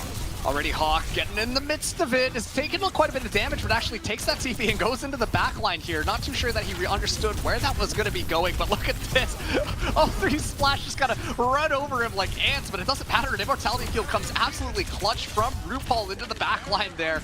And yeah, I think that this is going to be Timeless being able to secure the point as soon as they deal with these last members. I mean, that is the strength of... the play there is that only one player from Timeless takes the teleporter, so everyone at 0-3 Splash thinks it's an easy kill. Yeah. But unfortunately, it's the biggest, it's the healthiest member of Timeless, and then RuPaul, obviously, as you highlight, throwing in a really good Immortality Field to keep the Sigma alive, and everyone kind of gets their back turned to the actual damage threats. Yeah, that was such a fast first point here. Infected going to be caught off guard and immediately just taken to the ground. Oh, Sugar Free. Slow down a second. CJ didn't stand a chance. Neither did Magic Baseball. And that's a lot of room now that Timeless can just take for free. And I mean, a little bit of ult charge is going to be earned over here too, as the disruptor shot rather damages some of Timeless, give Vega a chance to catch up. I mean, here's another thing, Blizzard. Look at the difference in Blizzard advantage. So Sugar Free has his, and Boat still trailing behind. So you're looking at Timeless trying to take this fight aggressively and use the combo of maybe a Flux into a Blizzard, but even then, just a single elimination would be more than enough. Yeah, well, a lot of cart progress made, but 0-3 Splash now get themselves ready to re-engage just around this corner, but the tempo that Timeless have been just kind of pushing into them haven't really given 0-3 Splash an opportunity. Yeah. I mean, if you're 0-3 Splash trying to slow it down to equalize in terms of resource percentage, Magic Made Ball the last one to an ultimate in the lobby. Okay, Flux going to be utilized here. Chopper looking for a target. Okay, it's going to be a Blizzard as well. It's going to be met with the Amplification Matrix and another Blizzard, but it's just going to be so much zone control coming in. Finally, Hawk does go down. Sugar Free has done more than enough damage. Okay, hold on, Chopper. The Clutch King is able to find Seeker as well, but not quite able to escape successfully as the Amplification Matrix comes out as well from RuPaul, adding additional pressure onto the back line, and 0-3 Splash, they pop as that second point goes. Oh, what a poop there. They want to keep this one contested. So Magic Made Ball investing with the sound barrier. That forces Timeless back for the moment. The respawn on Hawk with the Doom Fist. Yeah, keep in mind though, Chopper does have the overclock ready to go at a moment's notice, and yeah, Timeless, they have to back off here, regroup themselves. Now they're going to get ready to go here, and it's going to be a swarm from up top as Sugar Free drops the wall, trying to isolate things, but yeah, that's going to be a lot of stuff just kind of getting tossed into the middle of it. Chopper just trying to isolate that Lucio kill, can't quite find Vega in the middle of all that as Hawk kind of comes out clutch with the body block, but CJ is able to find that kill. Meanwhile, the card has been contested this entire time, and so that secures that Timeless can't get that second point. That's such patience from Chopper to outlast all the defensive utility of Timeless, waiting for the perfect moment to operate the overclock, and that is, I mean, the presence there from Chopper, and then obviously the aim at the very end to take down Hawk. Oh no! And then right as we praise him, he overextends and gets taken down. That's the first pick that is uncontested, and Timeless kind of walk in behind it. Sometimes the Lenny's going to do what the Lenny wants to do, but Boat now swapped onto that Tracer. That was a little bit more of a panic swap here, but I'm not sure that it gets as much value as the engagement goes underway. Annihilation popped by Infected, Vega barely able to escape, and Immortality Field has to come out just to make sure that that is not going to be the case. And that ultimate burns away. As a matter of fact, Chopper finds Seeker to the backline, and that's going to be an instrumental first pick, making sure that these ultimates did not get wasted. I mean, excellent space control by Infected. That ult does not get any elimination, sure, but it buys space and buys time for the reset to come in from Chopper, and Chopper makes good on that promise with the elimination as Seeker gets caught crossing rather. And so now what looked like a disastrous time bank for 0-3 Splash is looking more and more manageable. 2 minutes 15 left as the point has been stalled out here just ahead of the second point capture. And Pote looking for a pulse bomb. Could be absolute chaos on the point, actually. Moving around, an excellent stick, but an excellent Immortality Field right back at it. It's going to be Sugar Free now freezing the point down as Infected can't do anything. Magic 8 Ball caught in the middle of it. CJ trying to stay alive, but I think that this one is just going to go over. Hold on, CJ doing more than enough work. Forces out the ice block here, but it's a little bit all too late as this is going to be Timeless getting that second point. I mean, all the while that's happening, the payload is moving forward, right? So even though CJ, has a good account mechanically, it doesn't actually affect how the game, how the payload is being stopped. In fact, it staggers CJ more than anything. Quick change now to Boat off the Tracer, back to the Mei. This is the pick that, I think Boat wanted to be on, but was kind of caught out. Yeah, and now they also have high ground control as well. Infected, though, able to find Sugar Free right off the rip. And that's more or less going to force things back, but we have seen these clutch positions come in as Hawk decides to commit into this one. Dueling sound barriers on both sides for these squads, but Infected immediately going down, so the advantage given straight over to Timeless as they look to continue to secure that. But okay, all right. It trades back just for a second, but it simply will not be enough. Now Hawk isolated, the last person alive, and this is going to be a good stagger here for 0-3. Vega decides to face check an Ant Matrix at half HP, which is a choice. Yeah. Successful one. Well, maybe not. Okay. So that's gonna be the reason. Actually, both supports get taken down, so Hawk gets caught isolated. It's unfortunate. It's close to being a turn, though. I will say the Gravitic Flux ends up forcing the sound barrier for Magic 8 Ball, and that means that now Seeker should have an advantage in the head-to-head from the overclock. Oh, well, Sugar Free has the advantage in just killing the other Mei right now. Both going to be down. Seeker goes up there immediately, but doesn't actually let that overclock go just quite yet, while Chopper did. Unable to secure any kills, so honestly, baiting out that ultimate is pretty good if you're Timeless. Okay, Amplification Matrix going to be utilized as well as finally Seeker lets it go, but can't quite find the kills either. Excellent disengage coming in from 0-3 Splash, but the cart just continues to move. Magic 8 Ball caught in an awkward position, skates left, skates right, is able to escape out of all of that as it looks like Chopper is able to find RuPaul, and now this should allow 0-3 Splash just a little bit more breathing room. Unbelievable there from Magic 8 Ball. He is counting his lucky stars indeed. Facing down an Ant Matrix and an overclock, still comes away with his life, and instead RuPaul is the first support down, so that forces the reset. 0-3 Splash have recovered in this one, right? Blizzard now, Ant Matrix as well. It's all about drawing time off the clock. Keep in mind we're down to a minute left here. Sugar Free also has that Blizzard ready to go as Hawk gets closer to that Flux. Deadly combo, and Amplification Matrix going to go first. Infected decides to take it, but look at this, it's going to be the Flux coming in and just secure, making sure that you can't quite find that kill. And actually a Dueling Blizzard comes out to stall things out just for a second. The Respawners advantage, that might actually buy just enough time to allow Infected to get back into this fight. And with that Annihilation online, that could be devastating, but Hawk finds Boat in the meantime here. Sound Barrier has to get utilized by Magic 8 Ball to keep everyone nice and healthy as Infected goes in, pops the Annihilation, and now things get a little bit more dicey here. Okay, Sound Barrier from Vega going to be coming out, make sure everyone's nice and healthy. RuPaul getting close to the Amplification Matrix as well, but Infected falling down in the midst of that. They need to be able to find the kills here, but it's all coming up good for Timeless as they make that full cap with 18 seconds left on the clock. And that means that they have time remaining, in fact.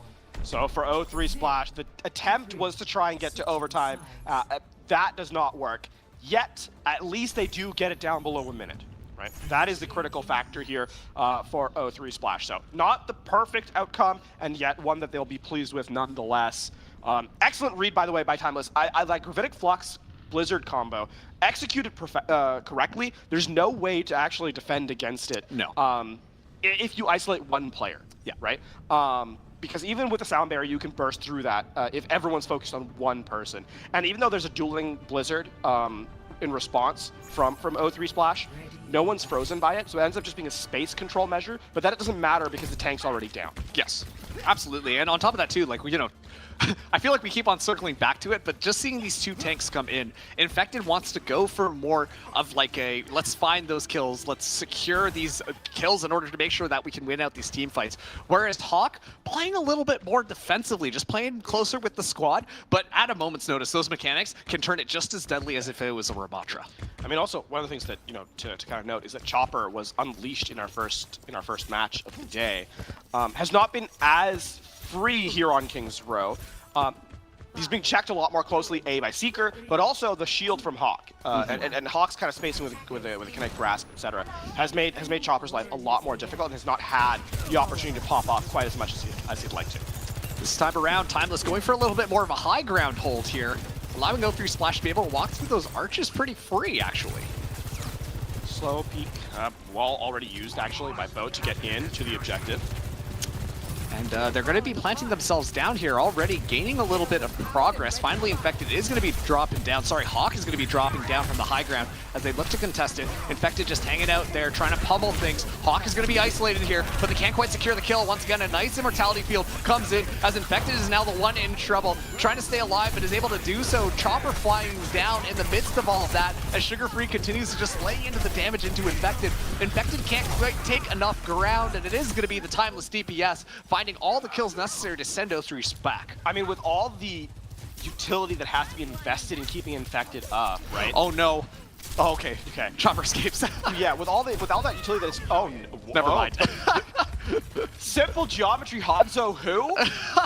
Hawk bounces that one around the corner. And the splash damage from the hyperspheres. But to draw back to that original point, all the resources were invested in keeping Infected up, and that meant that Chopper on the flank was left isolated, and then all of Timeless turned to deal with that issue before then returning to kind of deal the fight back. I will say a tick was earned in the meanwhile, though. I mean, just a tick there, but they're more than happy to take that fight. And look at this. The Blizzard comes in, and okay, yeah, Infected in a little bit of a weird spot, but thankfully that Immortality Field was good enough. Hit in nice in a way, as Chopper's able to find RuPaul, but CJ falling down as well thanks to Seeker. The Flux going to get invested here as well. Sound Barrier has to come out to meet that one. A Blizzard getting close to online for both, as Chopper just continuing to hang out on this high ground. Sound Barrier comes out from Timeless this time as well. They still think this one is winnable for good reason, as Chopper down to 3 HP, somehow still alive, trying to evade. Okay, yeah, there we go. It happens again. And now we are left with a Lucio duel as, well, I was going to say as the last two players, but the respawns mean that Vega has to leave Ego by the door and go back to making sure that they actually win the fight.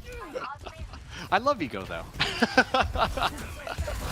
It's a double-edged sword. I do give you that one. And now we actually get to see O3 Splash start to make their way in. They've got 3 ultimates to utilize here, but Sugar Free has Blizzard of their own. Okay, yep, the Annihilation going to get popped, but dueling Blizzards almost completely overlapping themselves, making sure that it's completely zoned out. And Infected just in such a weird position. The Annihilation almost gets nothing as Chopper pops the overclock as well. Can't quite find anybody, unfortunately, and so it doesn't even work as necessarily a zoning tool, because Seeker looks for that one. Uh-oh, it's absolutely dangerous, but they're able to both escape there. Never mind, Vega finds the other end of that railgun shot, as it does look like O3 Splash will be finally able to knock down that door and start to gain some percentage on this point. Someone needs to read Chopper, the dictionary definition of fear, because he has absolutely none. And yet, even still, I mean, there it is again, right? Pushes through the choke point, and this is not a one fight as a result. Yeah, and okay, can they come in here and contest it? Looks like that will be the case. Barely able to hold on to this one, but they are going to take one more team fight here. Timeless think it is winnable. The Flux going to get utilized here as Boat finds 2, but Seeker trades it back onto CJ. The Sound Barrier for Magic Baseball makes sure that everyone is healthy, and that is going to be that final pup tick. I mean, yet again, though, that was close to being disaster. If Magic Baseball hadn't earned the Sound Barrier in time, that would have been a fight win for Timeless. And, I mean, now you're looking at, you know, potentially last fight territory. So, A little bit of a clutch play there, but a little bit of an error too from O3 Splash, overestimating kind of the passiveness that Timeless was coming in with. So we're going to see a switch now to... Is that the Reaper, man? The Reaper. I haven't seen this guy go kill it all day. Comes in from the side. It's 2 revolvers. Okay, but it's very aggressive, fast plays here, which will actually lend itself to Reaper, because, I mean, those shotguns do a lot of damage up close, but a Blizzard tossed out in retaliation, and it's so awkward here that Infected can't find an avenue of escape, and yeah, that's Boat as well. Sure, Seeker goes down in the midst of all of that, but it doesn't matter. They've lost way too much here, as this is going to be Timeless getting an absolutely massive hold. Reaper May, Lucio Moira. Now this is an old comp. You know, obviously the Ramadra here is a little bit different, but even still. Oh, that is unbelievable, LaFon. Hawk, like, such a mechanically gifted player, and especially on the Sigma. I mean, we've seen it before, but it's so talented. Yeah. I mean, we're still sticking with that Reaper, so they're trying to try getting real close here and make Hawk's life pretty unpleasant. And actually, you can see Hawk has to give up a ton of ground, right? Play around a corner where the rest of your team can support you, and bait O3 Splash into the open to try and punish their aggression. It's a little bit tough. In fact, it does get that Annihilation online, but they're playing so timidly here. Whereas we saw Timeless be aggressive. Well, they're trying to play to bait Timeless into this corridor where they can use the Blizzard. Well, but doesn't quite work out. Seeker is able to find Boat. Sure, yeah, that Blizzard gets tossed down, but now Infected in a little bit of trouble, and that's just Timeless completely just swarming around him. I mean, the thing is, O3 Splash have to play in close quarters. They have no range damage. Timeless recognizing that means that they don't elect to fight in the corridor where O3 Splash is strong. They back all the way out. It's a Hail Mary Blizzard. And Hawk sets everyone up in the air for the Gravitic Flux. So not only does the Blizzard do nothing, there's no one else, even if it had, there's no one to really follow up damage initially. And that means the Gravitic Flux got a ton of value. And this is what's interesting now, because O3 Splash coming back into this, they have that Coalescence online. Chopper also getting close to the Death Blossom, which, honestly, those two together could be pretty devastating here. But Sugar Free, building up to that Blizzard, could snuff that out completely. I mean, what's the Death Blossom gonna kill? There's the May Wall, the Cryo Freeze, the Shield, the Kinetic Grass that you have to go through, Immortality Field. Like, there's so much damage mitigation here for the Reaper. And here we go, the engagement gonna be coming in already. We see the Sound Barrier come out here. Seeker pops the overclock from up top. Is trying to stay alive, just dancing around CJ, but it's every single ultimate known to mankind getting utilized right now as Chopper goes for the Death Blossom as well, but immediately shot out of that one. The Annihilation still active for Infected as overtime gets underway. Hawk staying alive thanks to an excellent Sound Barrier coming in from Vega. And yeah, the picks are gonna come through right now just for good measure. We're gonna see them lifted up into the air, and gravity is gonna drop. What once went up has to come down. O3 Splash, I mean, all day they've played kind of different compositions throughout. Most of the time, I think it's actually been a good look. For the first time, I am questioning their selection here, as Timeless, a very confident map here to take the lead early in the grand finals. And as we're going to highlight in the final moments, it just felt like Timeless understood the spacing they were operating within, and O3 Splash, in the end, just really, on their offensive half, just really couldn't get in anywhere near their opposition to find any value. And so a 1-0 lead for Timeless. Yeah, it looked like O3 Splash just at the end there. They were like, we're not winning these fights as decisively. We have to change something up, which caused that kind of style to come out from their squad. But like you said, unfortunately, it was a little bit of a gamble and didn't quite pay off for them, as Timeless were more than happy to kind of take that fight. Yeah, I mean, even if you look at like kind of the ult game, right? Chopper has to invest the Death Blossom. He uses it onto RuPaul. I mean, gets the kill, but how much was invested to get to that position, and then how everyone else was kind of able to bait away, just opens up the rest of O3 Splash for damage from Timeless. So overall, a gamble that doesn't end up working. We do head now on to Escort for map number 2, and so maybe an evolution on the compositional setup is going to have to be required, because playing Miss Your Heroes, when it works, you know, you get celebrated. Yep. When it fails, you get derided, and that's going to have to be a fix in map number 2. Also, too, yeah, I'm glad that we can see some of these, because I was going to bring back some of these plays, because Sugar Free, I mean, just in opening kills, was finding so much value. Right here, that's like a 2-tap onto Chopper. It is unbelievable stuff that just kind of came in and honestly just sealed a lot of those early fights before they even got started. And on top of that too, we have to talk about RuPaul with his immortality fields. So clutch. Yeah, I mean, I think the performance from Timeless across the board has been incredible. A lot of the times the issues that are kind of coming in are when they try and clutch a play and it ends up just not working out, right? It just ends up not being, because there's too many numbers against them, or things just kind of end up falling by the wayside. But overall, yeah, Timeless are operating well as a team. I mean, this play is just how do you charge face first blindly into a corridor where two people are? Unbelievable. Yeah. I mean, hey, they're not going to expect it. So, you catch them off guard, hit them with the Blitzcrank, and you kind of see what happens there. But no, overall, I mean, just extremely well played by Timeless. All three Splash were contesting quite a bit, but you could just feel the momentum that was just kind of coming out from Timeless. Those numbers from RuPaul. Clearly playing defensively a lot of the time, yeah. Right? But I mean, not a pretty healthy damage number as well, and a big part of the teams that he's been on. A championship winner in his own right. Yep, that's true. So yeah, very, very, very strong performance by Timeless, and they want to continue this one going as we head into map number 2. Want to take a guess? How many guesses do I get? You know what? You get one. Damn. Havana. Oh, wow. Imagine that. I'd like to head down to... No, it's Circuit Royale. Good try, buddy. Going to have to get a refund on that one. But yeah, we are going to be going to Circuit Royale. I don't know. It just seems like, that's the map that all these teams enjoy playing. Circuit Royale is quickly climbing up the maps that are going to be compared to King's Row for me now. Yeah, I was about to say, King's Row is, on top of that too, like you expect both the teams to be able to finish them completely, but the fact that we got to see that defensive hold coming in from Timeless is quite a big statement, to be honest with you. And then moving over to Circuit Royale, I mean, we've seen the map go all the way through onto that third place map. You know what? I'll say this, in defense of the players, yes, and their lack of creativity in map selection, they've been very creative in hero select. Yeah. Can't have it all. Yeah. So I will say this, I will take the creativity in hero selection if it means that we're stuck on the same map for the whole. In fact, Circuit Royale's been the only good escort map we've seen today. I can hear the disdain in your voice for Circuit Royale. Variety is the spice of life, people. LeVon's just over here like, please unshackle me from this Circuit Royale. But no, we're going to be going back again. And, on top of that, too, we've seen, quite frankly, Timeless play excellently at that poke game. I don't know that O3 Splash are going to be able to match that. Well, I mean, I don't necessarily expect we're going to... Well, I shouldn't say that.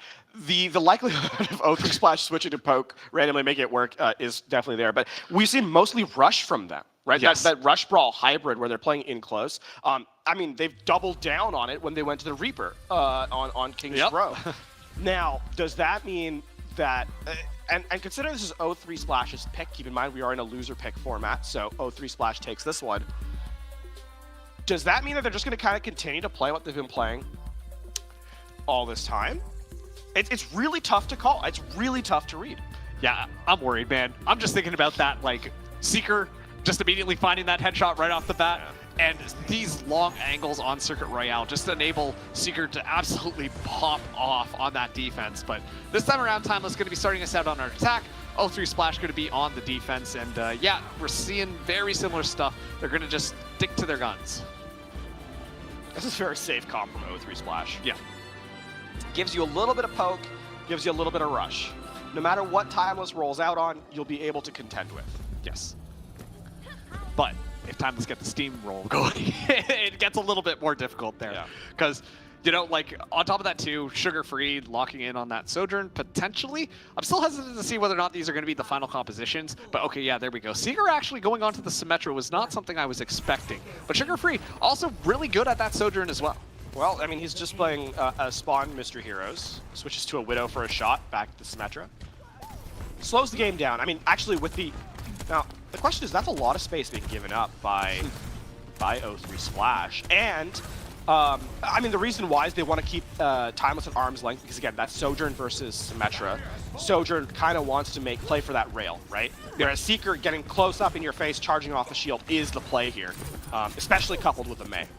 Yeah, I mean, Timeless, they actually commit to the rush. I mean, we predicted that they were going to come out with poke, but that doesn't seem to be the case at all. below this teleport, trying to get up close. Okay, Disruptor Shot going to be tossed in there. See, Chopper looking for a little bit of a rail shot.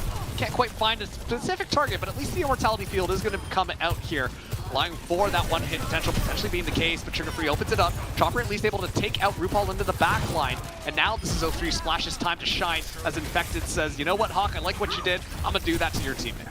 I mean, with the tank going down, I mean, we've seen what an anchor the tank can be in terms of like stabilizing presence, just based on the sheer HP that he has, right? And so with Hawk being traded rather than Infected, you have to reset. Also, Infected just kind of carrying that fight for O3 Splash. That's so far ahead of Hawk in terms of resources. Unfortunately for them, they have to play in close against the Blizzard, which Sugar Free has at the ready. And also, too, Timeless got so much cart progress just on that one team fight. Yeah. Like, they're just at the end. If they win this next one, then they can get that first point. It's about dodging the kinetic grasp here, and they will. Oh, that's such a nice little teleport into the back line here, and it completely catches the other people off guard. And Timeless now, they will find that first point as soon as they deal with the less of those stragglers, I should say, as Chopper dueling Sugar Free. Eventually will go down, but you know what? A little bit too late here. Timeless should get point number 1. Yeah, and with Chopper eliminated, that's going to be the case. A little less said about that Sugar Free aim, the better. We all get one pass, yes. Right? Great stuff by Timeless. I mean, it's a clever play to teleport away from the Sigma so that the Kinetic Grasp has no chance of blocking the Blizzard, and then you kind of close out at the end. The attempted spawn camp doesn't work, so they'll have to reset. That actually is not a great thing for Timeless because, again, this high ground is so difficult to assail that allowing O3 Splash to play forward enough that they can prevent the teleport play makes this defense so much more viable over the long run. Yeah, it felt like a little bit of an overheat there. Trying to get a little bit too much, and unfortunately you get bitten for it. But still, they're doing a good job of moving that cart progress up here. O3 Splash haven't done enough damage. Flux going to be coming in, and Infected just hiding behind as the Blizzard does come down to the back line. It is a little bit staggered, but will do enough to freeze up quite a few of the members as Seeker goes down here. And now Hawk caught into an awkward position. Infected barely able to escape out of that one now, and they deal with RuPaul just for good measure. Yeah, I mean, I think this is a trade. This is a fight, one of the fights that like both teams are okay with. It costs Gravitic Flux and Blizzard on O3 Splash's side, so if you're Timeless, you're like, all right, that was an investment. And obviously for O3 Splash, they stopped the attack for a period of time, right? Yeah. One of those handshake fights that happens every once in a while. Now, this next one is going to be really interesting. If Timeless can get onto the high ground and get control, they have the better economy overall, and that is going to be an interesting one. And of course, the Photon Barrier to block Chopper and his Overclock. Ooh, I love the speed coming in from Timeless. They go around, look at that, 4 people caught into the flux here, but an excellent sound barrier coming out from Matefall in order to make sure that things are going to be good, but CJ going down is not going to be good. Seeker now beaming everyone into the back line, and this is not going to be a good fight for O3 Splash. Timeless cleanup yet again, and they keep that cart moving forwards. Well, I guess, I mean, one of the things there is that that's a fight from Timeless. It's a good read, right? They rotate up over the high ground, make sure they don't give O3 Splash the opportunity to set up damage-wise. Yes. With the Ant Matrix, with the Overclock. And now, because so many people were caught into the Gravitic Flux, the sound barrier has to be used, but it also means it doesn't get much extended value beyond just defending. Now, Timeless have a lot of room to work with and eliminate a bunch of players. Yeah, look at this. The Photon Barrier met with pretty much every single ultimate that was available at the single time here. Only difference being that that sound barrier from Timeless is just too much HP to burn through if you are O3 Splash. So Timeless, they set themselves up and they should be able to get that second point. Look at this, Seeker going in for more. Expensive, but a near guarantee that the point is going to be captured if you're Timeless, right? Now the question is, does someone actually touch here?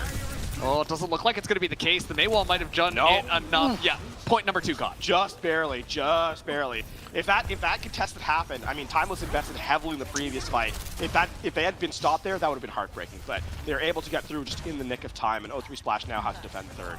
Yeah, and Hawk sent on a little bit of a solo mission, but that leaves everyone else a little bit more vulnerable as Chopper's able to get 1 kill, and yeah, Seeker going down, it's not going to be good. Hawk suddenly in a little bit of trouble.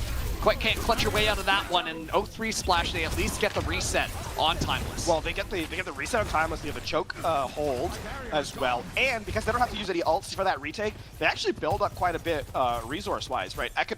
Economically, they're quite healthy here, and time is not really it's not really a massive time bank here. 2.5 minutes is decent, but not a guarantee of a map capture.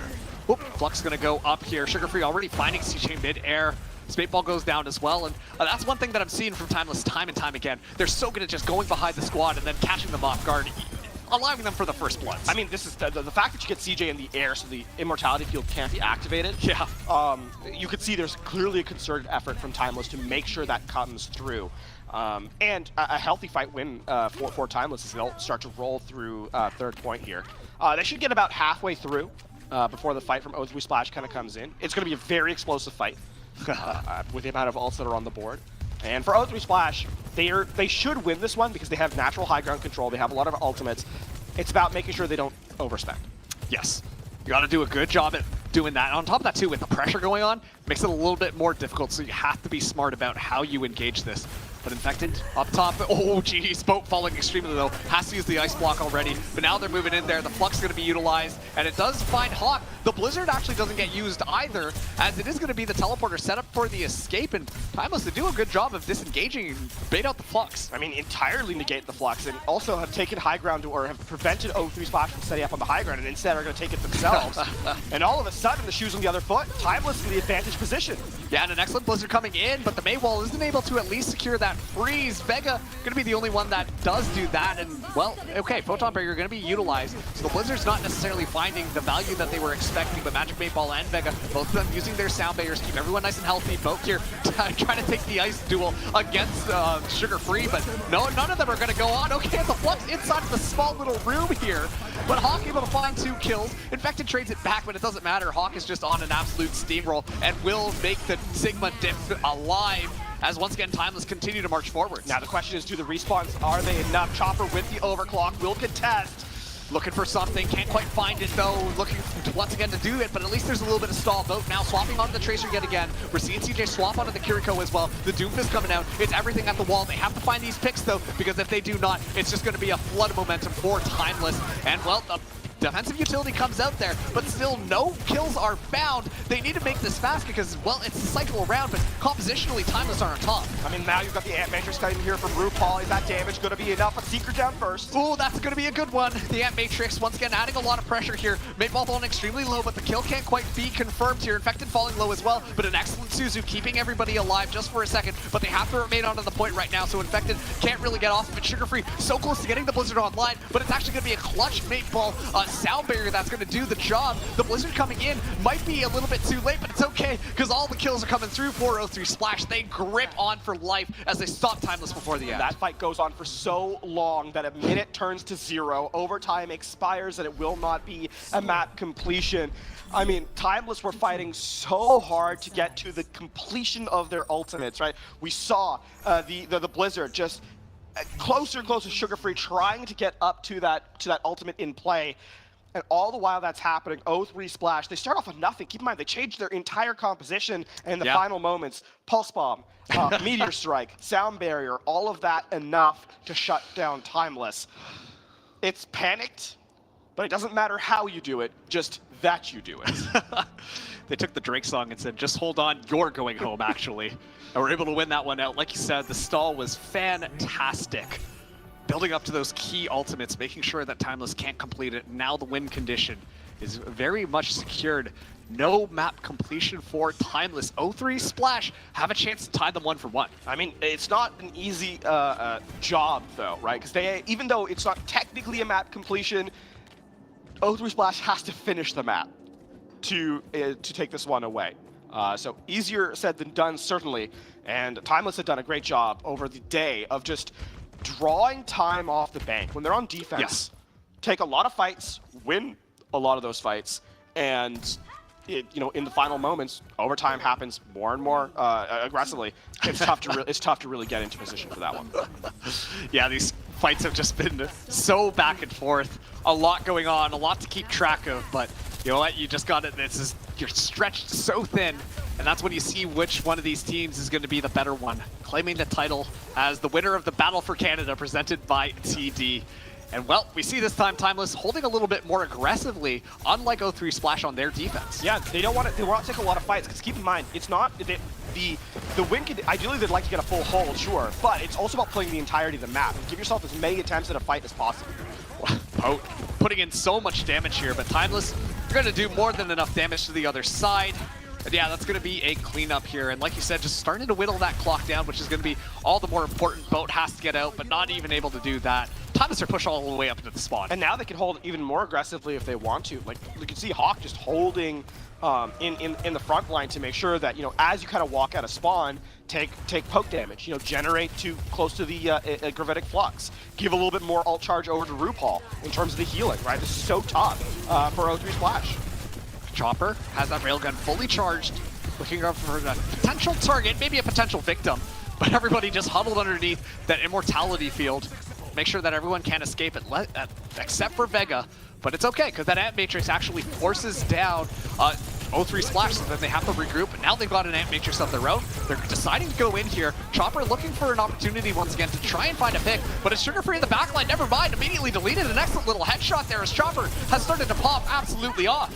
I mean, Chopper is a carry player. Chopper has the opportunity to take over a lobby. He just needs a little bit of space and time. There, he slips into the back, into the back of the conversation, if you will, of the fight, and all of a sudden pops up with 3 kills, right? Seeker, or Chopper rather, just a difference maker in that engagement for O3 Splash. Yeah, and it was almost hard for Timeless to keep track of where that Sojourn was flying around, but Timeless are already back and they've got 3 ultimates. Gravitic Flux to open things up. Oh, the accretion just goes a little bit wide here. The Blizzard going to be coming down as well, as Infected is going to get caught in the middle of that one, but hides around, doesn't matter. Sugar Free able to secure the kill. Adds the Sound Barrier a little bit too late. Seeker uses that overclock as well just to deter the enemy squad, as Sugar Free once again finding the multi-kills on that Mei. What an investment from Timeless, though. That's 3 ults from them, right? And it really was in response to the Sound Barrier and the Blizzard from Boat. A really close affair in that fight. If the Gravitic Flux doesn't get stunned up, if the Blizzard gets a couple more frozen, maybe that turns on ahead, but instead, Chopper has to kind of shoot down the downrange from a shield into kind of the Hawk kind of standing forward. Meanwhile, Seeker is able to be a little bit more free firing. It's a very, very chaotic fight, but again, set up because Timeless was able to take so much time off on the first point that they can return with ults and really force a situation there on that checkpoint area. Yeah, and on top of that too, you do talk about that Chopper clutch factor, right? Where, like, you know, you support Chopper and you allow him to pop off, and then it's such a decisive, clean team fight coming in for O3. But at the same time, that hasn't been super consistent fight over fight. And it does feel like just the overall level that Timeless are bringing into this one, you can't just always rely on Chopper to be able to find 3 or 4 kills to let your squad win. Well, I mean, even beyond that, right, is like if you give that time and space to Chopper, it comes at the expense of the rest of your team being a little bit exposed, right? Which, against players as the caliber of Timeless, is not time you really want to be giving them. No. Yeah. Excellent point here. Had a little bit of a pause, but we're all good. Back into the server yet again. Infected now has this Flux online. Combo. I mean, you need to get eliminations from this, right? Whether the Flux or the overclock, it needs to find eliminations here. Chopper up top. Okay, here comes the Flux. Immediately met with that Sound Barrier. Make sure that everyone is going to survive the Gravitic Flux that time around, as Chopper actually holding on to this overclock, looking for an opportunity, but Seeker finds Moat in the midst of all of the chaos. And actually, this is not looking good, as Seeker is just absolutely hunting the other side, and Infected falling down as well. The cart gets stalled, and we're under a minute for O3. I mean, Vega the hero of that fight, right? Sound Barrier obviously defending against the Gravitic Flux, but the key thing is gets an elimination onto CJ before all that happens. So without the main healing source from O3 Splash, even though the Flux is big, they can't actually do anything.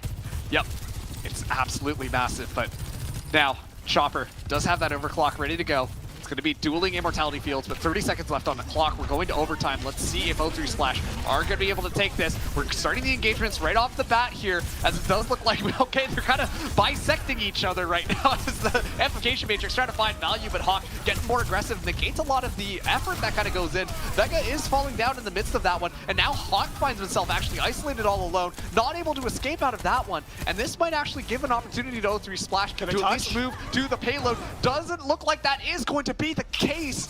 Excellent call there from Timeless, moving so far forward, playing so far into their face that they couldn't even break through. I mean, we hyped up Chopper so much in terms of what he's capable of doing, but Timeless seemed to recognize how good he is as well, and they set both Vega and Sugar Free in close with the overclock, just to kind of collapse on him to make sure he had no space to find any eliminations. even if he gets one, it gets traded away. The fight is so far from the cart that they can't even touch the objective. And Timeless, they take a commanding 2-0 lead, a chokehold on this series. Yeah, fantastic stuff coming in from Timeless. But once again, this is a first to 3. I almost said best of 3. That wouldn't have been true. And so we still have a little bit more Overwatch action. We're going to be throwing to a quick break before map number 3, but don't go anywhere because let's see whether or not Timeless can 3-0 O3 Splash, or if O3 Splash can slowly creep their way back in to potentially start a reverse sweep. We'll see you just after this.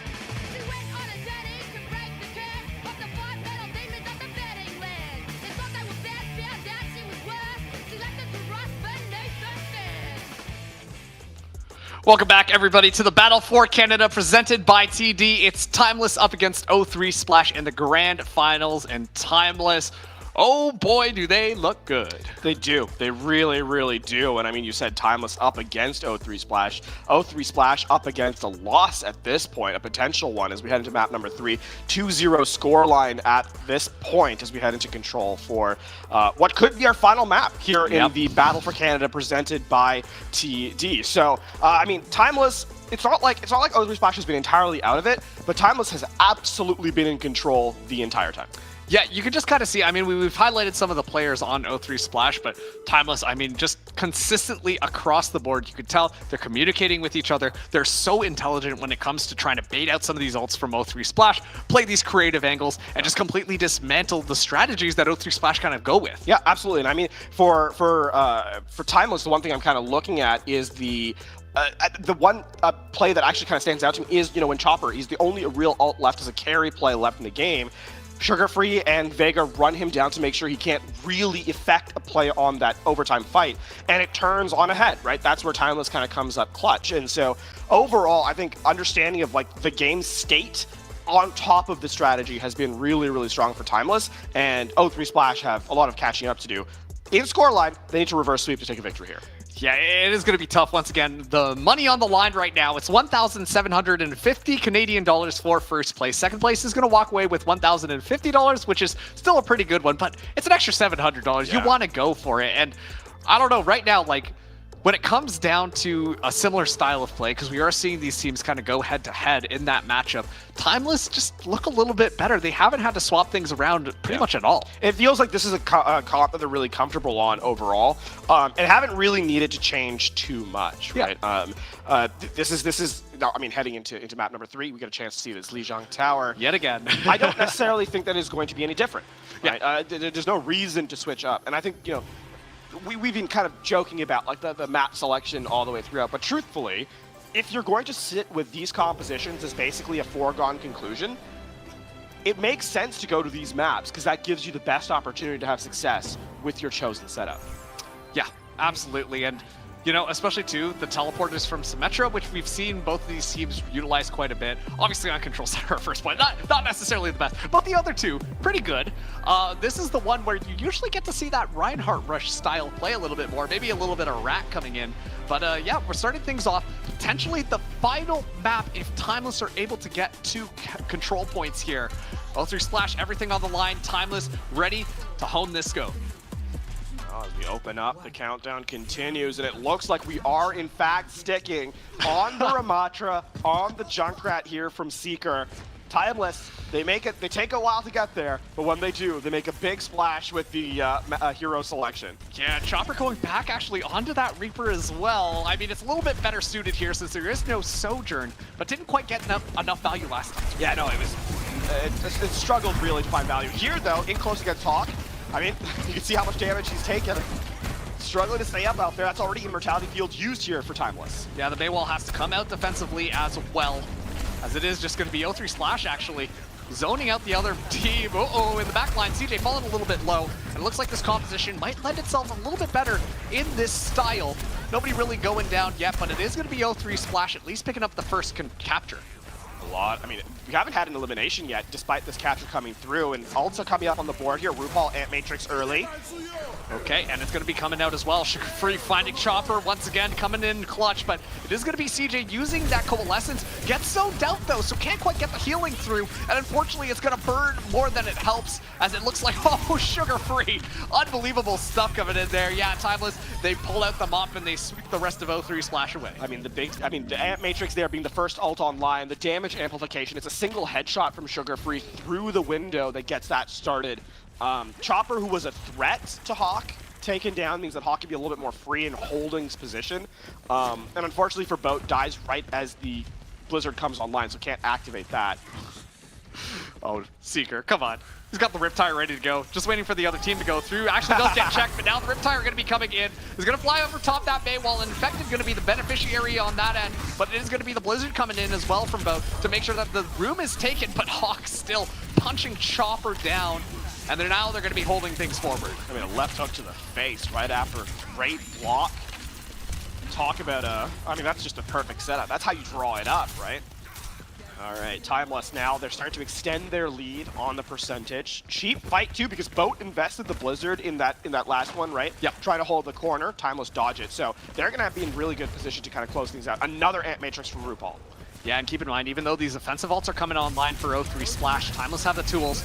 At least sustain through it. Ant Matrix going to be coming on first. Infected in a little bit of trouble here, but the Blizzard actually coming out from Sugar Free as well. Makes this so much more difficult. Doesn't matter if that sound barrier gets used when everyone is frozen up. CJ trying to keep everyone alive with the Coalescence, but unfortunately it's not going to be enough. They're all around the corner, and Timeless once again find that team kill just after they clean up everyone else, but they haven't yielded the point. That's I mean, and that was the O3 Splash investing. So in Final Fight territory, it's going to be Annihilation, and it's going to be Death Blossom. That's it.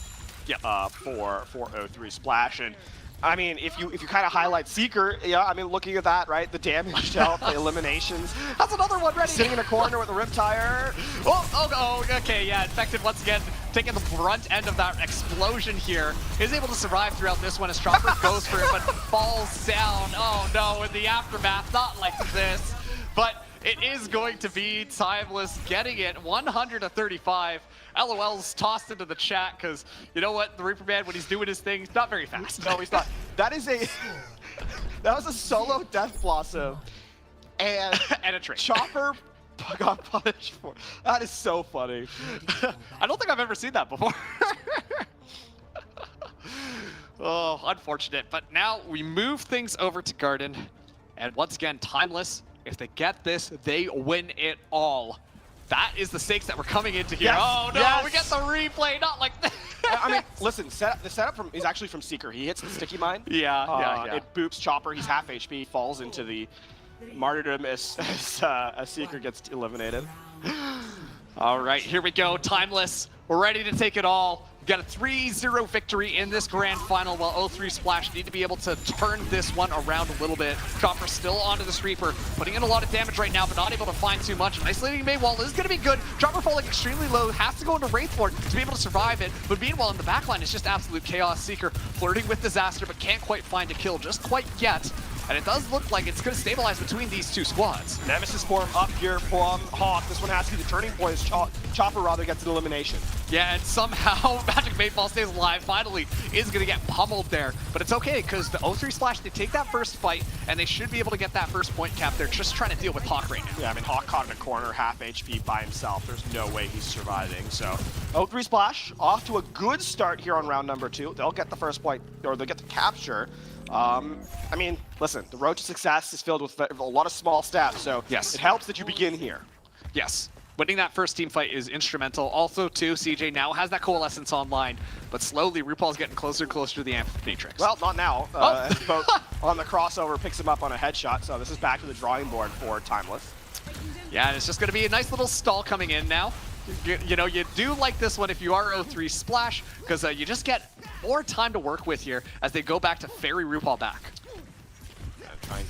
Now you're trying to just generate, ultimates for Timeless. And of course, 0-3 Splash are content to make this fight last as long as possible, right? As long as the point is in their favor. Get closer and closer to that final fight territory. Ooh, Hawk getting really close to the Annihilation now. Leading it against Infected. Now is going to go for it, but actually look at this. Blizzard going to be coming out here as it completely isolates Hawk. The Immortality Field is going to come in clutch, but just long enough as Hawk gets the Annihilation online, and is now going to be dueling things. Finds Infected, can't escape the Blizzard there, and now goes for the backline. It's getting a lot of damage in, but look at this. An absolute clutch sound barrier coming in from Mayfall. Make sure that the squad has enough to work with.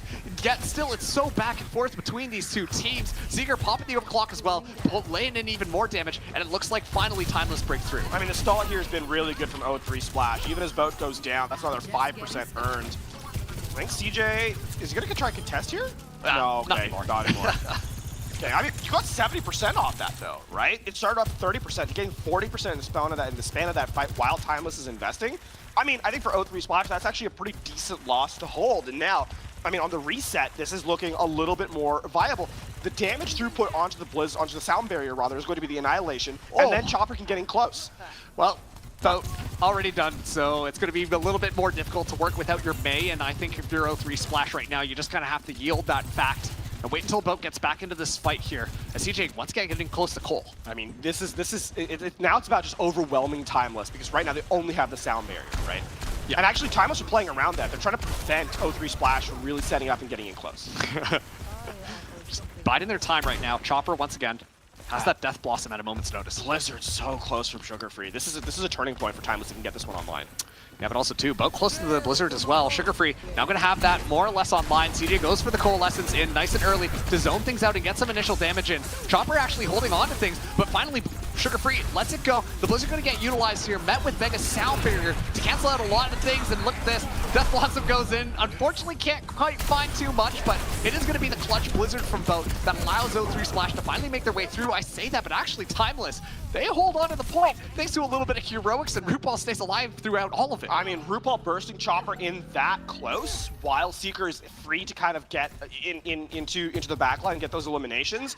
Timeless keep themselves on the in contention, as Chopper has to now switch over to the Sojourn. The Reaper experiment not finding too much value, and I mean we're inching ever closer to just final fight territory full stop.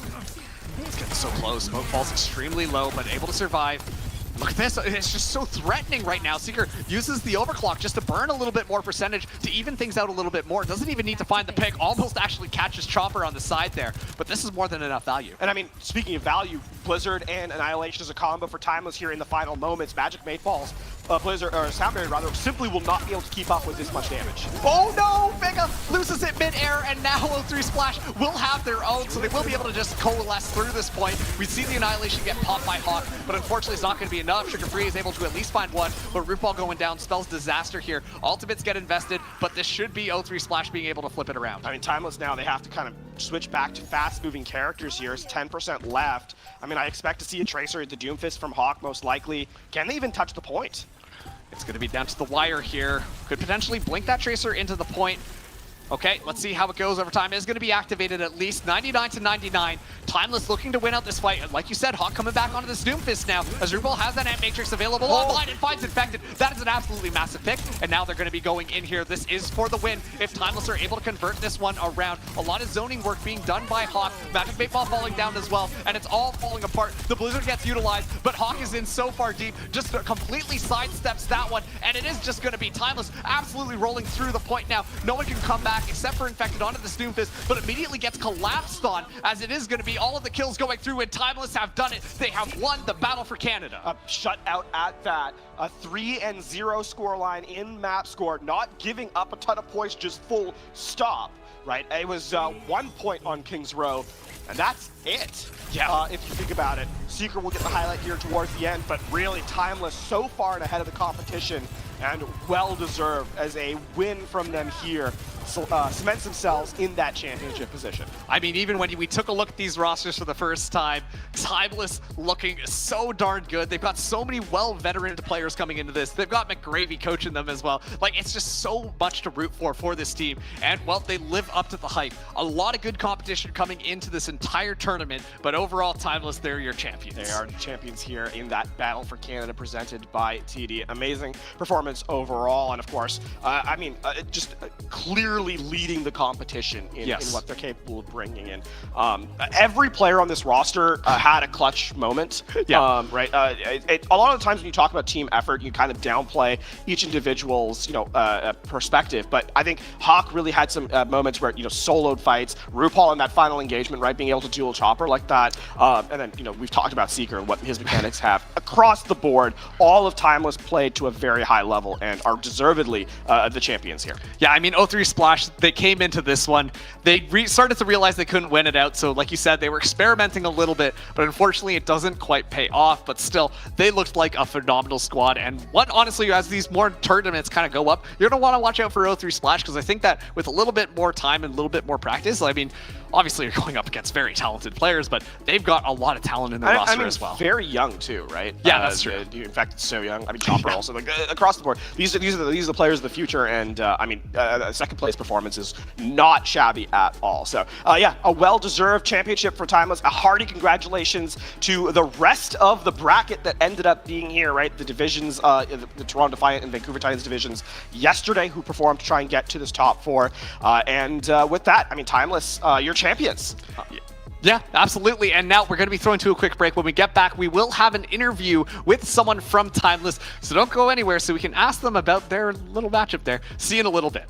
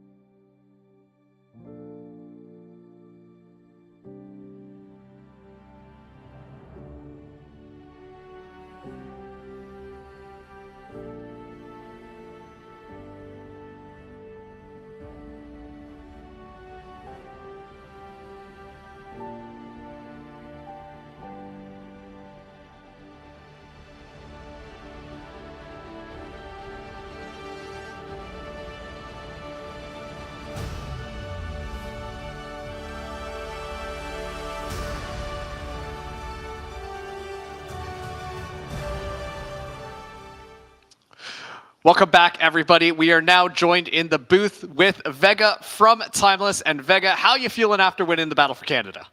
Yeah, I'm feeling pretty good. I mean, congratulations, of course, on the victory here in that 3-0. I mean, it was a pretty commanding performance for your team all the way throughout. I don't think you guys dropped a map, if I'm correct on that one. Coming to this, right? What was the meta has obviously been shifting a ton in the last little while. What's been kind of the expectation from your team as things have kind of cemented, especially with the addition of the Ramatra and some Junker Queen, like other things kind of being played in the mix? We just wanted to play our own game, and if we thought like one comp was better than the other, we'd play it. We weren't scared to like swap heroes at all. Especially on like Lijiang, we were scared they might play like Moira, which they did, and we just adapted to it. Yeah, and honestly, you guys were doing a fantastic job at adapting to what the other teams were playing. Obviously, we saw in the semifinals, there were some moments where you were pulling out a little bit more of that like long-range composition. But was it really just kind of like sticking to your guns and seeing what the other team was doing, but just trusting your gut? Yeah, it was. I mean, our whole team is like a lot of experienced players, so we all trust each other. So I want to. All right, I want to zoom out a little bit actually, because obviously we just having the championship here. For you and your team, right? Things have opened up a little bit in terms of the ecosystem for players. What's kind of the expectation, the idea for Vega moving forward? What are you kind of looking for? I think we'll probably stick together as a team. We're playing in Flash Ops later, so I think as esports goes on for Overwatch, I think this will probably be the team we're all on. That's very exciting because you guys looked extremely dominant here. So, we're going to have to look forward to the Flash Ops tournament and seeing what Timeless can pull off. And so, before we close out this interview, are there any final shout-outs that you would like to give out while we got you on the mic? No, not really. I mean, just thankful for the team. Everyone played good. Okay, yeah, awesome. LaFon, you got any last questions, or you good? I mean, congratulations, Vega, once again. I'm definitely looking forward to what you and your team can perform in the future. Thank you. Yeah, thank you so much. And just like that, that is going to bring us to the end of the day for the Battle for Canada presented by TD. Let's pull up the bracket at least one more time to see how we got to this point, because I mean, LaFon, it was quite a cluster going on. I mean, a lot, yeah, very dominant performances overall. I mean, Timeless, a team that you have to kind of keep an eye out for now moving forward, right? Very talented players in the history of the game coming into this roster. And I mean, players that haven't had a chance to, I think, make their name in Tier 1 yet. No. But are of that caliber. I mean, we were just talking to Vega, obviously. Vega, who is a very strong player. Yeah, and I think that this is North American Overwatch, because there's a little bit of a dip right now. Things are a little bit more quieter, but like Vega said, Flash Ops is coming up here. And so I'm so excited to see some of the talent that's going to be coming through, because I mean, if this tournament was any indication, there's some really good names out there. Yeah. I mean, now to kind of draw out the festivities, though. Of course, a reminder that this Battle for Canada presented by TD was the culmination of a week of sort of activities, right? Community events that kind of happened as well. So make sure to tune in to the Toronto Defiant social, as well as the Vancouver Titans, who this tournament was produced together with, and to see what is happening next in the future for Overwatch here in Canada. Yeah, and also too, they are doing a giveaway, so even more reason to go do that. The giveaway does end tonight, so you might as well just get in, because it never hurts, right? Yeah. But okay, well, that is going to close it out. Thank you guys so much for tuning into the show. My name has been Marks. This has been LaFon. And LaFon, you got any final thoughts today? I mean, it's been a great day of Overwatch. I'm looking forward to the future. What more else is there to add? Yes, absolutely. We want to thank our producer Solomon for helping us out, and the Toronto Defiant staff, as well as the Vancouver Titans staff, for organizing this wonderful tournament that is known as the Battle for Canada, presented by TD. But just like that, thank you guys so much for tuning in, and we will catch you for some more Overwatch as it continues to develop. Have a good night, everybody. This TD Easy Trade app is incredible. It gives me what I need to invest on my own. What do you use? I just go with the internet comment section. They're over there. All your money should be in gold. Diversification from immersification. The longer the stock symbol, the better. Trust me, I am a Wall Street professional. Can I see that app? Invest, learn, talk to a live rep, all in the same app with TD Easy Trade. TD, ready for you.